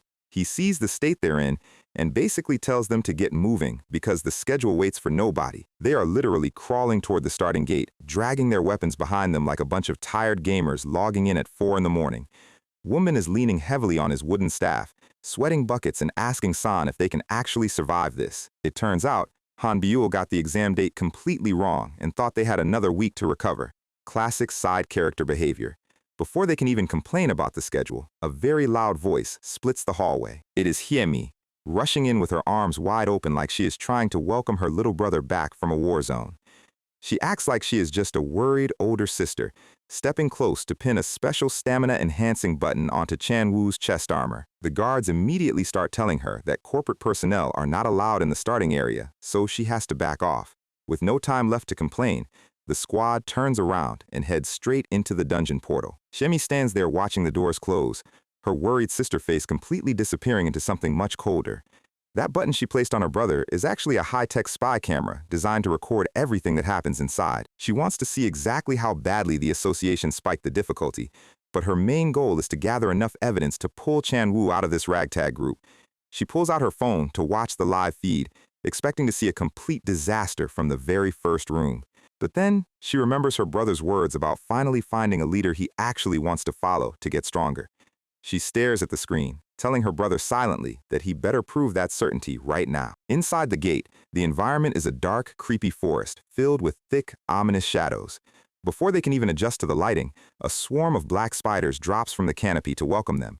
But instead of panicking, the team moves like a single, well-oiled machine. Woo-bin is already calling out his fireball spell without a single trace of his old trauma. The air splits as a massive wave of fire incinerates the lead spiders in a split second. Despite the spiders coming from every angle, the squad is completely relaxed because their daily survival training under San was infinitely worse than this. For a normal party, this would be a clean victory. But since San has a cosmic curse of terrible luck, the ground suddenly decides to stop existing. A massive sinkhole opens up right beneath Woo-bin's feet, pulling him down into the darkness. Chan-woo screams his name as the mage disappears into the collapsing stone. But we need to go back to their post-raid review from their last ant nest run to understand why nobody is actually screaming in terror. During their debrief, San had casually explained that dungeon environments are inherently unstable and that tunnel collapses are just standard business. When Woo-bin asked how they could possibly predict those random variables, San told them it's simple. You don't predict them, you just prepare for them in advance. And Woo-bin had taken those words very, very seriously. So the exact millisecond the ground collapsed, Wubin didn't panic. His brain immediately went into gamer mode, running through the emergency protocols they practiced. He activates his gravity manipulation magic, turning his falling momentum into a controlled descent. He lands smoothly on a lower ledge, completely clearing the debris with a soft sigh of relief. Chan Wu yells down the hole to check if he's alive, and Wubin just waves back up like he is checking the mail. He tells them he is perfectly fine and doesn't even need help getting back up. He pulls out a standard, low-grade jump scroll from his inventory pouch. The scroll bursts into golden light, launching him straight back up the shaft like a rocket. He lands perfectly back on the main path, dusting off his coat with a confident expression. Chan Wu is blown away by the preparation, realizing that San's insistence on buying those expensive jump scrolls just saved them a massive headache. But the dungeon is not done cheating yet, and a massive green spider suddenly drops from the ceiling, spraying toxic slime across the corridor. Han Biul identifies them as green spider babies, warning San to dodge the oncoming toxic wave. But our guy doesn't even flinch. He actually steps forward into the line of fire with a calm, slightly amused smile. He draws his blade and activates his super sense passive, reading the exact trajectory of every single drop of venom. At the same time, the system interface starts going absolutely wild, displaying his defensive values rising exponentially.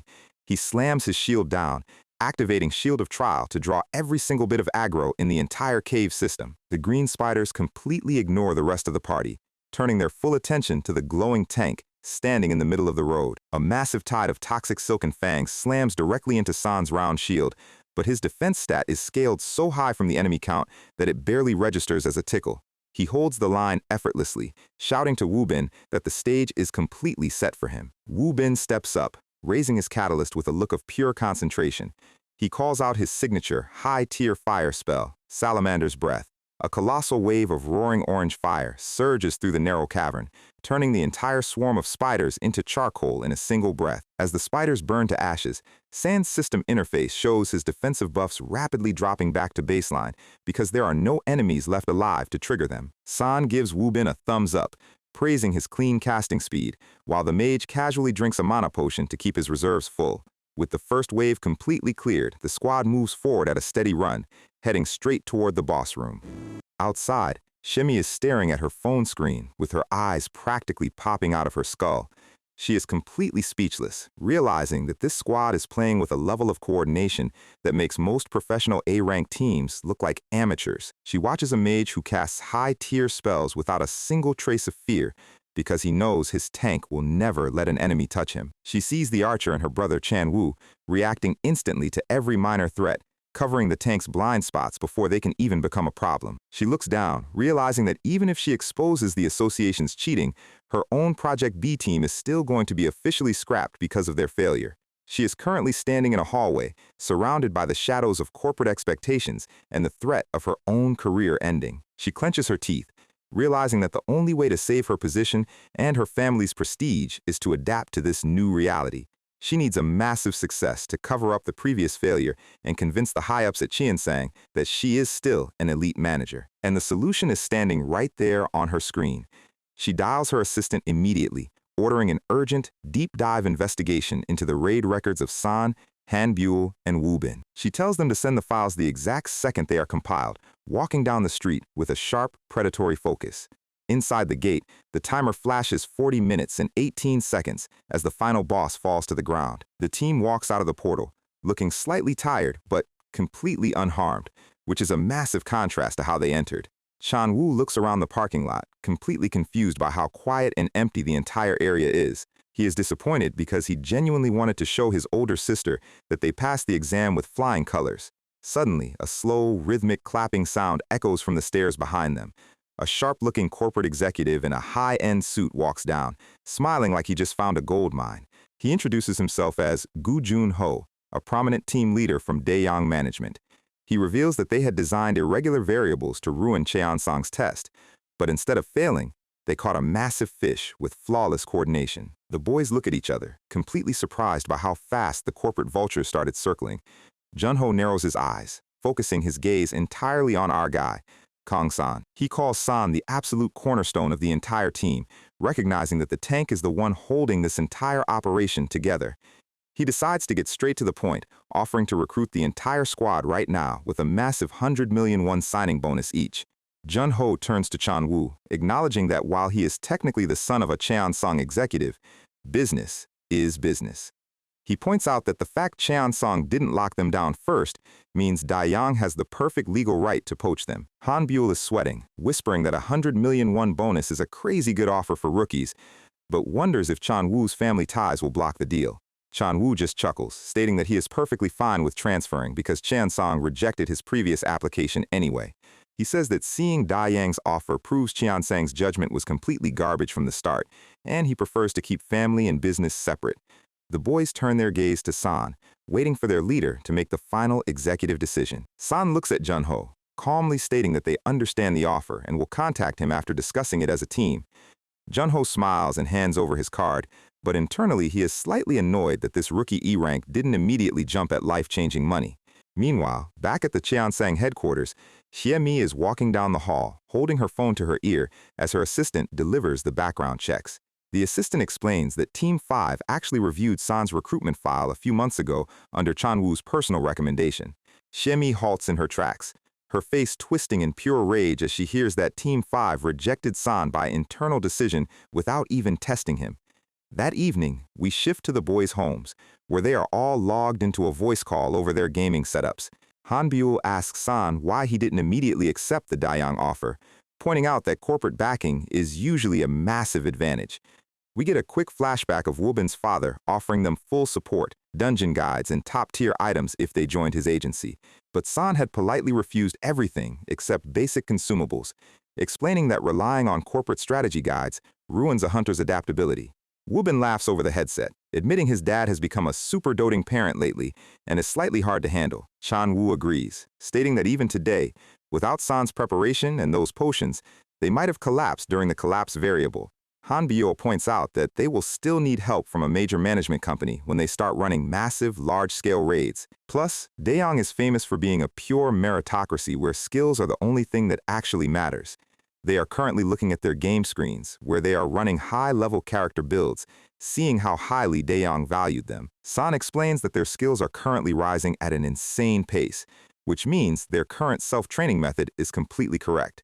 He smiles, telling them that in business, you only sell your stock when it hits its absolute peak, and he doesn't think this is their peak yet. The boys listen to his words, their expressions turning from worry to absolute confidence as they realize their leader is playing the long game. San apologizes for being greedy, but states that he officially wants to reject the Dae-young proposal for now. But instead of complaining, the squad immediately drops funny memes in the chat, showing themselves role-playing as a pro team with San as their absolute carry. The next day, the sun rises over the massive, gleaming towers of Cheon-song management. Inside, the peaceful corporate atmosphere is violently shattered as Team 5 staff start running through the corridors in a panic. Jung Min-hyuk is being dragged toward the main conference room, looking completely lost and asking why the elite Team 3 leader wants to see him. He walks into the lobby, his stomach dropping as he wonders where his career went completely wrong. Min-hyuk looks down at his employee ID badge, remembering how proud he was when he first joined this massive corporate giant. He had transferred over when his previous small agency, Castle Management, was merged with Cheon-song, thanks to his senior manager bringing him along. But despite the fancy badge, he was never actually able to produce any real recruitment results, constantly struggling to meet his monthly quotas. We get a flashback of the time he had reviewed San's E-rank hunter report, realizing that an E-rank recommendation from an executive's son was a highly unusual case. His corrupt senior manager had laughed it off, accusing Min-hyuk of trying to pull cheap strings to look good in front of the board. The senior had slapped the report back onto his chest, telling him that if this trash hunter actually succeeded, it would prove Min-hyuk has zero eye for talent. The manager had warned him to handle the rejection cleanly so they wouldn't get caught in the corporate crossfire. Min-hyuk remembers those cold words, recalling the absolute misery of living a life where he was questioned about every single mistake. His senior had literally used him as a stepping stone to adapt to the new corporate structure, keeping him under his heel so he could never escape. He felt like he was constantly being sucked into a deep, muddy pit of corporate despair, day after day. He breaks out of the memory, shaking with anxiety as he finally arrives at the massive double doors of the executive suite. He steps inside, and the temperature in the room instantly drops to below freezing. Hye-mi is standing at the head of the table, her arms crossed, and her eyes burning with a silent, terrifying intensity as she asks if he is Young Min-hyuk. Min-hyuk stammers out his name, his palms sweating as the high-ranking board members stare at him like he is a piece of trash. Without a word, Hyemi clicks her remote, activating the massive projector screen behind her. The screen lights up with high-definition footage of Kang San's flawless, God-tier defensive plays during the promotion exam. The other managers in the room are staring at the screen with their jaws completely dropped, unable to believe what they are seeing. Even the veteran recruiters are whispering that an E-rank tanker showing this level of stability against a D-rank horde is completely impossible. Min-hyuk looks at the screen, his face turning pale as he realizes the hunter he rejected is the one currently playing like a literal god. Hyemi slowly turns around, asking the board members to share their honest impressions of the video. The veteran managers immediately praise San's positioning, attention to detail, and state that he is easily ready for an individual C-rank promotion. Hyemi nods, then turns her gaze back to Min-hyuk, her voice dropping to a dangerous whisper as she asks him to explain precisely why he rejected this hunter. She demands to know the exact professional judgment he used to declare that Kang San had absolutely zero recruitment value. Min-hyuk's throat goes completely dry as he looks at the screen, realizing his entire career is about to end because of a personal grudge. He stammers that he and San were personally acquainted from back when they were both struggling in the lower ranks. He admits that San had received an F-rank judgment post-awakening and spent years working as a cheap meat shield with zero achievements. He narrows his eyes, his voice trembling as he struggles to find the words to explain his massive mistake. He remembers that fateful day in the cafe, realizing that his own incompetence was the real reason he couldn't recruit San. He bites his lip, his face turning red, with absolute shame in front of the entire executive board. He suddenly drops to his knees, bowing his head all the way to the floor as he begs for forgiveness. He admits that he was simply ashamed of himself when standing in front of San, who was sincerely trying to improve his life as a hunter, while Min-hyuk was just playing corporate politics. Hyemi stares down at him, her face completely unreadable, her arms still crossed tightly over her chest. She lets the silence hang in the room for a long, agonizing moment, making him sweat through his suit. Suddenly, his corrupt senior manager steps forward, trying to save his own skin by claiming he simply failed to teach his junior properly. Hyemi looks at the senior, recalling how long they have worked together and how many times he covered up his team's constant failures. The senior tries to laugh it off, promising to resolve the matter as quietly as possible to avoid any public embarrassment for the guild. The other managers are scoffing, whispering that Team 5 is a complete joke and is actively dragging down the company's reputation. Hyemi slowly walks over, leaning against the table right in front of the senior manager with a cold, predatory smile. She states that as a Cheongsong employee, she absolutely cannot allow parasites to eat away at the company's profits from the inside. She calls Min-hyuk's name, her voice completely devoid of any warmth or mercy. Then she turns her gaze to the senior manager, Shin Jung-jun, who is currently sweating bullets. She tells them both that Cheongsong has absolutely no place for incompetent parasites, ordering them to pack their things and leave the building immediately. ## Section C, Technical Advisory and Retention Analytics, ###1. The three-question test check. Question 1. Would a newcomer care what happens next? Yes. The corporate fallout at Cheongsong is heating up. Jung Hyemi has officially cleared out the corrupt elements in Team 5, setting up a massive power vacuum. Meanwhile, San's team has officially rejected a life-changing 100 million won contract from Daeyoung. Viewers will want to see how Daeyoung reacts to this rejection and what Hyemi's next move is to recruit San. Question 2. Did the script hit at least 2 emotional, high-investment beats? Beat 1, Chapter 35, Panels 26-34, Yan Wubin's growth showcase. Instead of falling into a panic attack when the ground collapses, as he did in early chapter, he calmly executes San's preparation protocol and uses jump magic to save himself, showing genuine character growth. Beat 2, Chapter 36, Panels 54-60, Jung Min-hyuk's breakdown. The raw psychological cost of corporate pressure, imposter syndrome, and the personal shame of letting his own insecurities blind him to San's true value. Question 3. Are there at least 2 major open questions remaining? Open question 1. How will Gu Junho and Daeyoung management respond to an E-rank rookie group rejecting a massive 100 million won offer? Open question 2. Now that Hyemi has fired the recruiters who rejected San, how does she plan to approach San's group to bring them under her personal wing at Cheongsong, especially with her brother Chan-woo actively refusing to work for the corporate side of the family?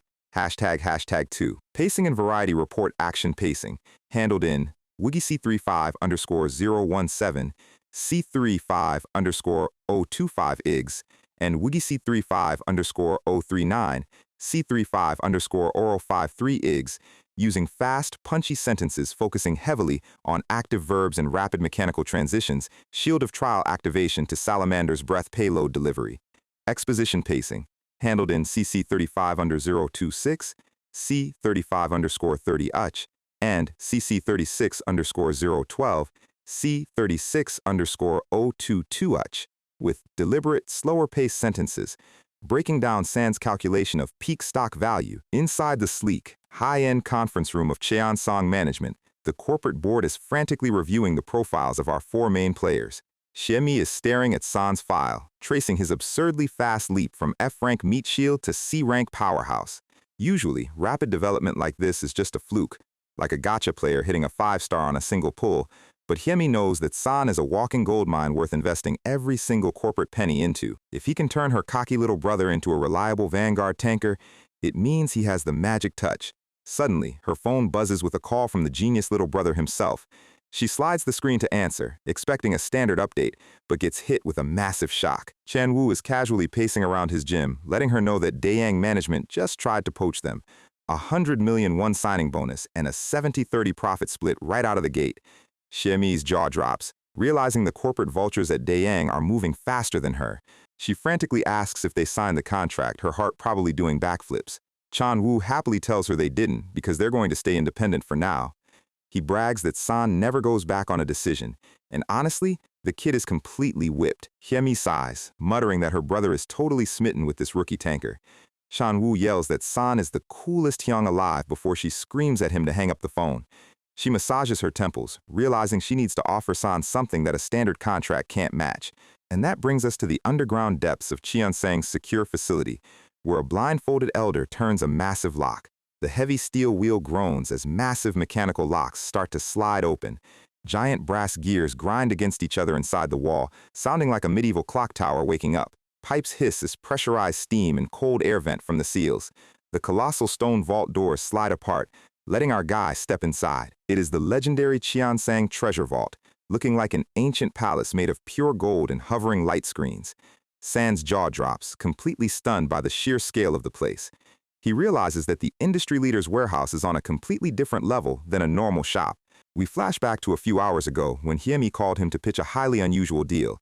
She wanted him to act as an external instructor, teaching teamwork to their elite Project B trainees once a month. San was hesitant, pointing out that he's just an E-rank with zero teaching experience. Xiemi had smiled, acknowledging the offer wasn't great, but asked him to hear her out. She promised to handle the trainees' attitudes personally, and then she dropped the ultimate carrot. She offered him a VIP pass to enter Cheongsang's highly restricted private vault, one premium item as an advance payment, and another one once he finishes his 6-lecture course. Back in the present, San is happily browsing the floating item screens, like a kid in a toy store.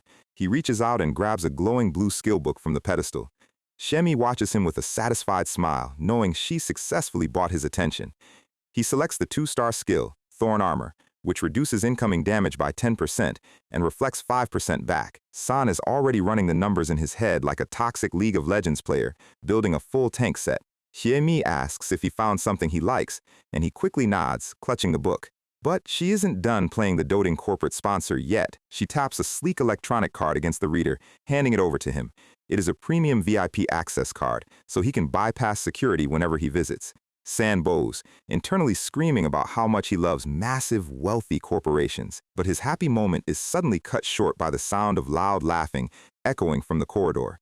He watches a group of elite, well-geared hunters walking past, chatting and smiling without a care in the world. His smile fades, his expression turning cold as he looks at them. He walks down the escalator, wondering how different his life would have been if he started in a place like this. If he had reliable colleagues, he wouldn't have had to play live bait for abusive parties, or spend years scraping by as expendable death meat, constantly surviving on pure luck. But he stops himself on the stairs, shaking his head. There is no point in crying over his past misery when he finally has real, trustworthy teammates. He has survived, his rank is rising, and he won't let his past life's bad karma break his spirit. He focuses his gaze, determined to prove that the current him is different from his past self. But the universe has a funny way of checking your confidence, and a sudden bloody memory flashes in his mind. A young girl named Soso is tied to a chair, crying out in absolute terror. Her father, Namgung Baek, is running toward her in a panic, yelling that he came alone as promised. A dark, cold hand grips the hilt of a sword. The steel flashes, and a splash of bright red blood paints the forest trail. It is the face of a young blood demon, smiling with absolute psychotic joy. Namgung Baek spits blood, clutching his chest in pure, agonizing despair. The young girl falls sideways, her lifeless eyes staring blankly at the cold dirt. She lies in a pool of her own blood, her final tears mixing with the red stains. The young blood demon stands over them like a hollow shell, his face covered in fresh blood. He repeatedly drives his blade down, completely devoid of any human empathy.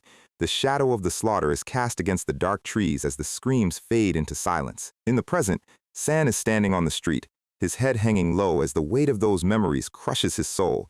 Suddenly, a cold, familiar voice whispers directly into his ear, making him flinch. It is Asmoon, asking him if he seriously thought he could just build a cozy, happy future. She appears in the dark void of his mind, walking over the bloody trails of his past. She warns him that his past karma is far too heavy to be solved by simple trials. She stands amidst a mountain of skeletons and submissive demons, looking down at him. She tells him that from the 10th trial onward, the training wheels are officially coming off. His survival doesn't depend on his mindset. It is strictly determined by the sheer brutality of the trials he must endure. She leans close, whispering a cold, haunting warning to keep struggling, because the real nightmare is just beginning. We open on a flashback to San's past life, where his ancient master is looking down at him. Young San is chained to the floor, asking why he is suddenly being sent out into the world. The master explains that to master the blood demon arts, his body must become a vessel for slaughter. He needs to physically rip out the heart of someone stronger than him and drink their blood. The old man casually notes that in his case, he had to murder his own master to achieve it. Young San is horrified, asking how he could ever raise his weapon against the man who raised him. The master bursts out laughing, telling him he is just joking, but he has already selected a perfect target, Namgung Baek, the legendary clear sky sword of Anhui, and he already sent him a warning letter. He gives San 10 days to complete the task, or he will discard him like all the other failed disciples. We shift to the mountains, where Namgung Baek is standing alone on a rock. He closes his eyes, taking a deep breath to focus his spiritual energy. He clenches his fist, a massive wave of golden aura gathering around his arm. He punches forward, and a massive shockwave shatters a giant boulder into tiny pieces. The entire cliffside collapses under the sheer, terrifying force of his strike. He stands in the dust, exhaling a calm breath as the rocks settle. Young San is hiding in the branches above, sweating as he realizes his target is an absolute raid boss. There is zero chance he can take this man down in a fair fight, let alone rip out his heart. Suddenly, Namgung Baek's eyes snap open, sensing a foreign presence in the area. San gasps, quickly slipping behind the tree trunk to break his line of sight. The master looks around, his sharp gaze scanning the thick forest canopy. Seeing nothing, he slowly turns away, but the tension is thick enough to cut with a knife. San hides in the shadows, realizing he has to use a much dirtier method to survive. The memory shifts to a lively, bustling festival market where Soso is smiling happily. Her young bodyguard is sweating, reminding her that her father strictly forbade her from leaving the estate. Soso pouts, complaining that she's been cooped up for 4 months and was starting to suffocate. She laughs, pointing out that she has a big, strong bodyguard to keep her safe anyway. The young guard puffs out his chest, swearing to protect her with his life no matter what happens. They run off into the crowd, completely unaware of the shadow watching them from the rooftops. The sky is bright blue as they enjoy the festival, looking at the street performers. They watch a dragon dance, Soso's eyes sparkling with pure, innocent joy. She drools over a stand of sweet, candied fruits. Looking like a typical happy kid, she holds her guard's sleeve, pulling him toward the food stalls. The guard smiles, completely off guard as they walk under the red lanterns. But the warm, sunny memory is violently cut short by a dark wooden sign, dripping with blood. The guard is suddenly on his knees, blood pouring from his mouth as he gasps for air. He looks up at the shadow standing in the doorway, realizing they've been ambushed. He realizes the food was poisoned, his spiritual veins burning as the toxin spreads. He clutches his throat, coughing violently as his body fails him. Soso is already lying unconscious on the floor nearby, completely still. The guard looks at her, his vision fading as he prays for her safety with his final breath. He collapses onto the wooden floor, and the shadow slowly steps over his corpse, It is the young blood demon, walking past the tables of the ruined tavern. He looks down at the unconscious girl with cold, unfeeling eyes. He tosses her over his shoulder, carrying her off into the dark forest like a piece of baggage. San remembers the plan. Use the daughter as leverage to lure the father into a toxic valley. Then, murder the girl right in front of his eyes to shatter his focus and disrupt his spiritual control. When a martial master loses control, the poison in the air seeps deeper into their veins with every breath. And once the target is weakened, finishing him off is as simple as stepping on an ant. San holds the bloody knife in his memories, realizing this is how he became the legendary monster. The rain pours down in his mind, washing over the dark, lifeless forest. San clutches his head, groaning in absolute agony as the memories finish their loop. He looks at his hands, almost expecting them to be stained with the blood of an innocent child. He gasps for air, the guilt of 1,000 murders suffocating him in the middle of the street. He realizes that no matter how hard he tries to be a good person, his soul is still carrying the karma of a villain. He remembers the faces of Namgung Bayek and Soso, realizing he is a monster who doesn't even deserve to cry. He drops to his knees on the wet pavement, his tears mixing with the pouring rain. He realizes his past life will always haunt him, mocking his attempts to build a normal life. He feels like a hollow skeleton, trapped in a nightmare where his own past self is his worst enemy. He walks alone through the rainy streets of Seoul, completely drenched as the headlights flash past. Suddenly, his phone buzzes in his pocket, a bright light cutting through the gloom. The system interface pops up, officially bestowing the deadly 10th trial upon him. Because of his past karma, the safety net is completely gone, and he is about to enter a zone of absolute lethality. If he wants to keep his system powers, he must survive a disaster and save every single life without a single casualty. The screen flashes with a call from Ranger Kim Youngmin, deploying him to a C-rank zone called Moon's Hill. The squad leader explains that it is a werewolf habitat with low numbers, and some civilians need immediate rescue. San walks up in his rain poncho, asking the leader if there is any sign of irregular variables in the area. The other elite rangers look at him, slightly surprised by his tense, overly cautious tone. San tells them he has an incredibly bad feeling about this mission, his instincts screaming that a disaster is waiting. The leader tells him to relax, explaining that overthinking only leads to delayed rescue times and dead civilians. San clenches his fist, realizing his karma has already rigged the board against them. Asmoon's voice echoes in his head one last time, telling him to keep struggling as hard as he can. He stares into the dark rain, bracing himself for the absolute nightmare about to unfold. The leader calls out that they move in 3 minutes, while a massive, red-eyed werewolf shadow waits in the trees. The countdown hits 0, and the portal ripples with blue energy. Jite looks over, his voice dripping with veteran arrogance as he tells San to pull out if he is too scared to handle the pressure. He warns him that a tense rookie is nothing but a liability once the blood starts spilling. San's hand is literally shaking, but not because he is scared of a few wolves. He is thinking about the system's absolute zero-casualty rule. They step through the gate, their boots splashing into the wet mud of the rainy urban forest. San knows he can't back out now, because his entire survival depends on keeping these overconfident veterans alive. Asmoon's chilling warning about his past karma echoing in his mind like a persistent pop-up ad. He grips the hilt of his glowing sword, bracing himself to face whatever anomaly his terrible luck has cooked up. Suddenly, a small glass-encased tube slips from his gear and rolls across the grass. Seok-hun picks it up, realizing it's a high-grade jump scroll. He looks up, completely stunned as San frantically tries to catch it. San's inventory pack is so ridiculously stuffed with emergency items, it looks like a hoarder's backpack in an open-world RPG. Seok-hun laughs, introducing himself and slapping him on the shoulder, trying to ease the tension.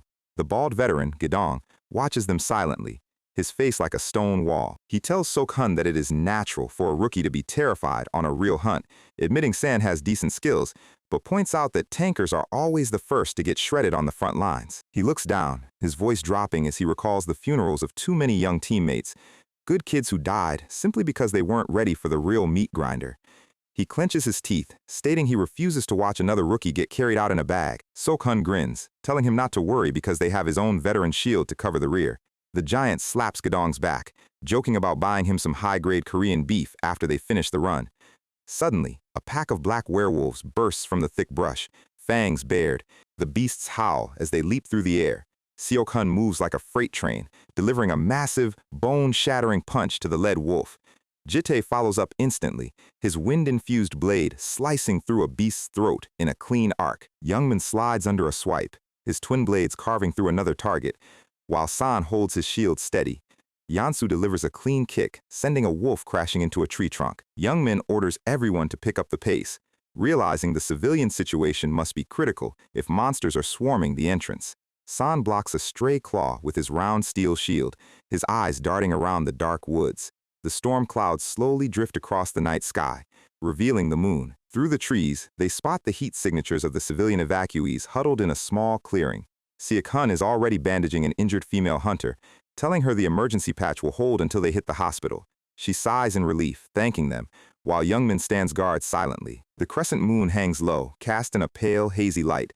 Youngmin notes they found a solid defensive spot where the shadows kept them hidden from the wolves' keen sense of smell. San stands on the perimeter, his sword drawn as he looks into the dark foliage. He knows his bad karma curse doesn't do mild missions, waiting for the system to drop the real threat. He hears a sudden rustle in the high grass behind him. The leaves part, and San's super sense triggers like a siren. He swings his sword in a blind panic, thinking the trial has officially begun. Steel meets steel with a sharp ring as Gidong blocks the strike with his heavy shield. Gidong is furious, asking San if he has completely lost his mind, while San frantically apologizes. Siak-hun just chuckles, trying to defuse the situation, but Gidong is absolutely not amused. Gidong tells San that his twitchy, paranoid behavior is a massive hazard to the entire squad. He explains that hesitating or jumping at shadows in a C-rank zone leads directly to mistakes, and mistakes get civilians killed. He taps San's chest armor, coldly stating that he is going to file a formal report to have him removed from the Rangers. Youngmin stands nearby, watching the exchange with a silent, heavy expression. He turns his gaze back to the path, deciding to focus on the exit strategy. He calls out to Yeonsu, ordering her to lead the evacuation team back through their original entry route. She nods, clasping her hands together to activate her specialized support magic, Lord of Memory. A path of shimmering golden light starts to branch out across the grass, tracing their previous steps. But as the light spreads, Yeonsu's eyes go completely wide with shock. Youngmin is already shouting orders for the rear guard to secure the injured, but Yeonsu interrupts him, her voice trembling as she points at the glowing trail. Jitai and the other wounded hunters look down, their faces turning pale. The golden path of light, which is supposed to be a single clean line, is completely shattered and scattered like paint splatters. Suddenly, a high-pitched electronic screech rips through the air. A pack of massive, pale-skinned werewolves drops from the canopy, their jaws wide. Jite slices through one, cursing about how these bastards managed to hide their presence so perfectly. Youngmin roars for everyone to stay calm and form a defensive wall around the civilians. San blocks a heavy swipe with his shield, realizing the real trial is finally starting. He prays silently, asking Osmoon to at least keep the difficulty level within human limits. But the universe responds with a colossal, blood-curdling howl that shakes the very leaves off the trees. Youngman's eyes widen, recognizing the raw, terrifying frequency of that sound. The monsters launch themselves at Gidong, their claws moving faster than his heavy shield can react. A massive red notification screen flashes in front of San's eyes. Gidong has been hit by a werewolf's fear aura, debuffing his physical stats by 30%. The thick storm clouds part completely, letting the brilliant moonlight flood the clearing. The full moon shines down like a spotlight on a stage. Youngman screams for everyone to get out of the way. But before they can even take a step, a massive white shape blurs through the moonlight. Siak-hun swings his heavy blade in a wide, sweeping defense, lunging forward to block the beast's path. But the massive, four-eyed white wolf moves like a ghost, slipping past his guard effortlessly. The claws flash in the dark, tearing through Siak-hun's chest armor. A heavy spray of dark red blood paints the green grass. The werewolf lord looks down at them, its four glowing blue eyes filled with absolute, predatory malice. Its massive, clawed hand drips with fresh blood as the giant tanker collapses. Siak-hun falls heavily into the mud, a massive pool of red spreading across his chest. The impact shakes the forest floor as the giant's weapon slips from his hand. Youngmin, Gidong, and Yeonsu stare at the fallen giant in pure, paralyzing horror. Youngmin immediately yells at Yeonsu to use her radio to call the main unit for emergency backup. He draws his twin blades, screaming in disbelief about why an A-rank werewolf lord is standing in a C-rank gate. He activates his high-risk berserker skill, his veins popping as raw power surges through his limbs. He leaps into the air, spinning like a blade-filled hurricane. He slams his swords down onto the beast's shoulder, but the werewolf lord's pale blue eyes don't even blink. The beast stands completely still under the impact, looking at Youngman like a bug on its shoulder. The monster roars, a shockwave of raw sound throwing Youngman off balance. San lunges forward, catching the captain before he can get stomped into paste. The werewolf lord swipes its massive arm, the air splitting as the claw barely misses San's head. The force of the near miss sends San and Youngmin tumbling across the wet dirt.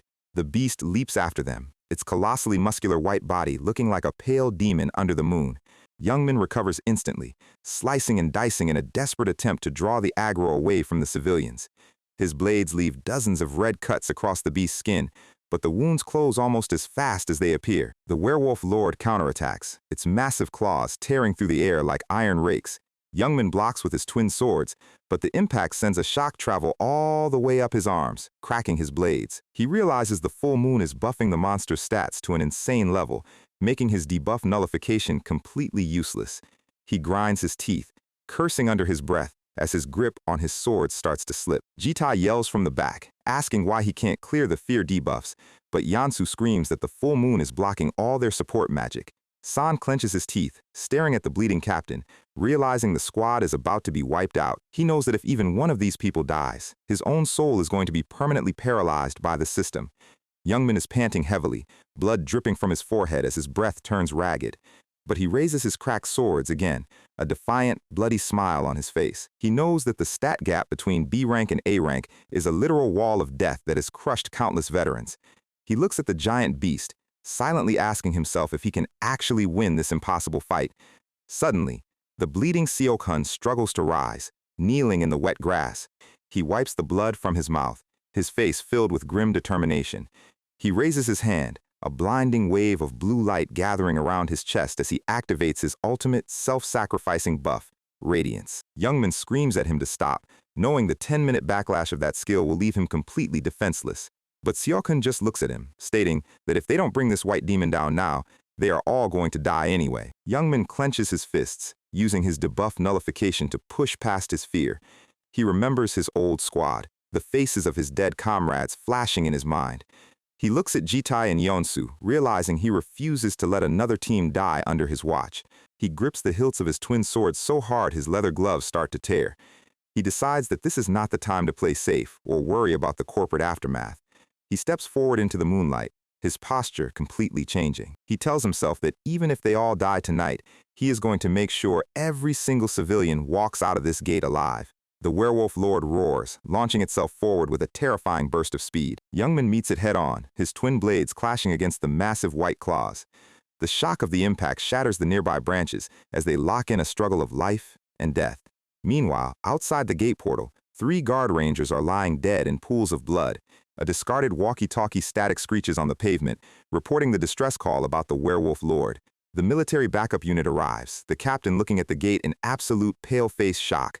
He realizes the ranger squad has been trapped inside with an A-rank boss for nearly 40 minutes. The sergeant looks down, admitting that even if their standard support unit enters, they will just get slaughtered instantly. He suggests waiting for the S-rank main force to arrive from the city, but that will take at least an hour. Suddenly, a young soldier steps forward, his face filled with intense focus. It is Chunshik, pointing out that while they can't fight the boss, they can at least secure an escape route. The captain warns him that the situation is far too dangerous for a reserve soldier, but Chunshik refuses to back down. He volunteers to enter alone as a high-speed scout to find the survivors and locate a safe path. The captain looks at him, remembering how this kid unlocked a miraculous awakening during the last link breach. He realizes that if Chunshik can find them, they can shave off crucial minutes from the rescue time once the main force arrives. He relents, ordering his men to load Chunshik up with additional tactical explosives and ammunition. Chunshik salutes, his eyes burning with pure determination as he thanks the captain. The full moon shines down over the rainy city streets as he prepares to cross the threshold. He steps through the blue portal, his rifle held high as he enters the dark, misty forest. The captain's voice crackles over his earpiece, warning him to prioritize his own safety and run at the first sign of danger. Chunshik admits to himself that he is absolutely terrified, but he has a reason he cannot refuse. Before deploying, he had checked the official missing persons list posted on the command board, and right there, written in bold black letters under the ranger list, was the name of his savior, Kang San. He recalls his sick grandmother crying, asking if he is trying to get himself killed in San's place. He shakes his head, whispering to her memory that he promises to come back alive with San. He dashes through the thick, wet bushes, his boots splashing through the mud. Suddenly, his survival instincts scream and his eyes snap to the high grass on his left. A massive black werewolf leaps from the foliage, its jaws snapping inches from his face. Chun-shik fires his automatic rifle, muzzle flash lighting up the dark trees as bullets hit the beast's chest. But the wolf doesn't even flinch, its claws slashing across Chun-shik's shoulder armor. He rolls back, realizes these full-moon buffed wolves are far too tough for standard bullets. Without a second thought, he pulls a grenade pin with his teeth. He tosses the grenade directly at the charging wolf's head. A massive explosion tears through the wet forest, lighting up the sky in a bright flash. Debris and shattered branches rain down over the smoking crater. Chun-shik coughs in the dust, holding his rifle as he tries to see through the smoke. The wind slowly clears the thick gray mist, leaving only a quiet hum in the air. And through the smoke, the werewolf rises from the rubble, its glowing white eyes glaring at him with absolute fury. The storm clouds pull back to reveal a massive full moon, casting a brilliant pale light over the forest canopy. A wild black werewolf lunges forward, snapping its jaws in a frenzy. Chun-shik grits his teeth, realizing his standard armor-piercing rounds and grenades aren't doing anything to stop this thing. It's smaller than the previous giants, but its speed and physical parameters are boosted to an absurd degree.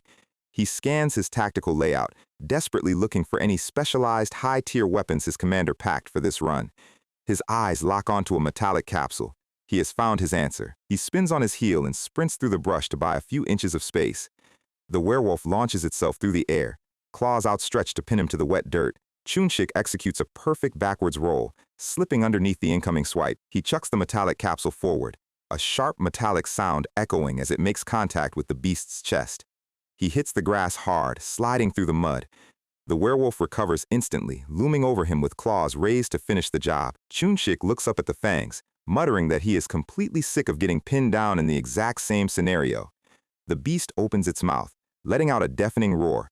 But before it can bite, the capsule launched above its head activates. A blinding orange light erupts, expanding into a complex geometric grid. The high-tier restraint net drops down, wrapping around the werewolf's heavy arms and trapping its claws. The beast thrashes in complete confusion as the orange energy dome seals around its body. Massive steel anchor pins slam into the soil, locking the barrier in place.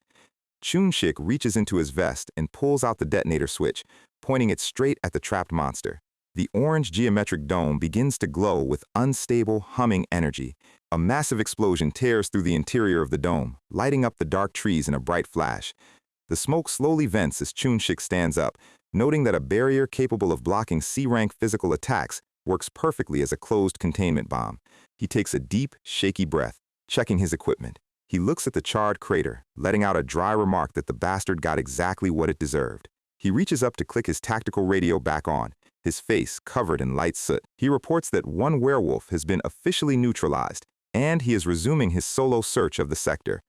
The female operator's voice crackles back from the command vehicle, warning him that the internal gate energy is highly anomalous and telling him not to overextend. Chun-shik loads a fresh magazine into his rifle, keeping his voice quiet as he promises to move carefully to avoid drawing further aggro. But his real focus is on the screen displaying the active ranger list, his mind racing with worry about whether San is still alive. The pale moonlight cuts through the deep mist as the title card drops, and the battle shifts to a hair trigger. Deep in the forest, the clash of weapons is loud. Myungmin dual-wields his twin blades, spinning past a massive stone monument. He trades high-speed blows with the colossal white werewolf lord, steel meeting claws in a shower of sparks. Myungmin's eyes are sharp, but his breath is getting shallower by the second. He realizes his high-tier physical cuts are barely leaving scratches on the beast's buffed hide, while his own stamina bar is rapidly flashing yellow. Siak Hun rushes forward, shouting that they are completely running out of time before the moon reaches its peak. The giant tanker lunges, wrapping his massive muscular arms around the werewolf lord's torso in a desperate lock. He screams at Myungmin to take the opening and strike now. Myungmin looks up, his eyes widening in horror as he sees what is about to happen. The werewolf lord doesn't even try to break the hold. It simply drives its massive claws deep into Sok-hun's back, tearing through his defense. The giant tanker lets out an agonizing scream as blood sprays across the grass, but he clenches his teeth, roaring that he refuses to release his grip. Myungmin channels his raw energy into a single, blinding flash, preparing his absolute ultimate strike. He swings his glowing twin blades down in a massive red arc. The werewolf lord looks at them, its four glowing blue eyes filled with absolute cold mockery. A massive shockwave of dark energy erupts from the monster's body, shattering the floor and throwing both hunters back like ragdolls. Myungmin is thrown through the air, his twin swords slipping from his grip. He hits a stone pillar hard, coughing up a heavy spray of blood as his screen flashes red. Seok-hun lies motionless in the mud, bleeding heavily as the werewolf lord slowly walks toward him. Myungmin struggles to raise his head, screaming Seok-hun's name in pure, helpless despair. The beast raises its colossal claw, casting a dark, terrifying shadow over the fallen giant. The other rangers watch from the tree line, completely paralyzed by the sheer physical pressure of the A-rank aura. Ji-tae tries to step forward, but his limbs are shaking so hard he can barely hold his sword. Gidong is frozen, realizing their frontline defense has been completely shattered in a single exchange. The werewolf lord starts to bring its massive hand down to execute the helpless tanker. A desperate scream echoes through the dark trees. But suddenly, the colossal beast halts its hand mid-swipe, its ears twitching as it senses a rapid shift in local mana. The reflection in the monster's wide blue eyes reveals a single, dark silhouette standing in the clearing, holding a round shield. It is our guy, Kong San, standing in a sea of glowing blue digital fragments. He has activated his signature Shield of Trial, forcing the absolute, unavoidable aggro of the boss onto himself. Ji-tae looks over, completely blown away, asking how an E-rank tanker managed to cross that distance without anyone noticing. Gidong screams at him, realizing San deliberately drew the boss's attention to save Seok-hun's life. Ji-tae yells for him to cancel the skill immediately, warning him that a D-rank tanker will get turned into mist by a single basic hit from an A-rank boss. San looks back, his face covered in sweat as he roars at them to shut up and pull the injured out of the zone while he holds the line. The werewolf lord spins around, its four blue eyes locking onto San as it lunges with terrifying speed. A massive white claw swings down, splitting the air. San blocks with his round steel shield, but the impact is so heavy it launches him across the clearing, sending him rolling through the dirt. He struggles to his feet, coughing as he realizes he couldn't even read the trajectory of that strike with his normal vision. He grits his teeth, his eyes flashing brilliant crimson as he activates his legendary passive, Super Sense. A network of bright red tactical lines manifests across his field of view, calculating the exact path of the next incoming attack. The werewolf lord blurs forward, its claws tearing through the grass. San ducks beneath the red lines, the wind of the claw swipe literally taking his breath away. The beast's eyes narrow, clearly annoyed that a tiny human is dodging its hunting paths. A sudden, heavy tail swipe catches San in the ribs, sending him flying backwards. He slides through the wet dirt, gasping for air as his system interface alerts him of minor internal damage. The werewolf lord looms over him, growling deeply as it prepares a heavy slam. San looks up into the four glowing eyes, his heart beating like a drum inside his chest. Seok-hun lies completely still in the grass, his armor ruined as the healing light of a support spell barely keeps his HP bar green. Myungmin is leaning against a tree, his face covered in blood as he orders the priest to focus entirely on Seok-hun first. The priest begs the captain to stay still, pointing out that Myungmin's own wounds are deep enough to cause permanent physical debuffs. He tells him that a D-rank hunter has zero chance of surviving more than 10 seconds against an A-rank boss anyway, suggesting it's better to prioritize the survivors. He says that keeping the veteran captain alive is their only real hope of securing an escape route once the backup arrives. Myungmin clenches his teeth so hard his gums start to bleed, his eyes burning with silent fury. He pushes the priest's hand away, drawing his twin swords as he prepares to charge back into the meat grinder. The chapter title screen drops, showing the werewolf lord's eyes reflecting San's desperate defense, and the narrator notes that the best defense is always a heavy counterattack. San is breathing heavily, his chest rising and falling as his vision starts to blur. He tells himself to calm his racing heart, knowing that the more he tenses up, the slower his defensive reaction speed will become. He activates his active skill, Guardian Shield, a wall of bright orange hexagonal energy panels forming around him. The werewolf lord raises both of its massive, white-furred arms, bringing them down in a double overhead hammer strike. The impact shakes the entire clearing as the orange barrier is completely shattered into tiny digital fragments. San is thrown back, sliding through the mud as he realizes the monster's raw physical power is completely off the charts. The beast lunges after him, its massive claws ready to shred his chest. San's crimson eyes flash, reading the trajectory lines, but he realizes the attack speed is so high his physical body can't keep up. He reaches into his vest, pulling out a premium item. He activates his single-use jump scroll, a burst of golden light launching him 50 feet straight into the air. The werewolf lord's claws hit empty dirt, its 4 eyes tracking the human rising above the canopy. Sand floats under the massive full moon, looking like a hunter from a classic anime scene. Before starting his descent, he crumbles another item in his palm, a high-grade haste scroll. But the moment his boots touch the branch below, the werewolf lord is already there, its white hand swatting him out of the air like a fly. Sand crashes hard into the trunk of a giant oak, falling into the dirt with a heavy groan. He spits a mouthful of dark red blood, realizing that raw item buffs are completely useless against a fundamental level gap. He forces his shaking arms to push his body up, telling himself he is a tanker, and a tanker's only job is to stand between death and his team. The werewolf lord crouches low, preparing a final high-speed pounce to finish him off. The beast blurs forward, its claws tearing through the wet grass. But suddenly, Moongman slides into the line of fire, his cracked twin swords clashing against the massive white fingers. The captain stands over San, asking him if he can still move, his face filled with desperate relief. San looks up, his voice cracking as he begs the captain to fall back and let him hold the aggro. He asks if there is any realistic chance of survival if they simply wait for the main force to arrive. He watches the captain's hands shaking violently on his hilts, realizing Myungmin is completely out of mana. San's eyes widen as he spots the werewolf lord's other hand moving in a silent, high-speed trajectory. The beast's claw blurs past Myungmin's defense, the steel of his twin swords finally shattering under the pressure. Myungmin looks down, his expression turning to pure, paralyzing shock as his chest armor is torn open. The claw continues its path, aimed directly at the captain's heart for a lethal execution strike. San's mind goes completely white, realizing that if the captain dies, the entire squad is dead, and his own soul will be lost forever. With zero hesitation, he points his finger at Myungmin, his system interface flashing bright teal blue as he calls out his active skill, Pain Share. A digital link connects their chests, the screen officially designating Myungmin as the target. The massive white claw hits Myungmin's chest, but the captain's body remains completely unmarked, a wave of blue light absorbing the impact. Myungmin gasps, looking down at his chest in complete disbelief, wondering how he survived a direct, high-tier critical hit. He slowly turns his head back toward the rookie tanker. Kang San collapses onto his knees, 3 massive bloody gashes violently tearing through his back as the redirected damage is applied at a 1.5 multiplier.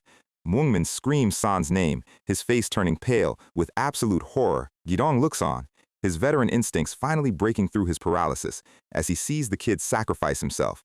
The bald tanker roars, slamming his heavy shield down to activate his ultimate area of effect defensive spell, Fire Field. A massive wall of roaring orange fire erupts around them, cutting off the werewolf lord's line of sight.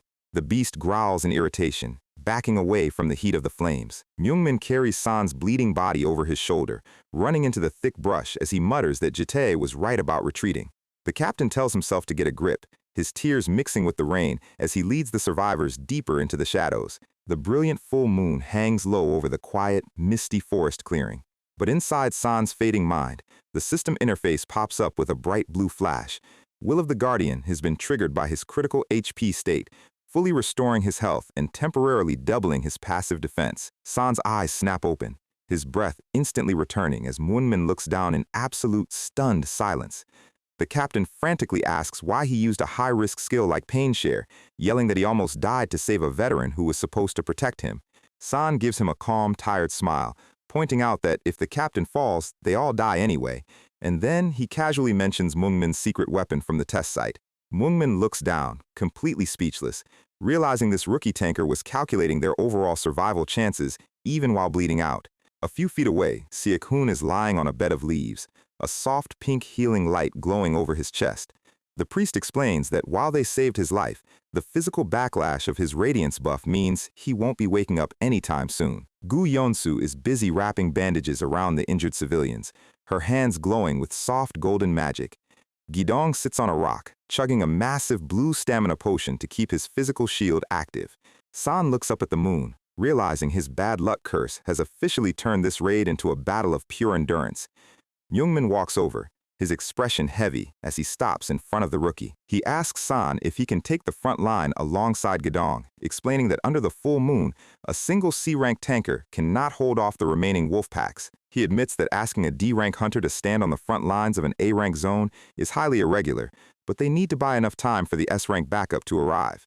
San looks at his round shield, a confident, slightly dry smile playing on his lips. He stands up, telling the captain to leave the front line to him, because at the end of the day, protecting the team is exactly what a real tanker is built to do. So, we are right back in the absolute chaos of Moon's Hill. The S-rank reinforcements are running on typical government agency time, meaning they are still 15 minutes away, which is great news if you are a giant werewolf, and terrible news if you are currently bleeding out in a ditch. The remaining Rangers are doing everything they can just to keep their heads attached. They are fighting for their actual lives here, but these minor wolves are not just mindless beasts. They are attacking in perfect coordinated waves. Even the standard tankers are getting pushed to their absolute limits, barely keeping their shields up as the impact travels straight through their bones. And if one gets past your guard, you are basically done. The physical gap between these hunters and the mutated horde is just too wide. Our guy is trying to hold the perimeter, sliding in to slice a wolf off a teammate's back before things get any worse. He is moving on pure reflex at this point, but every swing is taking a massive toll on his stamina. Because the second you kill one, another jaw is already opening right next to your neck. He barely manages to get his shield up, the impact sending him sliding back across the wet grass. He is staring down the next wolf, but his body is starting to scream at him to stop. And of course, the monster does not care about his stamina bar. It lunges right for the throat. San brings his sword down in a desperate arc, channeling every bit of energy he has left. And there is the ping we were waiting for. The system registers the kill, and his blood demon chi stat goes up mid-fight. He gets a quick second wind. With that stat boost, he might actually have a chance to handle these minor wolves without getting instantly shredded. Meanwhile, Jaite is watching the perimeter, his daggers ready, but his expression is completely grim. He is looking around the dark forest, and he is starting to realize something very uncomfortable. The wolves are not just running wild. Their strategy is way too meticulous. They are deliberately isolating the strongest fighters, which means the werewolf lord is watching them from the shadows, directing the whole show like a twisted chess match. And just as he realizes that, the entire forest goes dead silent. The kind of silence where you can hear your own heartbeat, right before everything goes completely wrong. Gedong screams out a warning to watch the sky, but by the time the words leave his mouth, it is already too late. The massive A-rank werewolf lord drops straight out of the canopy like a tactical missile. It bypasses the front line entirely, crashing down right where the support mages are trying to cast. San feels the suffocating pressure of that killing intent. It is the exact same feeling he remembers from his past life. The heavy, crushing weight of a true apex predator. Gedong gets slammed into the dirt like a poorly thrown smartphone before he can even lift his shield. He is completely pinned under a massive white claw, spitting up dirt and blood. San screams his name, but there is no time to run over and help. Captain Myungmin launches himself into the air, his dual blades spinning as he tries to draw the boss's attention away from the fallen tanker. But the werewolf lord just swats him aside with its tail, shattering his defensive aura in a single, casual motion. Yansu rushes in from the flank, trying to use her speed to find an opening while the boss is turning. The four eyes of the beast slowly shift to lock onto her. Completely unbothered by her speed, she grits her teeth, knowing they do not have the luxury of waiting for the S-rank squad anymore.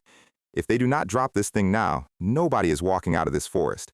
But speed does not mean anything when the boss has a massive reach advantage. A giant hairy claw grabs her arm mid-dash, and just like that, her momentum is completely dead. The boss slams her into the ground, the impact cracking the earth beneath her. Gedong tries to stand, his face pale as he watches his teammate get absolutely ragdolled. Yansu is currently being held up like Simba, except the circle of life is about to become very literal if someone does not intervene. The werewolf lord looks down at her with complete, unbothered contempt, but Myungmin is back on his feet, executing a desperate spin attack to force the beast to drop her. He connects, but the boss's hide is so thick it feels like hitting a solid steel wall. The shock travels right back up his arms. The beast drops Yansu, but only to spin around and deliver a backhand that sends Myungmin flying through the brush. Myungmin collapses, his chest armor completely caved in. He is spitting up dark blood, and he is not getting back up from that one. The remaining Rangers are crying out, completely frozen in horror as their leader goes down. And now, the werewolf lord is looking for the final target, its gaze landing right on San. Our guy does not even hesitate. He draws his sword, ready to face the absolute worst-case scenario. The beast stands over him, towering like a literal mountain of muscle and pale fur.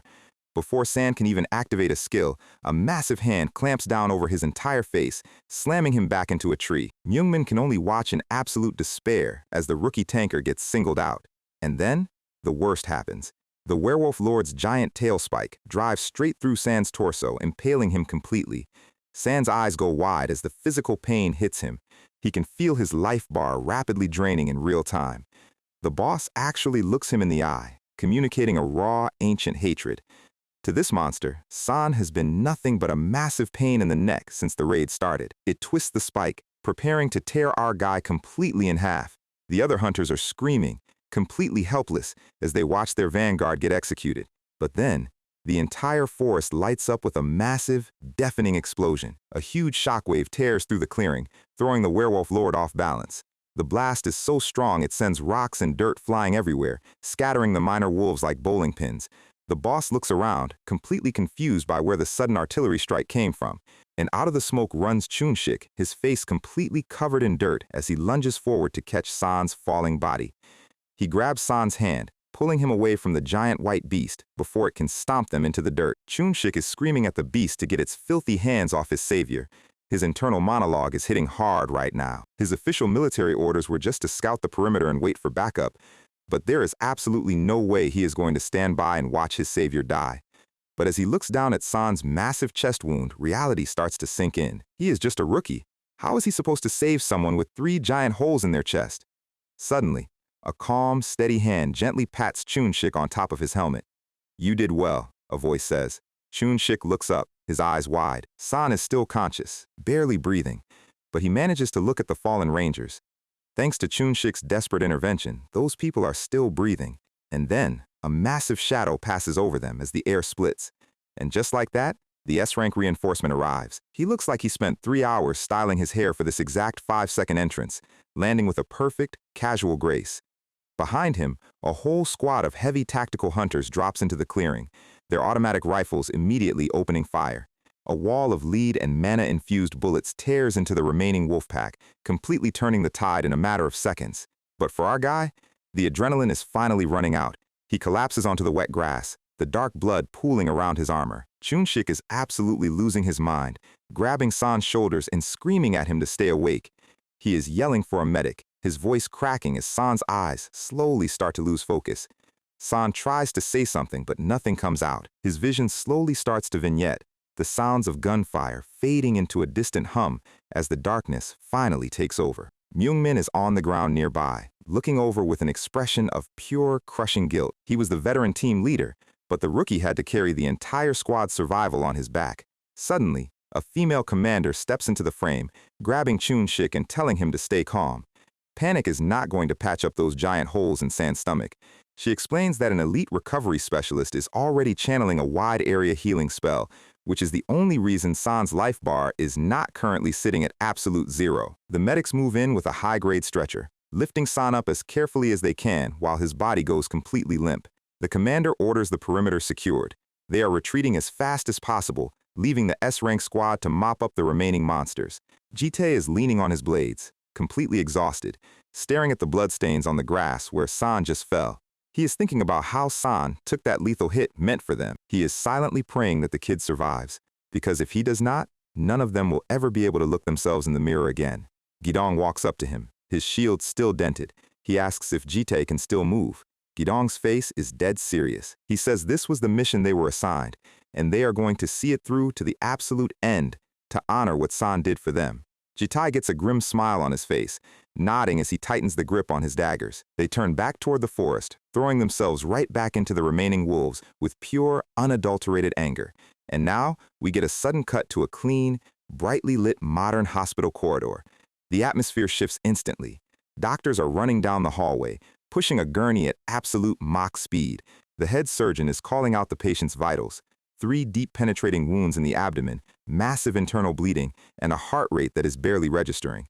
They wheel him right into the operating theater, the double doors swinging shut behind them as the red "in surgery" light turns on. The older doctor with glasses is looking down at San, his expression incredibly tense. He is muttering to himself, completely shocked that a hunter with this much potential is currently lying on his table, hovering between life and death. He prepares the surgical tools, silently begging our guy to hold on just a little bit longer. But inside San's unconscious mind, the physical world is completely gone. There is only a deep, endless dark. And then, the blue system screens start to light up the darkness. The system registers the survival of the entire Ranger squad. The 10th trial of hardship is officially cleared, and the promised reward is being granted. A locked fragment of his past life memories is beginning to restore, and we are instantly pulled into a flashback of ancient Murim. A young blood demon is sliding across the dirt, his long black hair flying as he executes a high-tier sword style. He sweeps his blade in a massive, destructive circle, completely vaporizing the pursuing martial artists with a burst of dark energy. But he is running on absolute fumes. He is panting, his clothes torn, and his eyes are bloodshot from sheer exhaustion. Another swordsman lunges from his blind spot, but the young blood demon spins and slashes him down before the blade can land. He drops to one knee, using his sword to keep himself from collapsing into the grass. Suddenly, a group of high-ranking martial artists steps out of the forest, their robes bearing the emblem of the prestigious Namgung clan. The leader is shouting about how San slandered their clan and how they will hunt him to the ends of the earth to avenge their fallen kin. The leader's face is twisted in pure, self-righteous fury, screaming that only San's death will bring peace to his brother's grave. The young blood demon just looks down, his chest heaving as he tries to catch his breath. The entire squad of swordsmen charges at him at once, their blades reflecting the afternoon sun. San can only laugh, a cold, bitter sound. He has spent the last 2 weeks running from these self-righteous hypocrites who call themselves the righteous path. We see the aftermath of the clash. The ground is completely covered in blood and fallen warriors. San is the only one left standing, surrounded by the bodies of the Namgung clan. He is looking at his bloody hands, his mind starting to crack under the constant, relentless pressure. He only just managed to fully integrate the blood demon arts into his body, but he is still living like a chased dog, constantly running from one execution squad to the next. He slams his fist into the dirt, cursing the entire world for forcing him into this endless cycle of slaughter. But before he can even stand up, the heavy sound of footsteps echoes through the trees again. His eyes go cold as he realizes they just do not stop. He prepares his blade once more, completely resigned to the fact that he will have to kill every single person in this province just to get a single night of sleep. But as he moves through the brush, a sudden crash echoes from a nearby clearing. He stops, his ears twitching. That was not the sound of a trained warrior. It sounded like a child. He peeks through the leaves, and his eyes narrow. A young boy in blue silk robes is crawling on the ground, his body trembling with pure terror. The kid is sobbing, looking up at a massive dark sword that is currently pointed right at his face. Standing over him is a black-clad assassin, a cruel, mocking smirk on his face. He asks the kid how far he actually thought he could run. This assassin is delivering a whole monologue to a 10-year-old child. He tells him that if he valued his life, his family shouldn't have overstepped in the first place, complaining about how much trouble the kid has caused. The boy looks up, his eyes filled with tears, but his expression suddenly hardens. He tells the assassin to go ahead and kill him. He proudly declares that he is Baek Hyun, the firstborn of the prestigious Baek clan, and he will never grovel for mercy before a group of cowards and villains. His voice is shaking, but he screams that his father spoke only what was right and was murdered for it, but the world will eventually remember their righteous cause. The assassin just laughs, completely unbothered by the kid's speech, and raises his sword to deliver the final blow. The boy closes his eyes, preparing himself for the cold steel. But then, he hears a sudden rustle in the grass behind them. The assassin stops, turning around with a confused look. "Who the hell are you?" he asks. The boy slowly opens one eye, looking up in complete confusion. In a flash of motion, the young blood demon is already behind the assassin, his blade cutting clean through his neck before the man can even register his presence. The assassin's body collapses into the dirt with a heavy thud, his sword clattering onto the rocks. The young boy is completely frozen, staring at the mysterious stranger who just dropped his executioner in a single second. He looks at the back of the young blood demon, his mind trying to make sense of what just happened. He wonders if this is a legendary hero dispatched by the righteous Martial Alliance to save his family's honor, and he quickly thanks him for saving his life. But as the stranger slowly turns around, the boy's words die in his throat. He falls backward onto his hands, his face turning completely pale with terror. This man is definitely not from the Martial Alliance.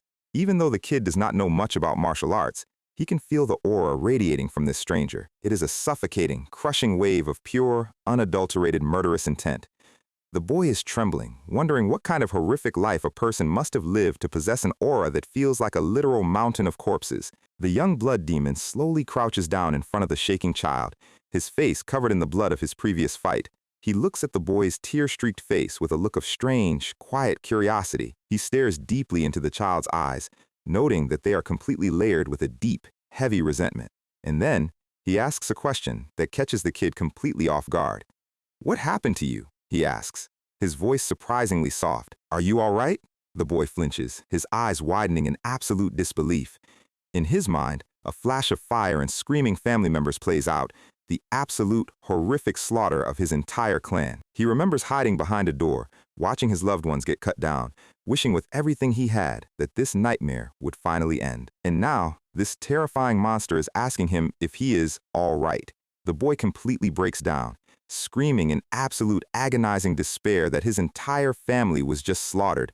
So how could he possibly be all right? We are diving straight back into the ancient memory sandbox, and young Baek-hyun is pointing out the local corporate evil empire, the Jumho Trading Company, the prime target of our upcoming historical home invasion. The kid is shaking, basically a walking ball of pure childhood trauma and unresolved anger. He explains his family was highly respected in Hubei until they discovered this massive trading company was running predatory loans. They were basically acting like ancient fantasy mob bosses, exploiting the local villagers.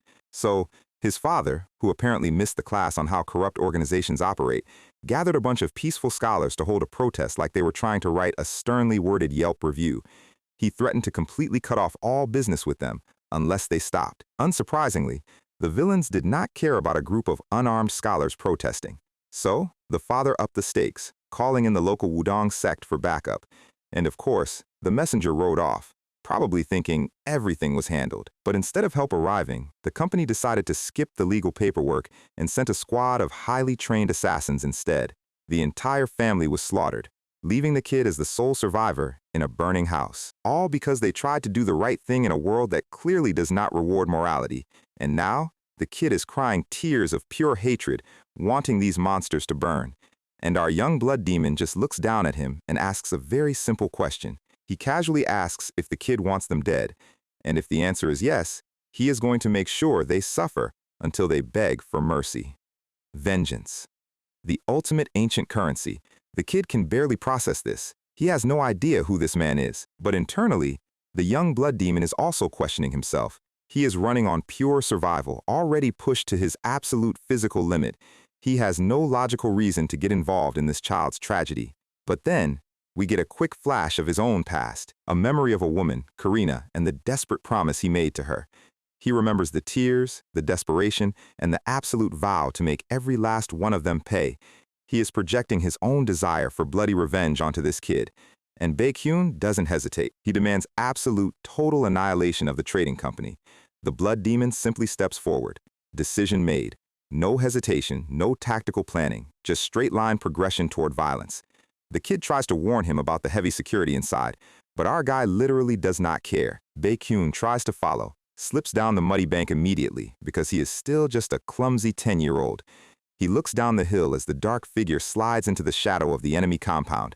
He screams out, asking for the man's name before he disappears. At the gates, the guards immediately notice the intruder and tell him to halt. They draw their spears, demanding his identity. He tells them his name has long lost its meaning.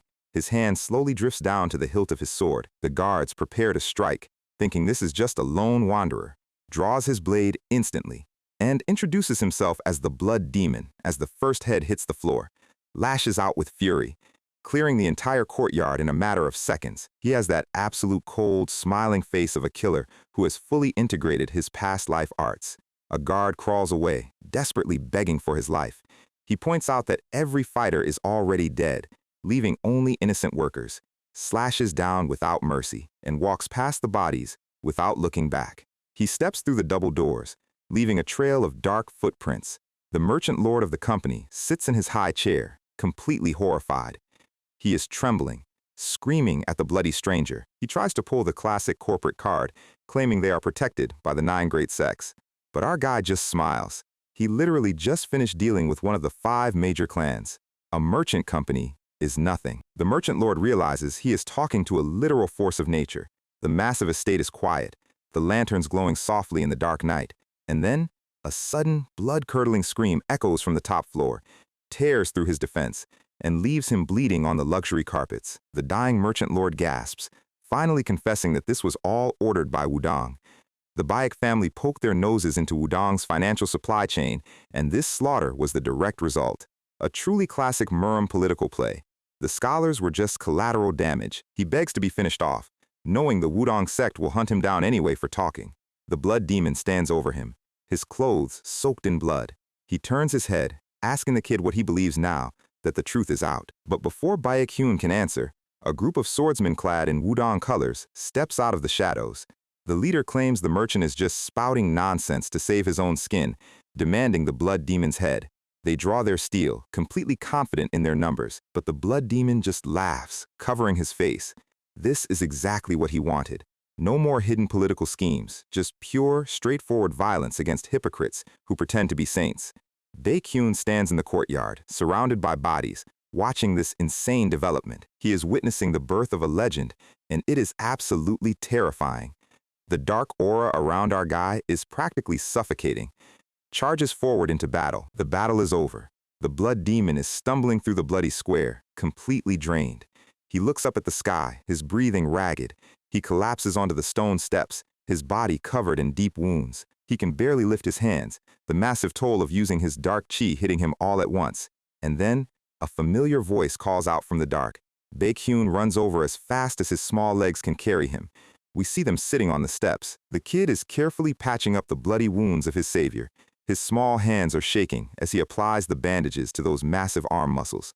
Our guy looks at him and calmly tells him he can stop if he is too frightened. The kid doesn't stop. He is trying his absolute best to stay strong. Baekhyun's internal thoughts are hitting hard. He saw this man massacre an entire compound like a literal specter of death, but he reminds himself that this is the exact revenge he asked for. The stranger is just his sword. He finishes the bandages, looking up at the blood demon's surprisingly calm face. Suddenly, our guy reaches out his hand. He clamps his hand firmly over the boy's face. The kid is startled, but the blood demon tells him that from this moment on, he saw absolutely nothing. He must pretend he was never here, and that he has no idea who killed the merchant lord. Baekhyun tries to protest, saying he cannot lie about his own family's revenge. But the blood demon explains the brutal reality. If he wants to survive, he must paint our guy as a horrific demon who did this for no reason. A survivor of a demonic massacre will be pitied and helped, while a kid associated with a rogue executioner will just be hunted down. The kid's eyes go wide as the harsh truth of this world sinks in. The hand slowly releases him, but Baekhyun doesn't want to stay behind. He begs to go with him, even if it means dying. But our guy has already made his decision. He turns around and walks into the darkness. He tells the boy to resent him, to hate his name, and to use that hatred to survive somehow in this cruel world. The memory begins to fade as the young boy is left alone on the cold steps. The distant figure of the blood demon disappears into the mist, carrying the entire world's hatred on his shoulders. And we are snapped back to the present.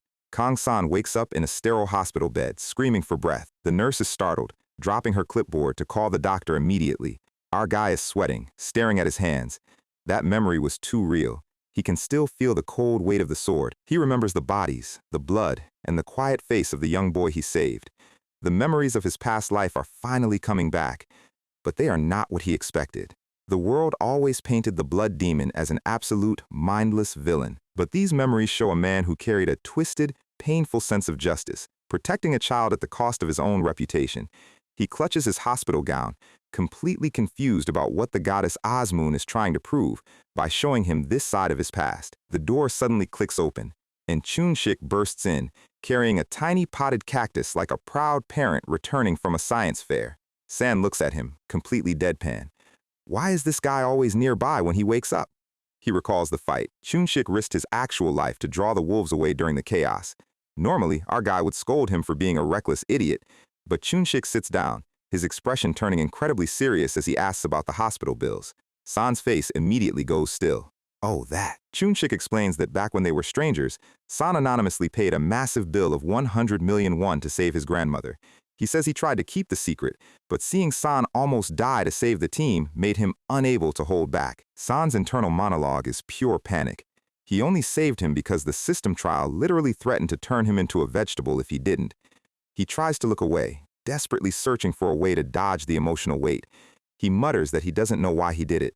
He awkwardly claims that maybe he just wanted to appear like a good person to satisfy his own ego. He apologizes for disappointing him with such a shallow reason. But Chun-shik just smiles. He says that is exactly like San, helping people and then making up a stupid excuse so he doesn't have to take credit. A quiet knock on the door interrupts their bonding moment. The door opens, and Yoon Ji-tae and the bald veteran Gedong step into the room. San looks up, wondering why the entire Ranger Division is currently occupying his recovery ward. Gedong's face is completely red, his expression incredibly tense. He steps forward, slamming his hands onto the bed frame, and bows 90 degrees, screaming an apology. He apologizes for being an absolute jerk, picking fights, and claiming San would just be a useless hindrance during the raid. He confesses that when he saw how worried San was before deployment, he thought he was just a cowardly rookie. But he admits that he actually took a liking to him the second he saw him step forward, without hesitation to save the team, showing skills that made no sense for a D rank. He realized they had gained a genuinely incredible comrade, and that is exactly why he was so irritated at San's recklessness. He explains that in this line of work, the nicer a person is, the more dangerous it gets, because a moment of choice always arrives where you have to decide whether to save someone at the cost of your own life. He knew San was exactly that type of self-sacrificing fool. He predicted San would jump in front of a monster, and he absolutely hated the fact that his prediction was correct. But the fact that San blocked an A-rank werewolf lord and actually survived is just completely insane. So, with that said, Gedong reaches into his jacket and hands San a small, sealed envelope. What is in this thing that makes even the veteran tankers bow their heads? So, the chaos has finally cleared out, and our guy is left entirely alone in his hospital room. He is sitting on the edge of the bed, staring down at a small photo album that Jitae left behind. These are not just random Polaroids, they are photos of the actual hunters San saved, along with their handwritten thank you notes. We see pictures of regular families, husbands, wives, and young kids smiling together. And San knows the reality of this world. In a society where a decent income is not guaranteed unless you throw yourself into dimensional gates, these people are risking everything just to put food on the table. These are people who were living fierce, desperate lives, and they are only alive today because San chose to stand in the gap. But for our guy, that warm feeling of saving lives does not last very long before the dark history of his past life starts creeping back in. He gets a vivid, bloody flashback of his previous life as the Blood Demon, remembering how he slaughtered husbands, wives, parents, and children indiscriminately. And even if he tries to convince himself that his current self is a completely different person, he cannot help his emotions from fluctuating whenever those old memories bubble up. He turns his back to the room, staring out the window in absolute silence. Suddenly, his mind drifts to his own parents, wondering how his life would have gone if they had been saved by some mysterious benefactor. He knows the answer instantly. He would have been sincerely, deeply grateful. And that is the strange thing about his current life. Before he unlocked his past life memories, San was not the kind of guy who took goodwill for granted. But now, even though this entire journey started with a capricious goddess named Osmoon, pushing him into these deadly trials, he is finally finding his own human reasons to keep fighting. He looks down, silently telling his past life self that whatever the Blood Demon's justification was for that historical slaughter, it will never serve as an excuse. He closes his eyes, making a quiet, absolute vow. He promises himself that he will never live like that monster did. Meanwhile, Chun-shik has been promoted to second lieutenant for his heroic stand, ordered to establish a brand new special unit. It is a secret Black Ops group of 30 regular soldiers operating completely out of the public eye to assist hunters. The military command base is massive, a high-walled concrete fortress designed to keep secrets in and monsters out. The base commander is laying out the terms, telling Chun-shik that his team is fully exempt from standard schedules and will receive unlimited budget and equipment. They are even issuing the latest state-of-the-art firearms, telling him to just name whatever gear he needs. Chun-shik is sweating under his collar, completely unable to get used to a high-ranking colonel speaking to him with respect. The training days that follow are brutal and exhausting, but strangely, Chun-shik does not find it hard at all. He is running on pure, unadulterated gym bro energy, because every time he closes his eyes, he remembers San getting impaled by that werewolf lord to save the squad. He knows San's self-sacrificing nature means something like that is going to happen again, And when it does, Chun-shik refuses to be a useless spectator. He needs real power and a genuine voice in the military hierarchy if he wants to protect his benefactor. His current rank is just not enough. He screams out, running past his exhausted recruits like he just took 3 scoops of high-grade pre-workout. Later that afternoon, back at the base, an unexpected guest arrives at the facility, waving with a cheerful smile. It is the investigative reporter, Kim Min-young, and Chun-shik is immediately on guard. She is smiling like a toxic ex who just found your new location through a mutual friend's Instagram story. She mentions that Chun-shik's name is currently all over the media, but she wants to talk about someone else. Chun-shik tells her to cut the small talk and get straight to the point. She chuckles, telling him he is way too stiff, but then she drops the hammer. Kang-san. She asks directly if San is the mysterious Wong-simni tanker she has been hunting for this entire time. Chun-shik's eye twitches, his entire body freezing up. She gets a knowing, victorious smirk on her face. She explains that she did not connect the dots at first because the timeline between a rookie F-rank dealing with gnolls and holding off dozens of E-rank lizardmen seemed completely impossible. No normal person would ever believe a hunter could grow that fast. But then she saw San's name listed on the ranger roster during the Moon's Hill incident. And for a professional journalist, this story is basically a gold mine, a narrative where an S-class anomaly crashes a gate, but everyone survives because a D-rank rookie tanker decided to play hero. She was already planning to write a positive piece on the Ranger Division. But during her investigation, she got absolute, undeniable certainty.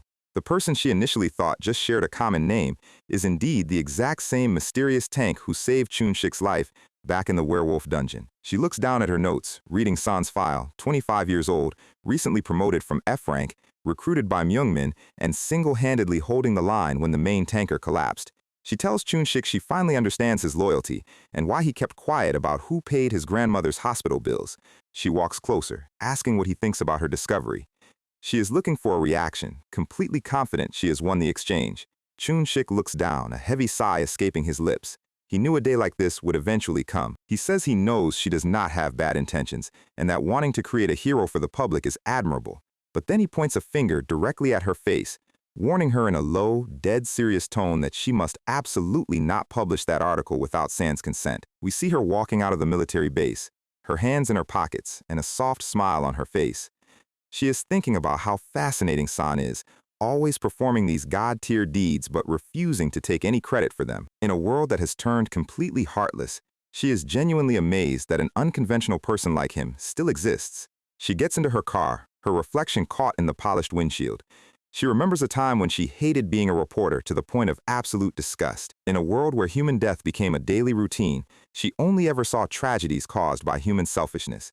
Even at this very moment, people are dying somewhere, and the world is constantly on the brink of total destruction. She wanted to give people a real reason to live, which is why she fabricated Chun-shik's hero narrative in the first place. She knew that even if the details were slightly polished, a portrayed hero gives everyday citizens a little bit of hope. And she was right. The public was deeply moved by the story of a regular soldier standing up to monsters to protect his people. She smiles, starting the engine. She has deep respect for San's pure, uncorrupted goodwill, and unless he decides to reveal his true power to the world himself, she has no intention of exposing him to the media. But she knows a person with that much gravity is bound to be revealed to the world sooner or later, and as she drives off into the city night, we see her internal database, showing a list of several other hidden monsters who are currently biding their time, where a massive blue system screen is currently floating in front of him. His stats have literally increased by 10 points across the board. Strength 55, Agility 63, Speed 30, Endurance 28, Mental Strength 35. This is a massive stat jump for a single raid. He gets out of bed, putting on his jacket, completely unable to believe how much stronger he has gotten just by surviving a near-death encounter. He grabs his backpack, wondering if Asmoon's trials are actually designed to kill him or if they are just a highly aggressive training program. But he knows one thing for sure. He would not have made it out of that forest alive without his companions. He looks down at his phone, which is currently sitting silent in his hand. Suddenly, the device starts buzzing like a lawnmower, notification after notification popping up on his screen. It is a barrage of messages from his party members, starting with Wu Bin congratulating him on being discharged safely. Han Buell is offering to buy him dinner, Gidong is wishing him a good recovery, and even Chan Wu is screaming through text that he wants to buy him a massive meal. San can only laugh. typing back replies.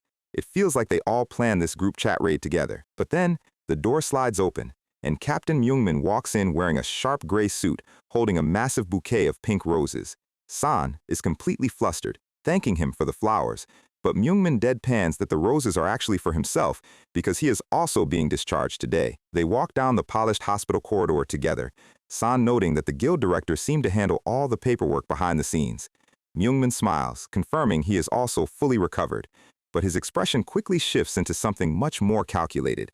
We get a quick flashback to a few days ago, where Hyemi is sitting in Myungmin's hospital room, reviewing his official report. She is struggling to believe that a D-rank tanker managed to sever the foot of an A-rank boss and hold it off alone. She is twirling her pen, stating that the contents of the report are completely difficult to believe. But Myungmin, despite having tubes in his nose and bandages over his chest, looks her dead in the eye and confirms every single word is true. He recalls how San stepped forward when the front line collapsed, using his shield to block a strike that should have turned Myungmin into paste.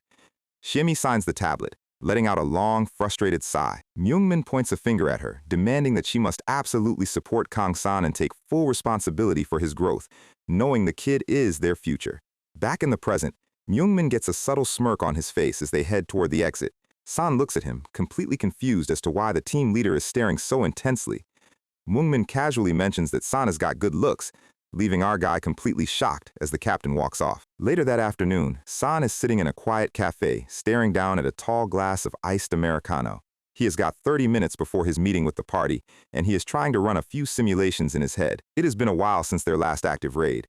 Because trials can pop up anywhere, he usually avoids crowded public places, but after staying in the training facility non-stop, he felt a desperate need to step outside and breathe some fresh air. He takes a long sip of his coffee, enjoying the rare moment of quiet. He cracks his knuckles, preparing to start writing down their party progression plan. But the second his pencil touches the paper, the blue system screens violently rupture in front of his eyes. The hardship and trial has been officially assigned, and the notification is a complete nightmare.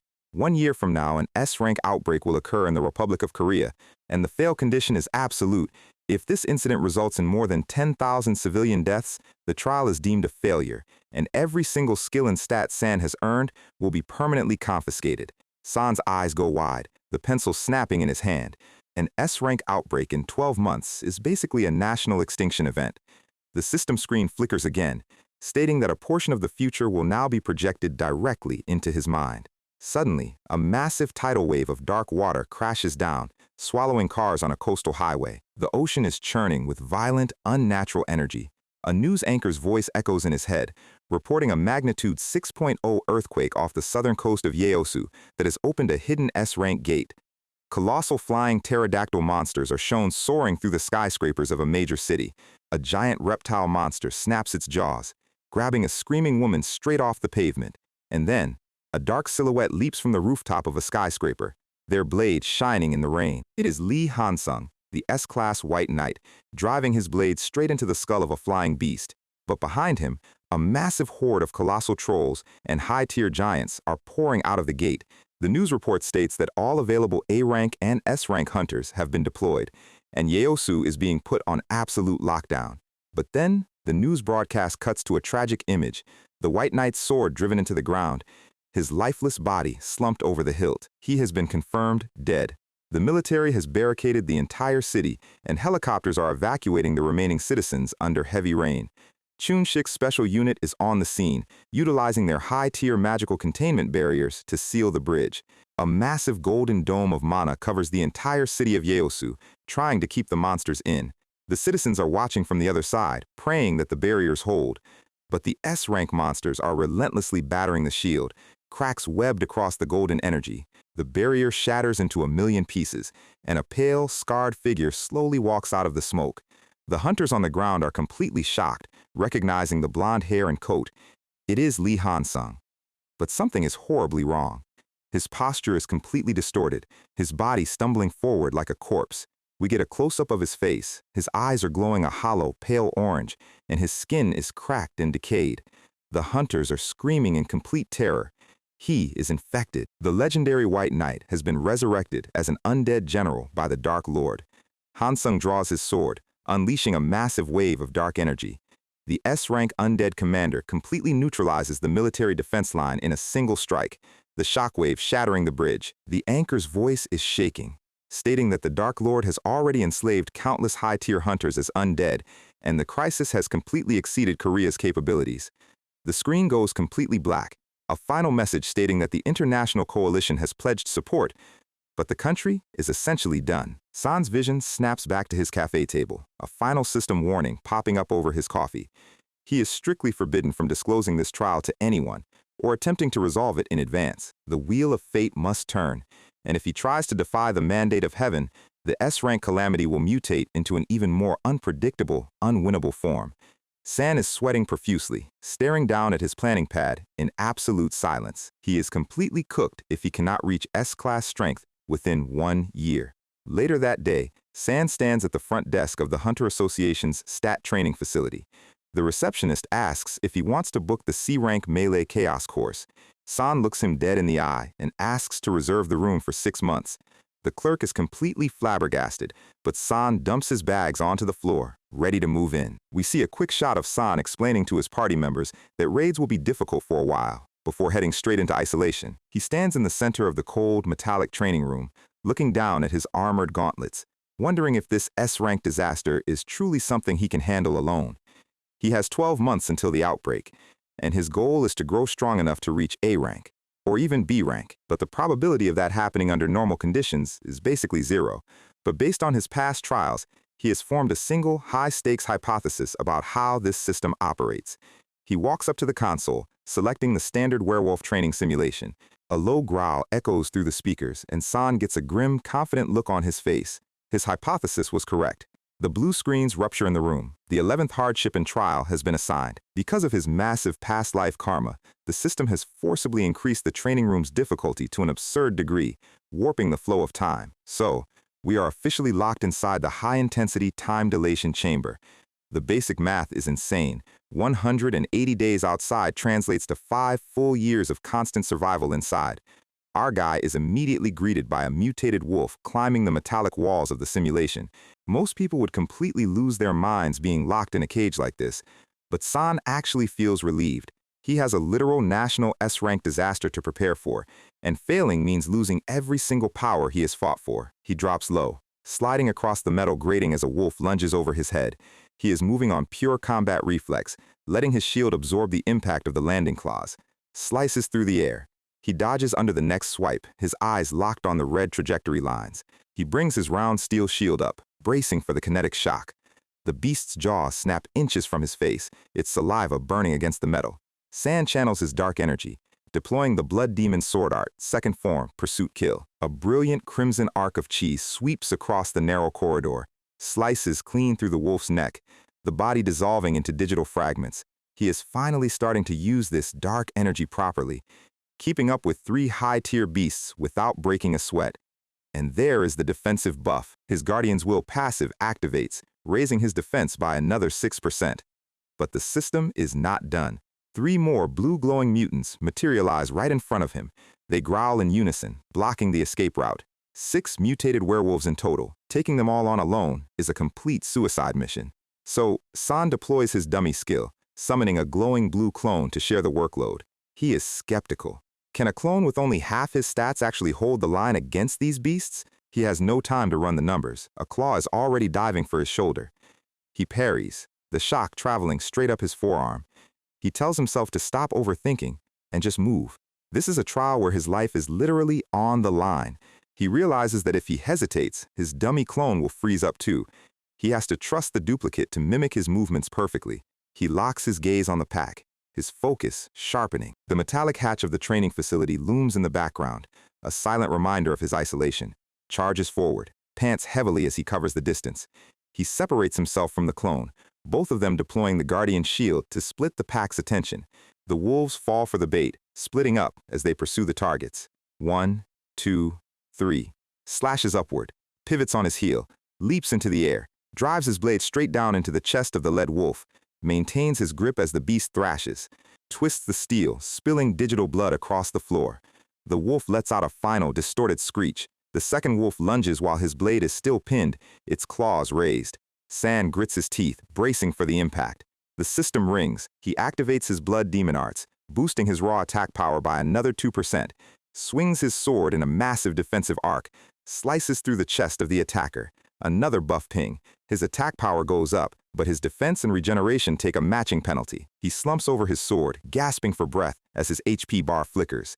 With the first 3 handled, he quickly spins around to finish off the remaining pack pinned down by his dummy. The clone dissolves back into blue particles as the last monster fades away.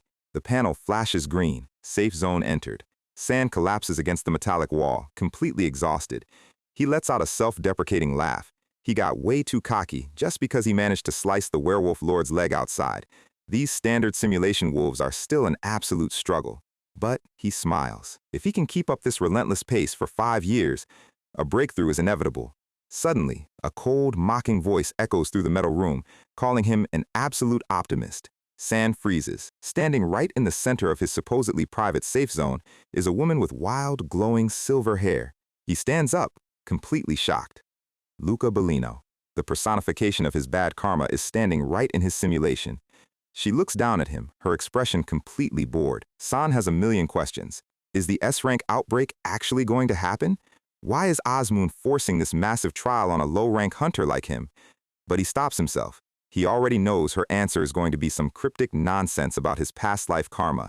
Luca sighs, stating that 5 years of isolated training is way too much of a luxury. She steps closer, her bare feet touching the blood-soaked floor as she asks what Osmoon told him. San explains that he has never even met Osmoon in person. She crouches down, stating that Osmoon only speaks through system prompts anyway, but she is highly annoyed that San is getting such special treatment. She cracks her knuckles, stating that 5 years is far too excessive, so she is going to make some manual adjustments. The system screen violently turns red. The trial is being adjusted by villain's intent. Time reduced from 1800 days to 900 days. San screams, asking her what the hell she is doing. That cuts his preparation time completely in half. But she is not done. The screen flashes again. The safe zone boundaries have been completely deleted. The ceiling above them cracks open. Due to the manual adjustment, monsters can now spawn anywhere, at any time, with 0 cooldown. The metal catwalk collapses as a giant shadow falls over them. And then, the ultimate sabotage. Gravity inside the chamber is increased by several multipliers. San gets slammed down onto his knees, his armor feeling like it weighs 10 tons. His entire body is completely pinned to the floor. A massive, mutated wolf claw reaches through the rubble. Luca stands over him, a cold, cruel smile on her face. She says this is the only way to make things fair, because Osmoon is always far too soft on him. San can barely lift his head, his teeth grinding. His training time is cut in half, and now he is trapped in a gravity-bound, infinite survival hell. He remembers registering for the standard C-rank melee course at the front desk, thinking it would be a simple grind, and now he has to survive 900 days under these insane mutated conditions just to keep his soul from getting confiscated. We start Chapter 50 with the red system warning still floating over the horde of emerging wolves, repeating the new 900-day survival condition. San is gritting his teeth, completely furious. This is absolutely not what he had in mind when he booked the room. He wanted more time to prepare his stats, not a sudden, unprompted spike into literal hell mode difficulty. He charges forward anyway, his body feeling incredibly heavy under the increased gravity. This feels like getting dropped directly into a national disaster. He recalls his original plan before entering. He had 2 distinct hypotheses. The first was time distortion, which he has already confirmed. The second was the high-intensity stat farming state of burning time. If he can trigger that stat-boosting miracle just one more time in this hellscape, then reaching S-class parameters might not be completely impossible. He swings his sword, his muscles screaming under the pressure as the wolves swarm. Meanwhile, outside the facility, we see the towering glass skyscrapers of Cheongsong HQ. Shemi slams her hands on her desk, completely furious, asking her brother if he actually wants to disband her Project Team B. Her older brother, Chan Hyuk, sits calmly across from her, stating that he never said disband. He is just proposing a fair evaluation between Team A and Team B. Shemi points out that Team B was formed months before his squad, and they just hit C rank. Running another test now is basically a corporate execution. Chan Hyuk looks down, his expression completely cold, telling her to watch her tone in front of their father, who is sitting quietly in the corner. He states very pragmatically that Team B has not produced proper results lately, and since Cheongsang is not a charity, they will only back the squad that brings in more profit. Chen Yuk points a finger, stating that it does not matter who formed first. If she wants corporate support, she just needs to prove she is stronger. That is it. Hyemi grims, her fists clenching so hard her knuckles turn white. She looks at her father, but the old man remains completely silent, offering her zero help against her brother's power play. She takes a deep breath, accepting the challenge. If one team has to be dissolved, she will make sure it is his. She storms out of the office, leaning over the balcony with a heavy, frustrated sigh. She is completely stressed out, wondering where the hell Kang-san is when she needs him most. The guy left a single vague text and then completely vanished off the grid. She is fuming, wondering if she should just report him for embezzlement since he took her guild's retainer fee and then went MIA. But then, she remembers her younger brother Chan-woo's puppy dog devotion to the guy, making it impossible to actually file a report. Suddenly, a voice calls out from the lobby below. She looks down and sees Chan-woo walking in with the rest of San's party. She walks down the stairs, asking Chan-woo what brings his misfit squad to the corporate offices. She gets a hopeful look on her face, asking if he has finally decided to quit San's group and join her team. Chan-woo looks serious, stating that he actually came to ask her for a major favor. He looks her dead in the eye and asks if she can secure them access to Cheon-sang's top-secret, high-end closed training facility. We get a quick flashback of San telling the party that they won't be able to raid together for at least 6 months while he is in isolation. The party was completely stunned, asking if something was wrong with his body or if he was secretly poached by a major corporate guild. San smiled, assuring them he wasn't sick or poached, but stated he had a highly confidential reason he couldn't share. Wu Bin looked down, realizing San clearly had a major long-term plan. Chan-woo was gritting his teeth. He knew they passed the C-rank test, but he was frustrated, wondering if San secretly thought they were too weak to hang out with him anymore. His eyes narrowed in frustration. But then, he remembered how San always threw himself into danger to protect them.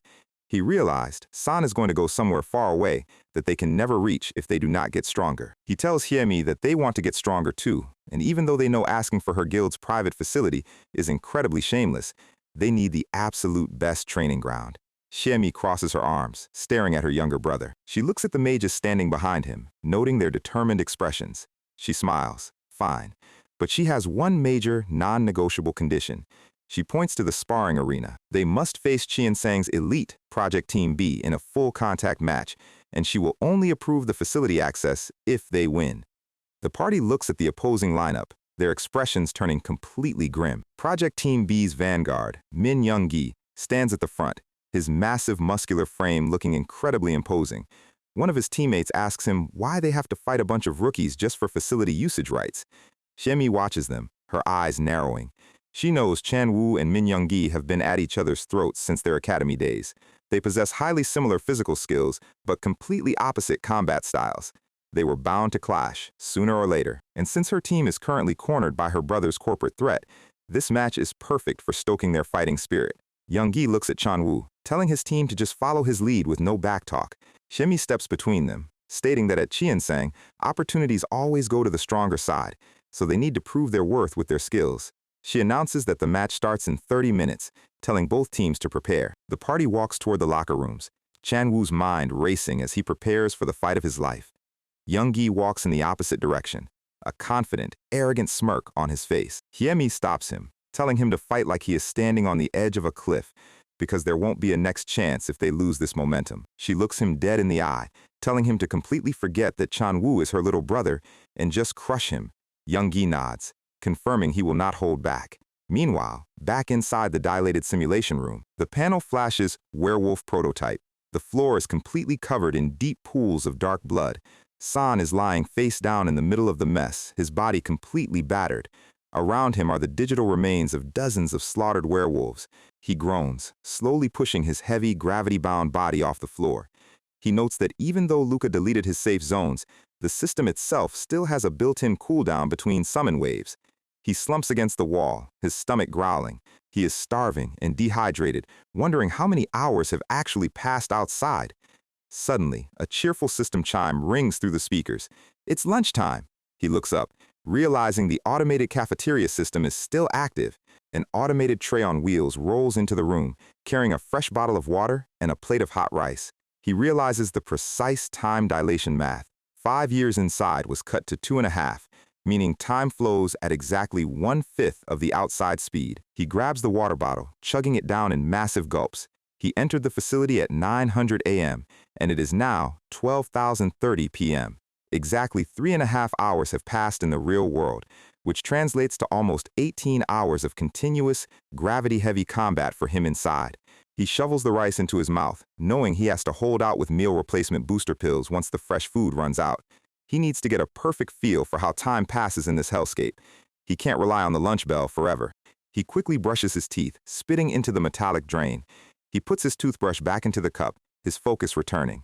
The chime ends, and another wave of mutated werewolves materializes in the red light. San draws his sword, ready to face the next 18 hours of absolute hell. How much time has actually passed in this gravity well nightmare?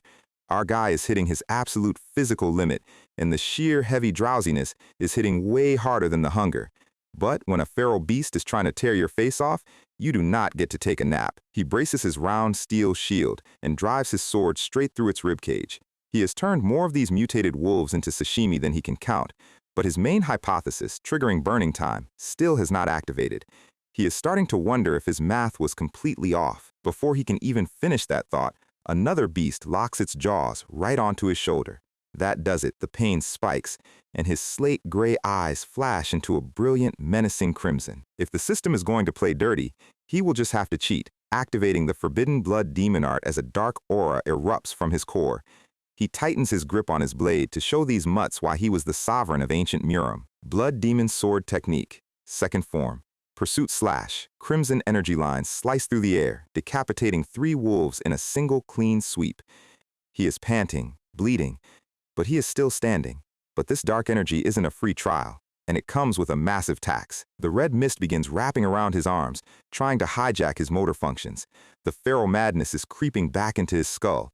When your stamina is this low, keeping the blood demon in check is like trying to hold back a freight train with dental floss. He curses, realizing the sheer animalistic bloodlust of the technique is starting to override his human brain. Another beast strikes, tearing at his flesh as he struggles to stay conscious. He screams in agony, his head pounding as the blood scent fills his senses. The system warns him. The feral nature of the blood demon art is fully releasing into his brain. He goes completely wild, ripping through the pack with zero regard for his own safety. And just as his health bar enters the red zone, the magical notification finally pops up. Burning time is officially active. Meanwhile, completely oblivious to San's solo survival horror game, we cut to the towering glass skyscrapers of Cheongsang Management. Inside their state-of-the-art training dome, a high-stakes sparring match has been running for exactly 10 minutes. Project Team B versus Team Kang-san. Team B's vanguard is currently sweating through their heavy steel plates, desperately yelling at their healers to keep them alive. They are completely panicked, realizing they are down to a single active damage dealer. Up in the VIP booth, red-haired corporate queen Young Hye-mi is watching the match with a deeply serious expression. She figured San's team would play defensively since they are outnumbered, but the second the buzzer sounded, Team Kang-san chose violence. Wu Bin immediately channeling a colossal roaring fire serpent with an impossibly fast casting speed. It was so fast Team B's front line didn't even have time to raise their physical barriers. Their 2 primary tankers had to step up and tank the entire blazing blast head-on. They saved their backline, sure, but both of their heavy tanks are now lying on the floor, smelling like overcooked barbecue. Min Young-gi, Team B's leader, managed to keep his cool and quickly slapped a high-tier mana recovery debuff on Wu Bin. With their glass cannon mage temporarily silenced, Team B immediately retaliated, pinning Han Buell to the floor with magic binding circles. Wu Bin is struggling to move, his small fire lizard companion looking just as stressed as he is. He tells his summon to hold on just a little longer. They have to stick to the plan. Meanwhile, on the physical front, a massive iron axe slices through the air with a deafening ring. Chan Wu is currently 1v1ing Young Gi, using every single ounce of physical strength he has. He brings his massive axe down, but Young Gi is a seasoned pro, deflecting the heavy strike with his sword as the metallic clash echoes through the arena. Young Gi thrusts forward, his eyes locked onto Chan Wu's throat. The impact splits the concrete beneath their boots. Up in the booth, Hye-mi is genuinely shocked. She didn't think her little brother had this kind of raw brute strength. Young Gi realizes Chan Wu activated his high-risk berserker buff, massively boosting his raw attack parameters.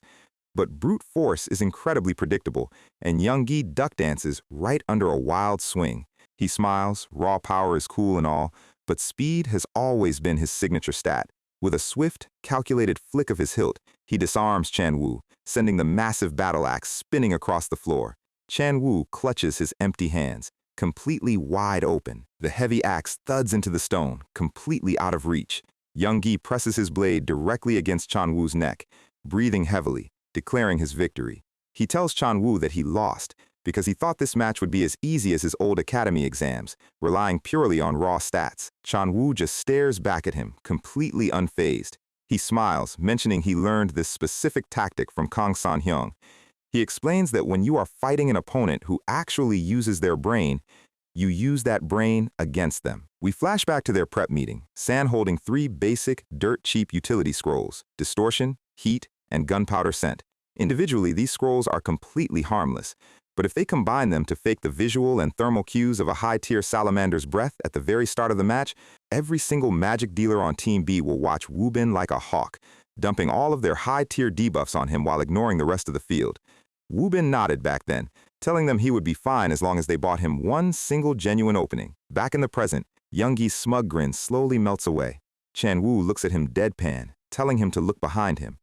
Young Gi turns around, his pupils shrinking in absolute horror. While Team B was busy celebrating their easy win over Chan Wu, Team B's entire backline support has been completely sniped and paralyzed by Han Buell's lightning arrows.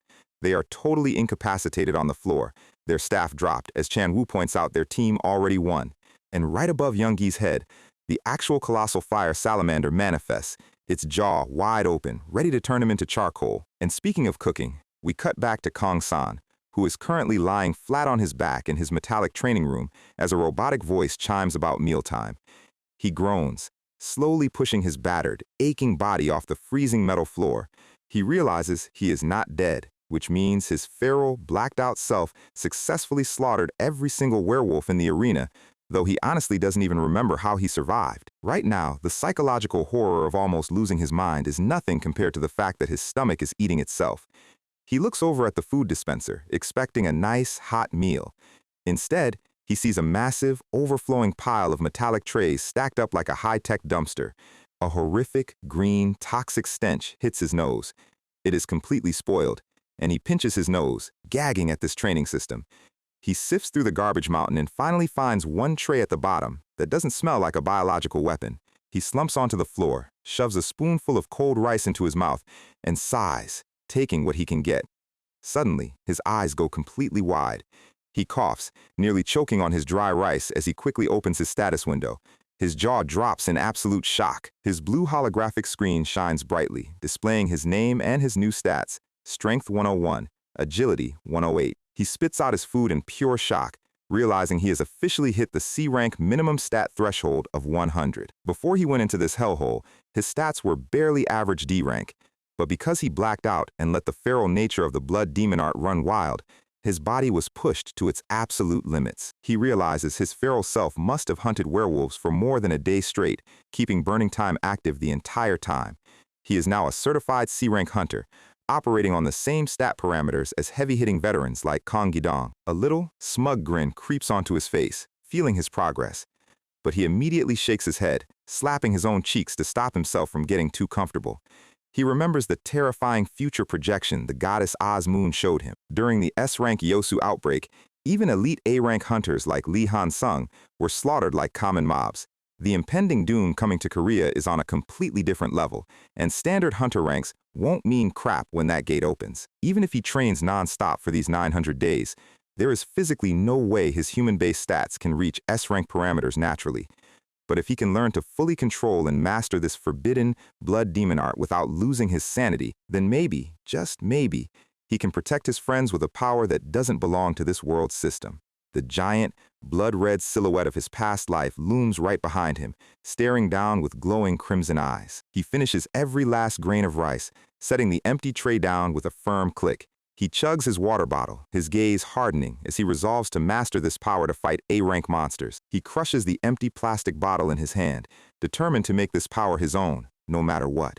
Meanwhile, back in the clean, sterile halls of Chian Sang's headquarters, Xiemi's voice echoes over the intercom, declaring Team Kang-san the winners. She walks down to the arena and hands the exclusive purple VIP keycard to Chan Wu, granting them the right to use the facility. Chan Wu, Wu Bin, and Han Buell light up as they hold the keycard. Xiemi crosses her arms, asking how long they plan to lock themselves in there. Chan Wu scratches his head and casually mentions they were planning on 6 months. Xiemi instantly snaps, yelling at them to show some shame since they are using the private facility for free, cutting it down to 3 months. The rest of the team sweats in the background, realizing Chan Wu is raised a bit too comfortably to read the room. He quickly relents, accepting the 3-month deal, and they start walking toward the heavy metal exit doors. Team B watches them go, their pride completely in tatters. But right before the heavy doors slide shut, Woonbin suddenly stops. He turns back and walks straight toward the battered Team B. He bows deeply, 90 degrees, thanking them for the sparring match, and telling them he learned a ton. Young-gi and the rest of the tanks are completely stunned by his humble, polite manners. After getting hit by a colossal fire dragon, having the same guy bow and thank you is a different kind of psychological damage. The heavy doors finally hiss closed, sealing them out. The arena goes dead quiet as Team B stands there in silence.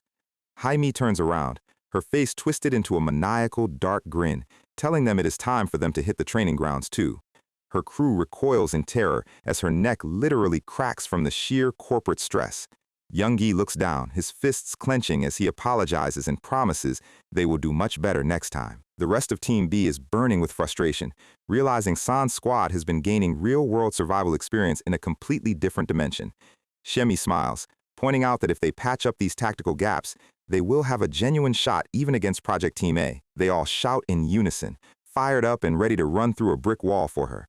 But wait, what actually is a closed training facility? It is essentially an isolated dome where hunters or master artisans cut off all outside contact to focus purely on grinding their craft. And speaking of master artisans finishing their grind, a heavy leather boot steps out into the blinding sunlight. A colossally muscular, bald man shields his eyes from the glare.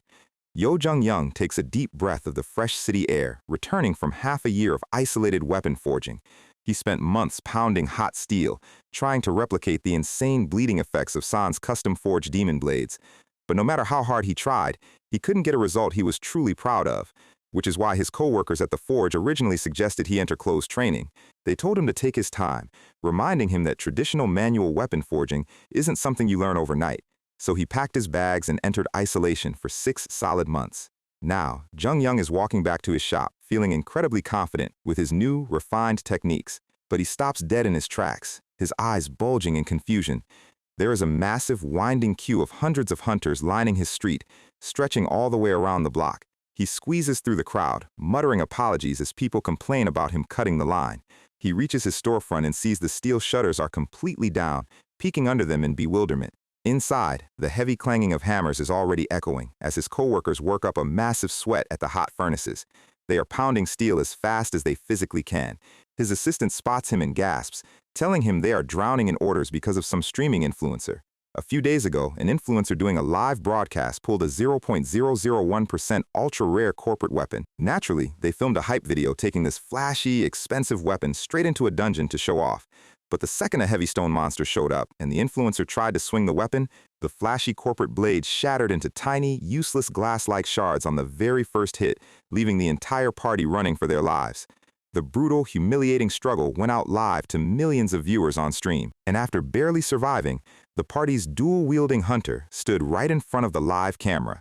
She screamed at the screen, asking what the point of a rare item is if it breaks like absolute junk. Her angry rant struck a massive chord with hunters everywhere, and interest in equipment durability exploded overnight. Every hunter realized mass-produced corporate weapons are basically expensive paperweights, and they started swarming Jung-young's traditional manual forge. Jung-young smiles, his eyes lighting up as his assistant hands him a crate of E-rank blue mana stones, basic low-grade stones, but in his hands, they are about to become masterpieces. His aura flares up, a burning determination reflecting off his face as he dumps the raw iron into the blazing furnace.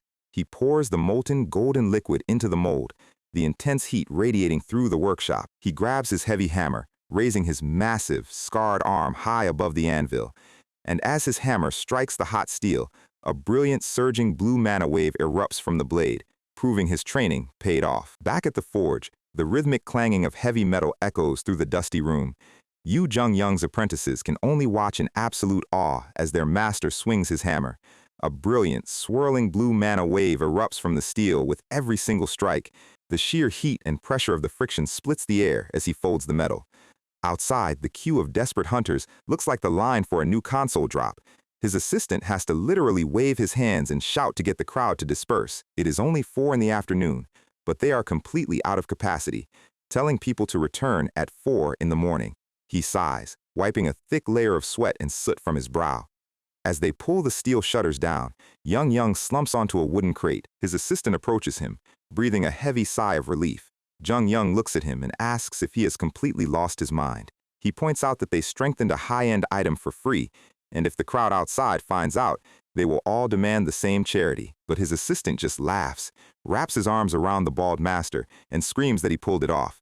Jung admits he still cannot create god-tier items out of thin air like Kong San does, but he successfully amplified a mana stone's power threefold. His assistant starts tearing up, overwhelmed by the realization that their small shop has officially entered the big leagues. They start shouting about building a brand new facility, laughing and flexing their muscles. But their victory lap is cut short by a loud metallic crash from the entrance. They look over and see a spray can rolling across the stone floor. Kneeling in the middle of their doorway is Han Che-hee, the corporate rep from the Howling Guild. The assistant instantly recognizes her as the arrogant executive who previously tried to ruin their forge. She is trembling on the floor, her pride completely shattered. She looks up, her voice cracking, and begs them to let her sign a contract. She apologizes for her past arrogance, admitting she spoke without thinking. She begs Jung to find it in his heart to forgive her and renew their exclusive guild partnership, because she watched him fuse that amplified mana stone with her own eyes, and she knows his skills are now invaluable. She realizes she needs to land a contract with this man, no matter what it takes. Jung scratches his neck, asking if a renewal means the terms stay the same. She frantically shakes her head, sliding a thick black folder across the floor. She promises that every single term is up for renegotiation, and they will actively reflect any request he has. Jung flips through the heavy pages, his face remaining completely expressionless. The apprentices peek over his shoulder, their eyes glowing as they count the ridiculous number of zeros on the signing bonus. But Jung just looks at Che-hee, his gaze cold and calculating. He explains that a real weapon should never betray the hunter who wields it, yet all he sees in this contract is greed. She panics, asking what he wants them to add to the document. He looks her dead in the eye and demands a full nationwide recall. He wants every single brittle, low-durability weapon Howling Guild dumped on the market recalled free of charge, or there is no deal. While she sits there paralyzed by the massive financial hit, we flash forward exactly 6 months later. Inside the high-security lobby of the Global Stat Training Center, a series of massive, thunderous thuds starts rattling the reception desk. The heavy concrete walls begin cracking, spiderwebbing outward with a deafening screech. The wall completely explodes, and a high-tier werewolf monster is sent flying through the rubble. It slides across the polished tile floor, groaning as its dark mana starts to disintegrate. The receptionists scream, diving behind their marble counter, thinking a dungeon break just occurred. But then, Kong-san casually steps out of the massive hole in the wall, brushing dust off his shoulder. He looks at the terrified receptionists and apologizes, mentioning he overdid his training a bit. The receptionist's jaw drops as he yells that they were going to unlock the door from the outside anyway. Before they can argue about the massive repair bill, San's phone starts vibrating intensely. An emergency alert flashes. A high-tier link phenomenon has just ruptured inside the rodeo department store. San's eyes narrow as he realizes the frequency of these anomalous links is accelerating.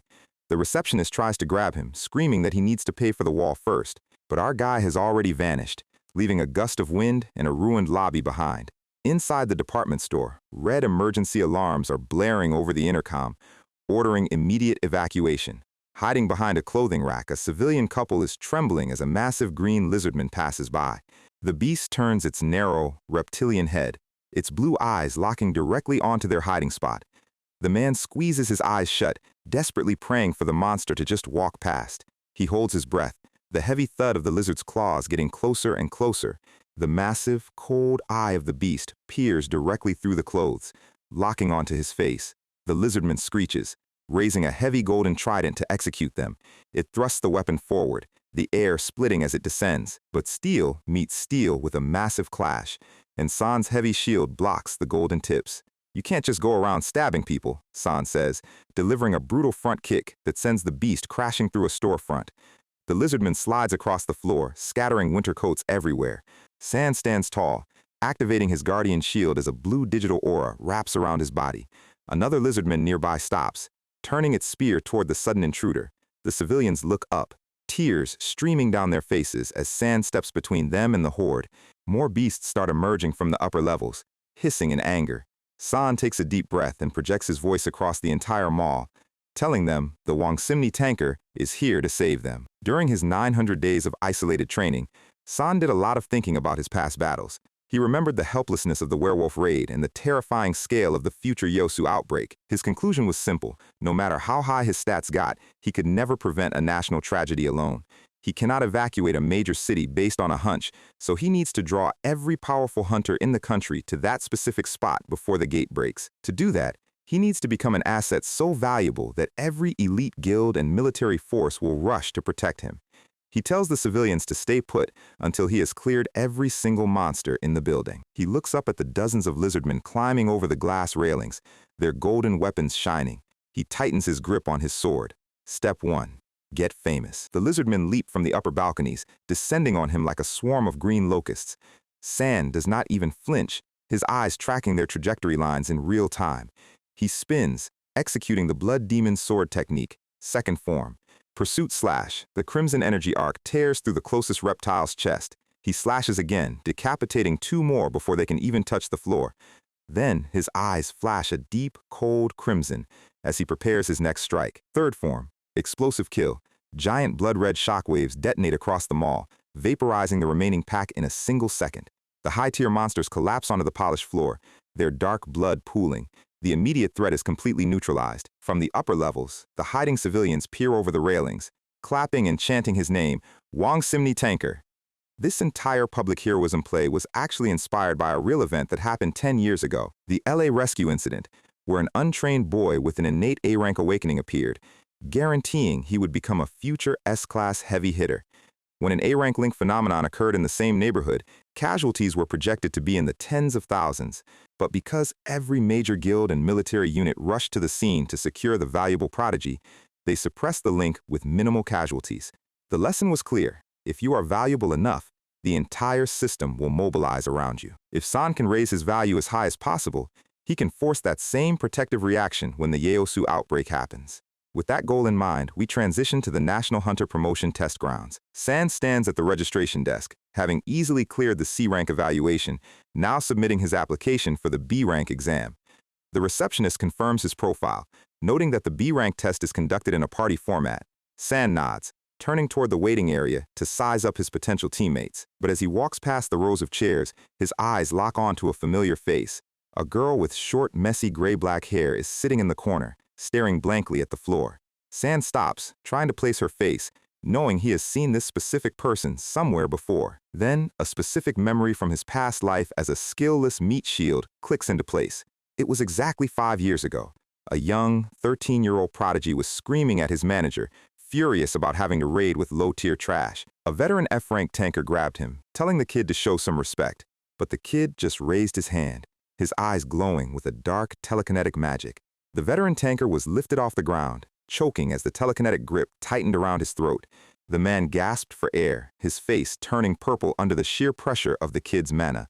The young prodigy looked at him with absolute contempt, stating that rank is everything in this world. His manager had to step in, grabbing the kid's wrist to force him to release the grip. The tanker collapsed onto the floor, coughing violently as the F-rank San rushed over to help him.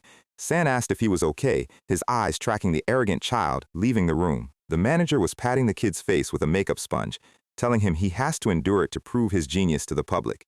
The kid just rolled his eyes, completely dismissing her advice. This is Lim Chan-young, the legendary child prodigy who reached C-rank at just 13 years old. Chan-young notices San's gaze, glaring back with a sharp, defensive frown. San politely bows and greets him, but Chan-young just scoffs and turns his head away. He wonders why a random C-rank is greeting him. thinking that if San was C rank 5 years ago and is still taking the B rank test now, he must be completely stagnant. San doesn't mind the attitude, remembering his own suffocating years stuck at the very bottom, barely hanging on. Suddenly, Chan Young's manager runs over, shouting that the test is starting, and they enter the dungeon gates. But the second they cross the portal, Chan Young trips over a stone, crashing hard onto his back. Before he can even stand, the heavy growl of 3 mutated hellhounds echoes from the dark corridor. He frantically raises his staff, summoning an inferno firewheel to block them.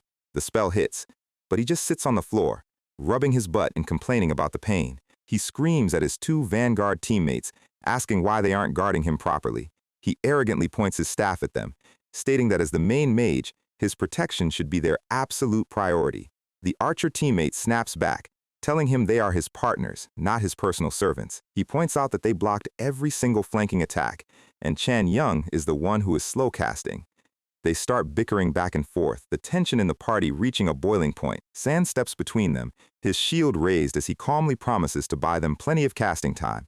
Chan Young scoffs, telling him to actually do his job this time. But San's eyes narrow as he looks down the dark corridor. "They're here!" A massive, 3-headed hellhound leaps from the shadows, its red eyes glowing.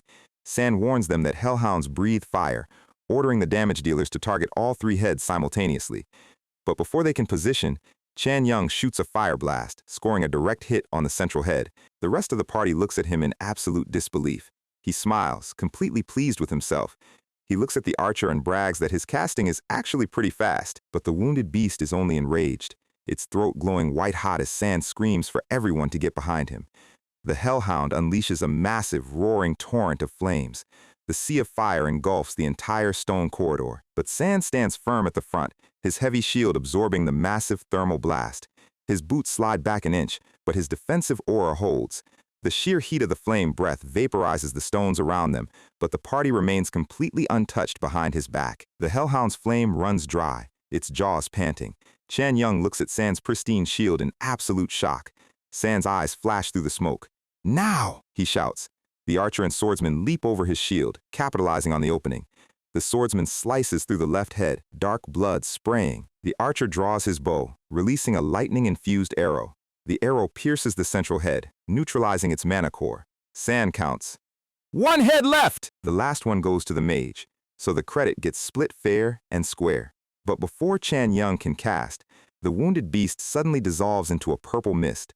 The archer looks around the empty stone chamber, completely confused, and from a dark swirling void on the ceiling, a giant shadowy hand wraps around Chan Young's face, dragging him up into the darkness. So, the B-rank test was going completely fine until a literal shadow monster decided to grab Lim Chan Young by the throat and drag him into a deep dark void. The kid is plummeting down a vertical tunnel, completely abandoned by his other teammates. But our guy Kang San does not do the whole bystander behavior thing, diving straight down after him. And right on cue, his system panel violently flashes with a brand new warning. The 12th hardship trial is officially active, mandating that the arrogant mage must survive this dungeon completely uninjured, or San loses all his powers forever. San sighs, realizing the goddess Osmoon never lets him have a single peaceful afternoon. He reaches out through the rushing wind, grabbing Chan Young's hand right before the shadow hands can pull him apart. He activates his defensive parameters, blue energy wrapping around their bodies. With a heavy sweep of his shield, he shatters the creeping shadow puppets into dust. The kid immediately tries to act tough, claiming he could have handled it himself, but his voice is shaking. They slide down the remaining slope, landing in a dark, cavernous hollow beneath the castle. The air is thick with damp mold, and there is no visible exit leading back up. Meanwhile, we cut directly to the high-tech control room of the promotion test center. The technicians are staring at their monitors, realizing their automated safety sensors are starting to glitch. One of the operators points out that an unrecorded shadow anomaly just dragged a candidate below the map. Normally, these training dungeons are artificially segmented to keep the danger levels strictly managed. If a variable ever exceeds those limits, an elite A-rank supervisor is supposed to step in and reset the simulation. The problem is, the supervisor on shift today is the lazy watch-and-wait type who doesn't like moving his legs. He casually dismisses the warning, stating that B-rank candidates should be able to handle a little surprise. Down below, the shadow undead start rising from the cracked stone floor like ants. San steps forward, his blade humming with raw, kinetic energy. He realizes they need to clear these mobs quickly to find a path back to the surface. A swarm of purple, glowing-eyed specters leaps from the darkness. He tightens his grip on his hilt, executing the blood demon sword technique, first form. With a clean, circular swipe, he cleaves the front ranks in half. He notes that killing these already dead specters doesn't grant him any stat bonuses, but his base parameters are more than enough to handle them. Chan Young watches from behind, his jaw dropping at San's absolute masterclass in vanguard coverage. But as he wonders how they will ever climb out of this dark pit, the air pressure suddenly drops. From the ceiling above, a pale, red-eyed winged entity descends with silent grace, a true vampire, swooping down with razor-sharp claws extended. The beast targets the vulnerable mage first, diving with terrifying velocity. San reacts in a fraction of a millisecond, driving his shield upward. The physical impact splits the stone cavern, sending a shockwave through the ground. The vampire is deflected, his claws scraping uselessly against San's heavy steel defense. Chan Young gasps, realizing he was a single second away from getting his face rearranged. Debris rains down as the beast slides backward, landing perfectly on its feet. The vampire stands tall, his pale skin and muscular frame radiating a heavy, oppressive mana. Chan Young grits his teeth, his hands trembling as he demands the monster show itself. He desperately casts a massive, swirling fireball to incinerate the target. The blazing flame engulfs the dark corridor, but the vampire calmly walks straight through the roaring fire, his skin completely unbothered by the heat. The kid's mind starts spiraling, realizing their main vanguard upstairs is gone and no rescue is coming. He looks at the towering demon, completely paralyzed by the realization that he is hopelessly outclassed. The vampire smiles, his fangs catching the dim light. "I have been looking for you," he whispers. With a sudden burst of speed, he blitzes forward, grabbing Chan Young by his hair, ready to feed. But San's cold steel blade slides directly between them, forcing the beast to abort the bite. The vampire leaps backward, his wings catching the air to stabilize his position. San taunts him, asking why he is dodging a clean, painless scaling. The vampire looks at him with absolute disdain, annoyed that a mere human interrupted his dinner. He gestures to the ceiling, stating he will make them look like the two corpses upstairs. San's eyes narrow as he realizes their teammates are already knocked out, leaving just him and a panicked kid to fight a B-rank boss. The vampire raises his arms, channeling a thick, green, dark magic into the floor. "Rise, my army," he commands. A colossal, green-skinned skeleton giant starts rising from the rubble, its hollow eyes glowing. Up in the control room, the bald operator starts sweating, screaming at the team leader. He reveals that the original castle lord is completely gone, replaced by a highly dangerous, unrecorded vampire lord. The supervisor finally realizes he cooked his own shift, ordering them to abort the test and open the gates.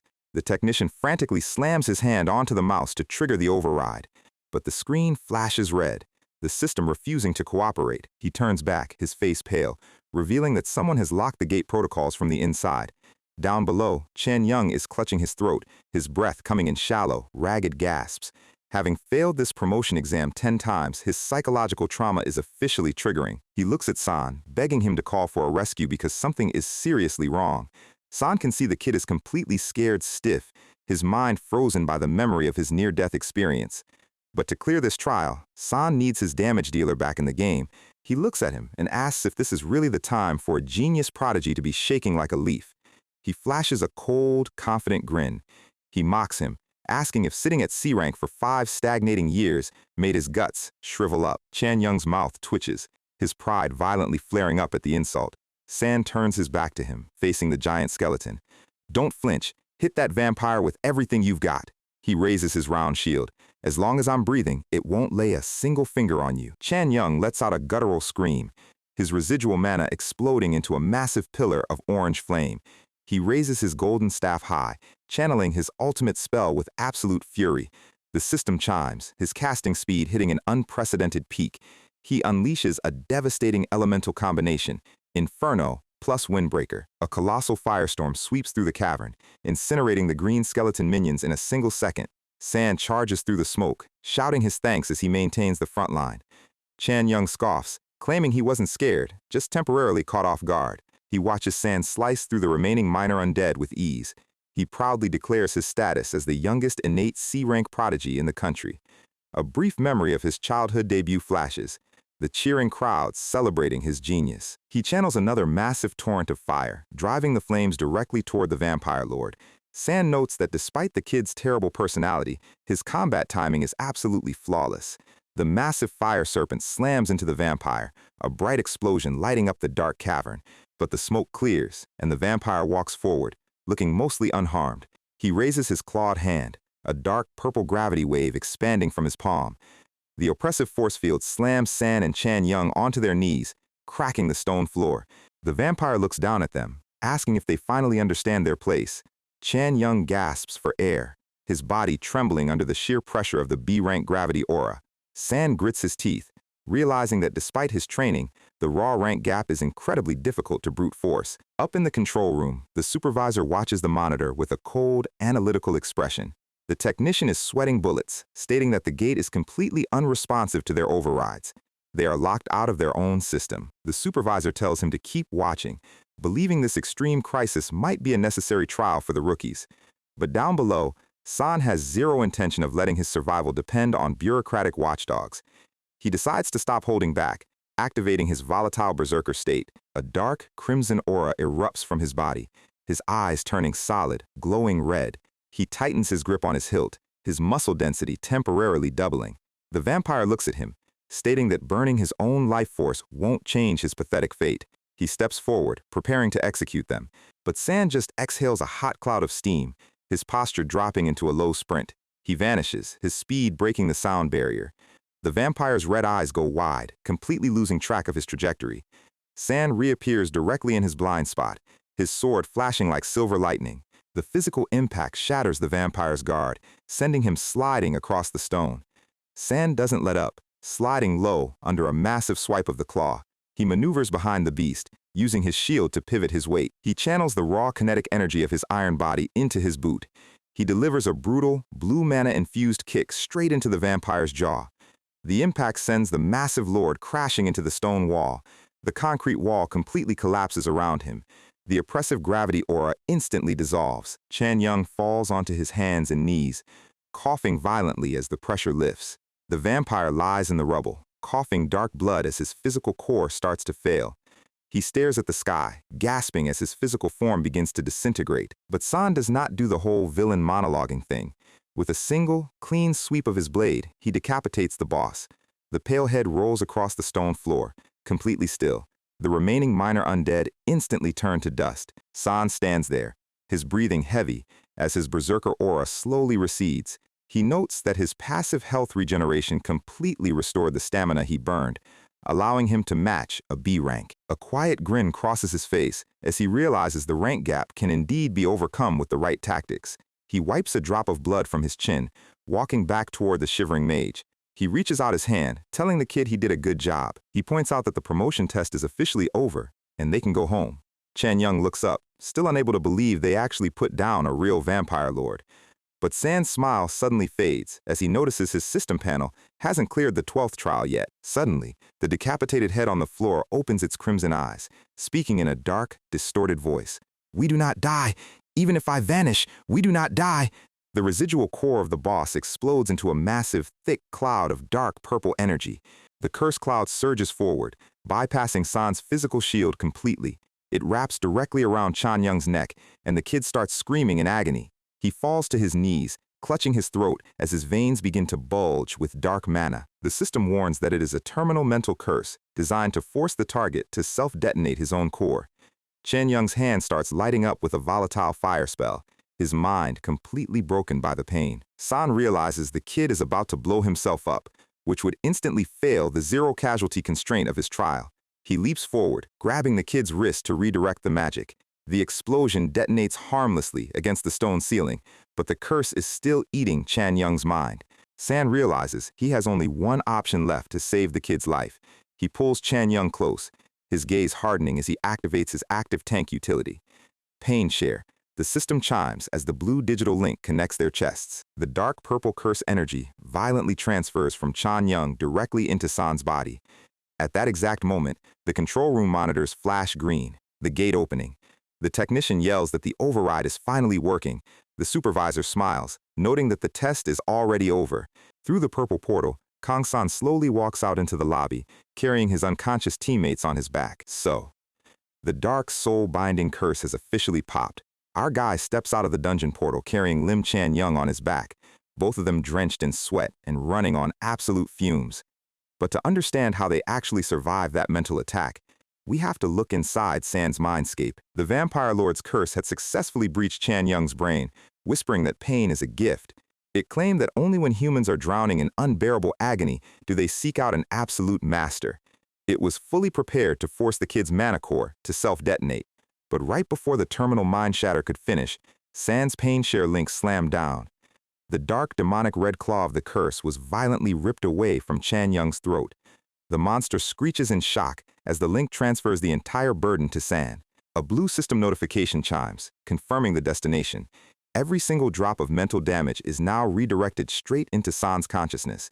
Inside the mental link, San's inner avatar grabs the red monster's wrist with a crushing grip. The curse monster panics, utterly baffled by how a mere human can intercept a soul-bound curse.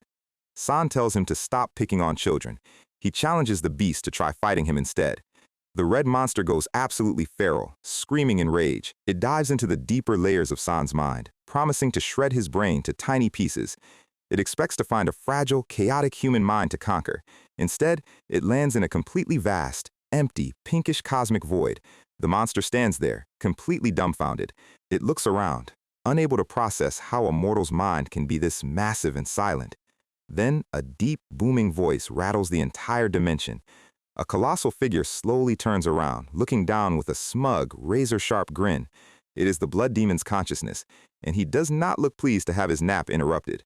He complains that first it was a black-haired guy, then a white-haired woman, and now he is dealing with a weird red combo. But he admits he was getting slightly bored, so this is actually perfect.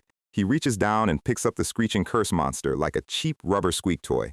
Back in the real world, San's system panel violently flashes, confirming the 12th hardship trial is cleared. He officially unlocks a game-breaking 4-star skill, a passive domain that slashes nearby enemy stats by 20%. And that is not all.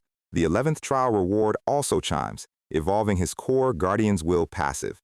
He unlocks the Aura of Glory, a skill that boosts his entire team's parameters across the board. His passive HP regeneration doubles, and his emergency defense multiplier under 10% HP increases to a massive 3 times boost. San sits in the quiet waiting area, realizing that with these 2 rewards combined, he could literally stomp that Vampire Lord. But he feels a pang of regret, knowing if he had used Aura of Glory from the start, his team wouldn't have failed the exam. His teammates walk over, sighing as they confirm they failed because San collapsed mid-evaluation. San smiles, thanking them for their hard work and promising to aim for the next opportunity. A few seats away, Chan Young is sitting alone, staring silently at his boots. He steals a glance at San, his mind completely swimming with confusion. He knows for a fact that San is the one who pulled him out of that terminal mental attack. He cannot comprehend how a tanker could be so selfless, risking his own promotion to save a teammate. In all his years of raiding, he has only met selfish, corporate-managed hunters who look down on F ranks. He has never seen anyone like San, not once. But his massive prodigy pride is currently hitting a critical error, and he doesn't know how to handle the gratitude. He suddenly stands up, telling his manager they need to leave immediately to report back. His manager suggests saying goodbye to the team, but Chan Young snaps, pulling him toward the exit. As they walk down the corridor, the kid's cheeks turn bright red. He wonders why he is actively avoiding the guy who saved his life. He remembers San blocking the claws, his eyes reflecting absolute determination. The memory makes his chest tighten with embarrassment. He pushes the heavy exit doors open, ready to escape the building. But the second the doors slide open, a massive wall of flashing cameras and shouting reporters swarms them. The press is completely out of control, shoving mics into his face. Chan Young freezes, the bright flashes completely blinding him. He is totally confused, wondering why a low-profile B-rank test lobby is currently looking like a red carpet premiere. They start screaming, "Are you part of Hunter Kang San's party?" To explain why the media is currently trying to hunt down our guy, we have to flash back exactly 6 months. It goes back to Yo Jung Young's blacksmith shop, right after he demanded a full free recall from the Howling Guild. The executive, Chae-hee, was trembling, pointing out that a full recall would cost them a literal fortune, but she realized they had no choice, screaming that they would do it as long as he signed their contract. Young smiled, accepting the deal. They shook hands, confirming the complete recall of all their fragile, mass-produced weapons. 1 month later, the recall was finished, and Young signed the official partnership. A few months after that, the association organized a massive press demonstration for his new manual forging technique. In front of dozens of cameras, Young manual forged a C-rank giant's soul greatsword. The reporters gasped, their cameras clicking furiously. He lifted his heavy hammer, striking the steel with perfect precision. The crowd exploded as they realized a basic D-rank blade had its stats completely doubled into a C-rank powerhouse. The host raised his arm in victory, declaring him the savior of traditional craftsmanship. A wall of camera flashes lit up his bald head. But Young leaned into the microphone, his face turning completely serious. The entire room went dead quiet as he prepared to speak. He declared that this incredible forging ability was actually inherited directly from Hunter Kang-san. The reporters instantly erupted into chaos, whispering, "Who is Hunter Kang-san?" Young stated that without San's guidance, he wouldn't be standing on this stage today. Reporter Min Young clutches her tablet, her eyes widening in absolute shock. And just like that, despite San's best efforts to keep his head down, his name became the most searched term in the entire country. So, his master plan to get famous and raise his rank worked perfectly. Perhaps a little too perfectly. San stands on the high balcony of the center, watching the massive crowd of reporters swarming the lobby below. He holds his head, groaning because he didn't expect the blacksmith to leak his name on national television. Chan Young approaches from behind, crossing his arms with a sharp pout. He complains that they are completely trapped inside the building because of him. He demands San do something, stating he has zero interest in dealing with media swarms. San panic points at the lobby, asking if a manual forging technique is really worth this kind of national hysteria. He mutters, wondering if there is simply no other news in the entire country today. Chan Young looks at him like he is an alien, pointing out that Young literally turned the entire hunter item industry upside down. The narrator notes he has no idea. He was locked in a time-dilation room for 900 days. San sighs, realizing he has no choice but to deploy his emergency backup plan. He pulls a glowing blue scroll from his inventory, a bright magic aura lighting up the corridor. Chan Young's eyes widen as a massive, swirling warp gate portal opens. San steps toward the gate, waving his hand with a casual grin. "See you again if we get the chance." He steps through, the blue portal hissing as it dissolves into thin air. Chan Young stands in the empty corridor, completely stunned by the realization of how filthy rich San actually is to burn a warp scroll. And just like that, San flees the country, choosing Kitakyushu, Japan, as his training destination. Kitakyushu was the site of a massive link phenomenon 3 years ago, and minor links still occur dozens of times a day. As a result, the entire city has become an uninhabited, ruined concrete wasteland. A massive, purple-glowing crater sits in the middle of the shattered skyscrapers. Hunters from all over the world call this place the Monster Field. San steps out of the local warp airport, looking around the quiet lobby. He spots the immigration desk and walks over. The clerk, a tired-looking guy with messy hair, asks if his purpose of entry is a raid. San confirms, and the clerk notes his duration of stay is strictly limited to 1 year. He explains that hunters here are divided into two, those who want to quickly build skills and those who want to make a quick fortune. Since the local government abandoned the territory, the entire city is essentially in a state of lawless anarchy. Suddenly, a red siren blares across the airport. "Monster wave detected! Get to your positions!" San looks back, surprised by the sudden alarm, wondering if the situation is really that bad. The clerk casually hands him his physical permit, telling him not to lose it. And right on cue, a massive, muscular orc giant smashes through the glass wall of the lobby, roaring.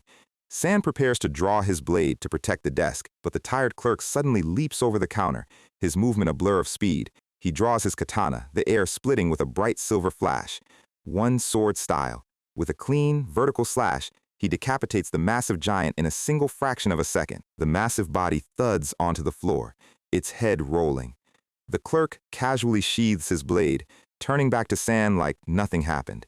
He notes that monster waves occur once a month, warning San to stay alert. San waves goodbye, completely stunned that even the airport staff here are high-tier hunters. He runs outside, his hand resting on his sword hilt as his aura flares up. He grins, realizing that more monsters simply means more chances to farm stats. He charges into the ruined streets alongside other foreign hunters. A gray orc lunges from an alleyway, swinging a heavy rusty cleaver. San slides low under the strike, his shield deflecting the momentum. He channels his blood demon sword art, first form. Human kill. The crimson arc cleaves the beast's chest, taking it down instantly. A pack of minor goblins rushes from a ruined department store, screeching. San executes second form, deadly pursuit, clearing the entire street in a single, flowing sweep. But right as he prepares to advance, the concrete beneath his boots violently trembles. A colossal insect-type rhinoceros beetle monster crashes through a concrete wall, its horn swinging. San observes the beast, noting its massive chitin plates and sharp mandibles. He prepares to block the heavy horn attack head-on, but as he positions his shield, a long, whip-like tail suddenly sweeps from its rear blind spot. He gasps, caught completely off guard by the anomalous anatomy. The heavy tail slams into his side, sending him sliding across the asphalt. He recovers his balance, seeing the tail coming in for a second, lethal strike. The tail hits his shield with a massive thud, splitting the concrete. San holds his ground, struggling to find a clean opening. Suddenly, a massive gold-glowing chain lightning spell rains down from the sky, frying the beetle. The beast screeches as the high-voltage magic shatters its armor. San looks up in shock, sliding his blade back into his scabbard. He grins as a familiar voice calls out his name. Standing on a ruined concrete block are his old teammates. Archer Johan Buell and Mage Yeon Woo-bin are waving down at him, looking highly trained. And stepping forward with a massive battle axe rests Vanguard tanker Young Chan-woo. He flashes a massive, familiar grin, shouting that he knew San would show up here.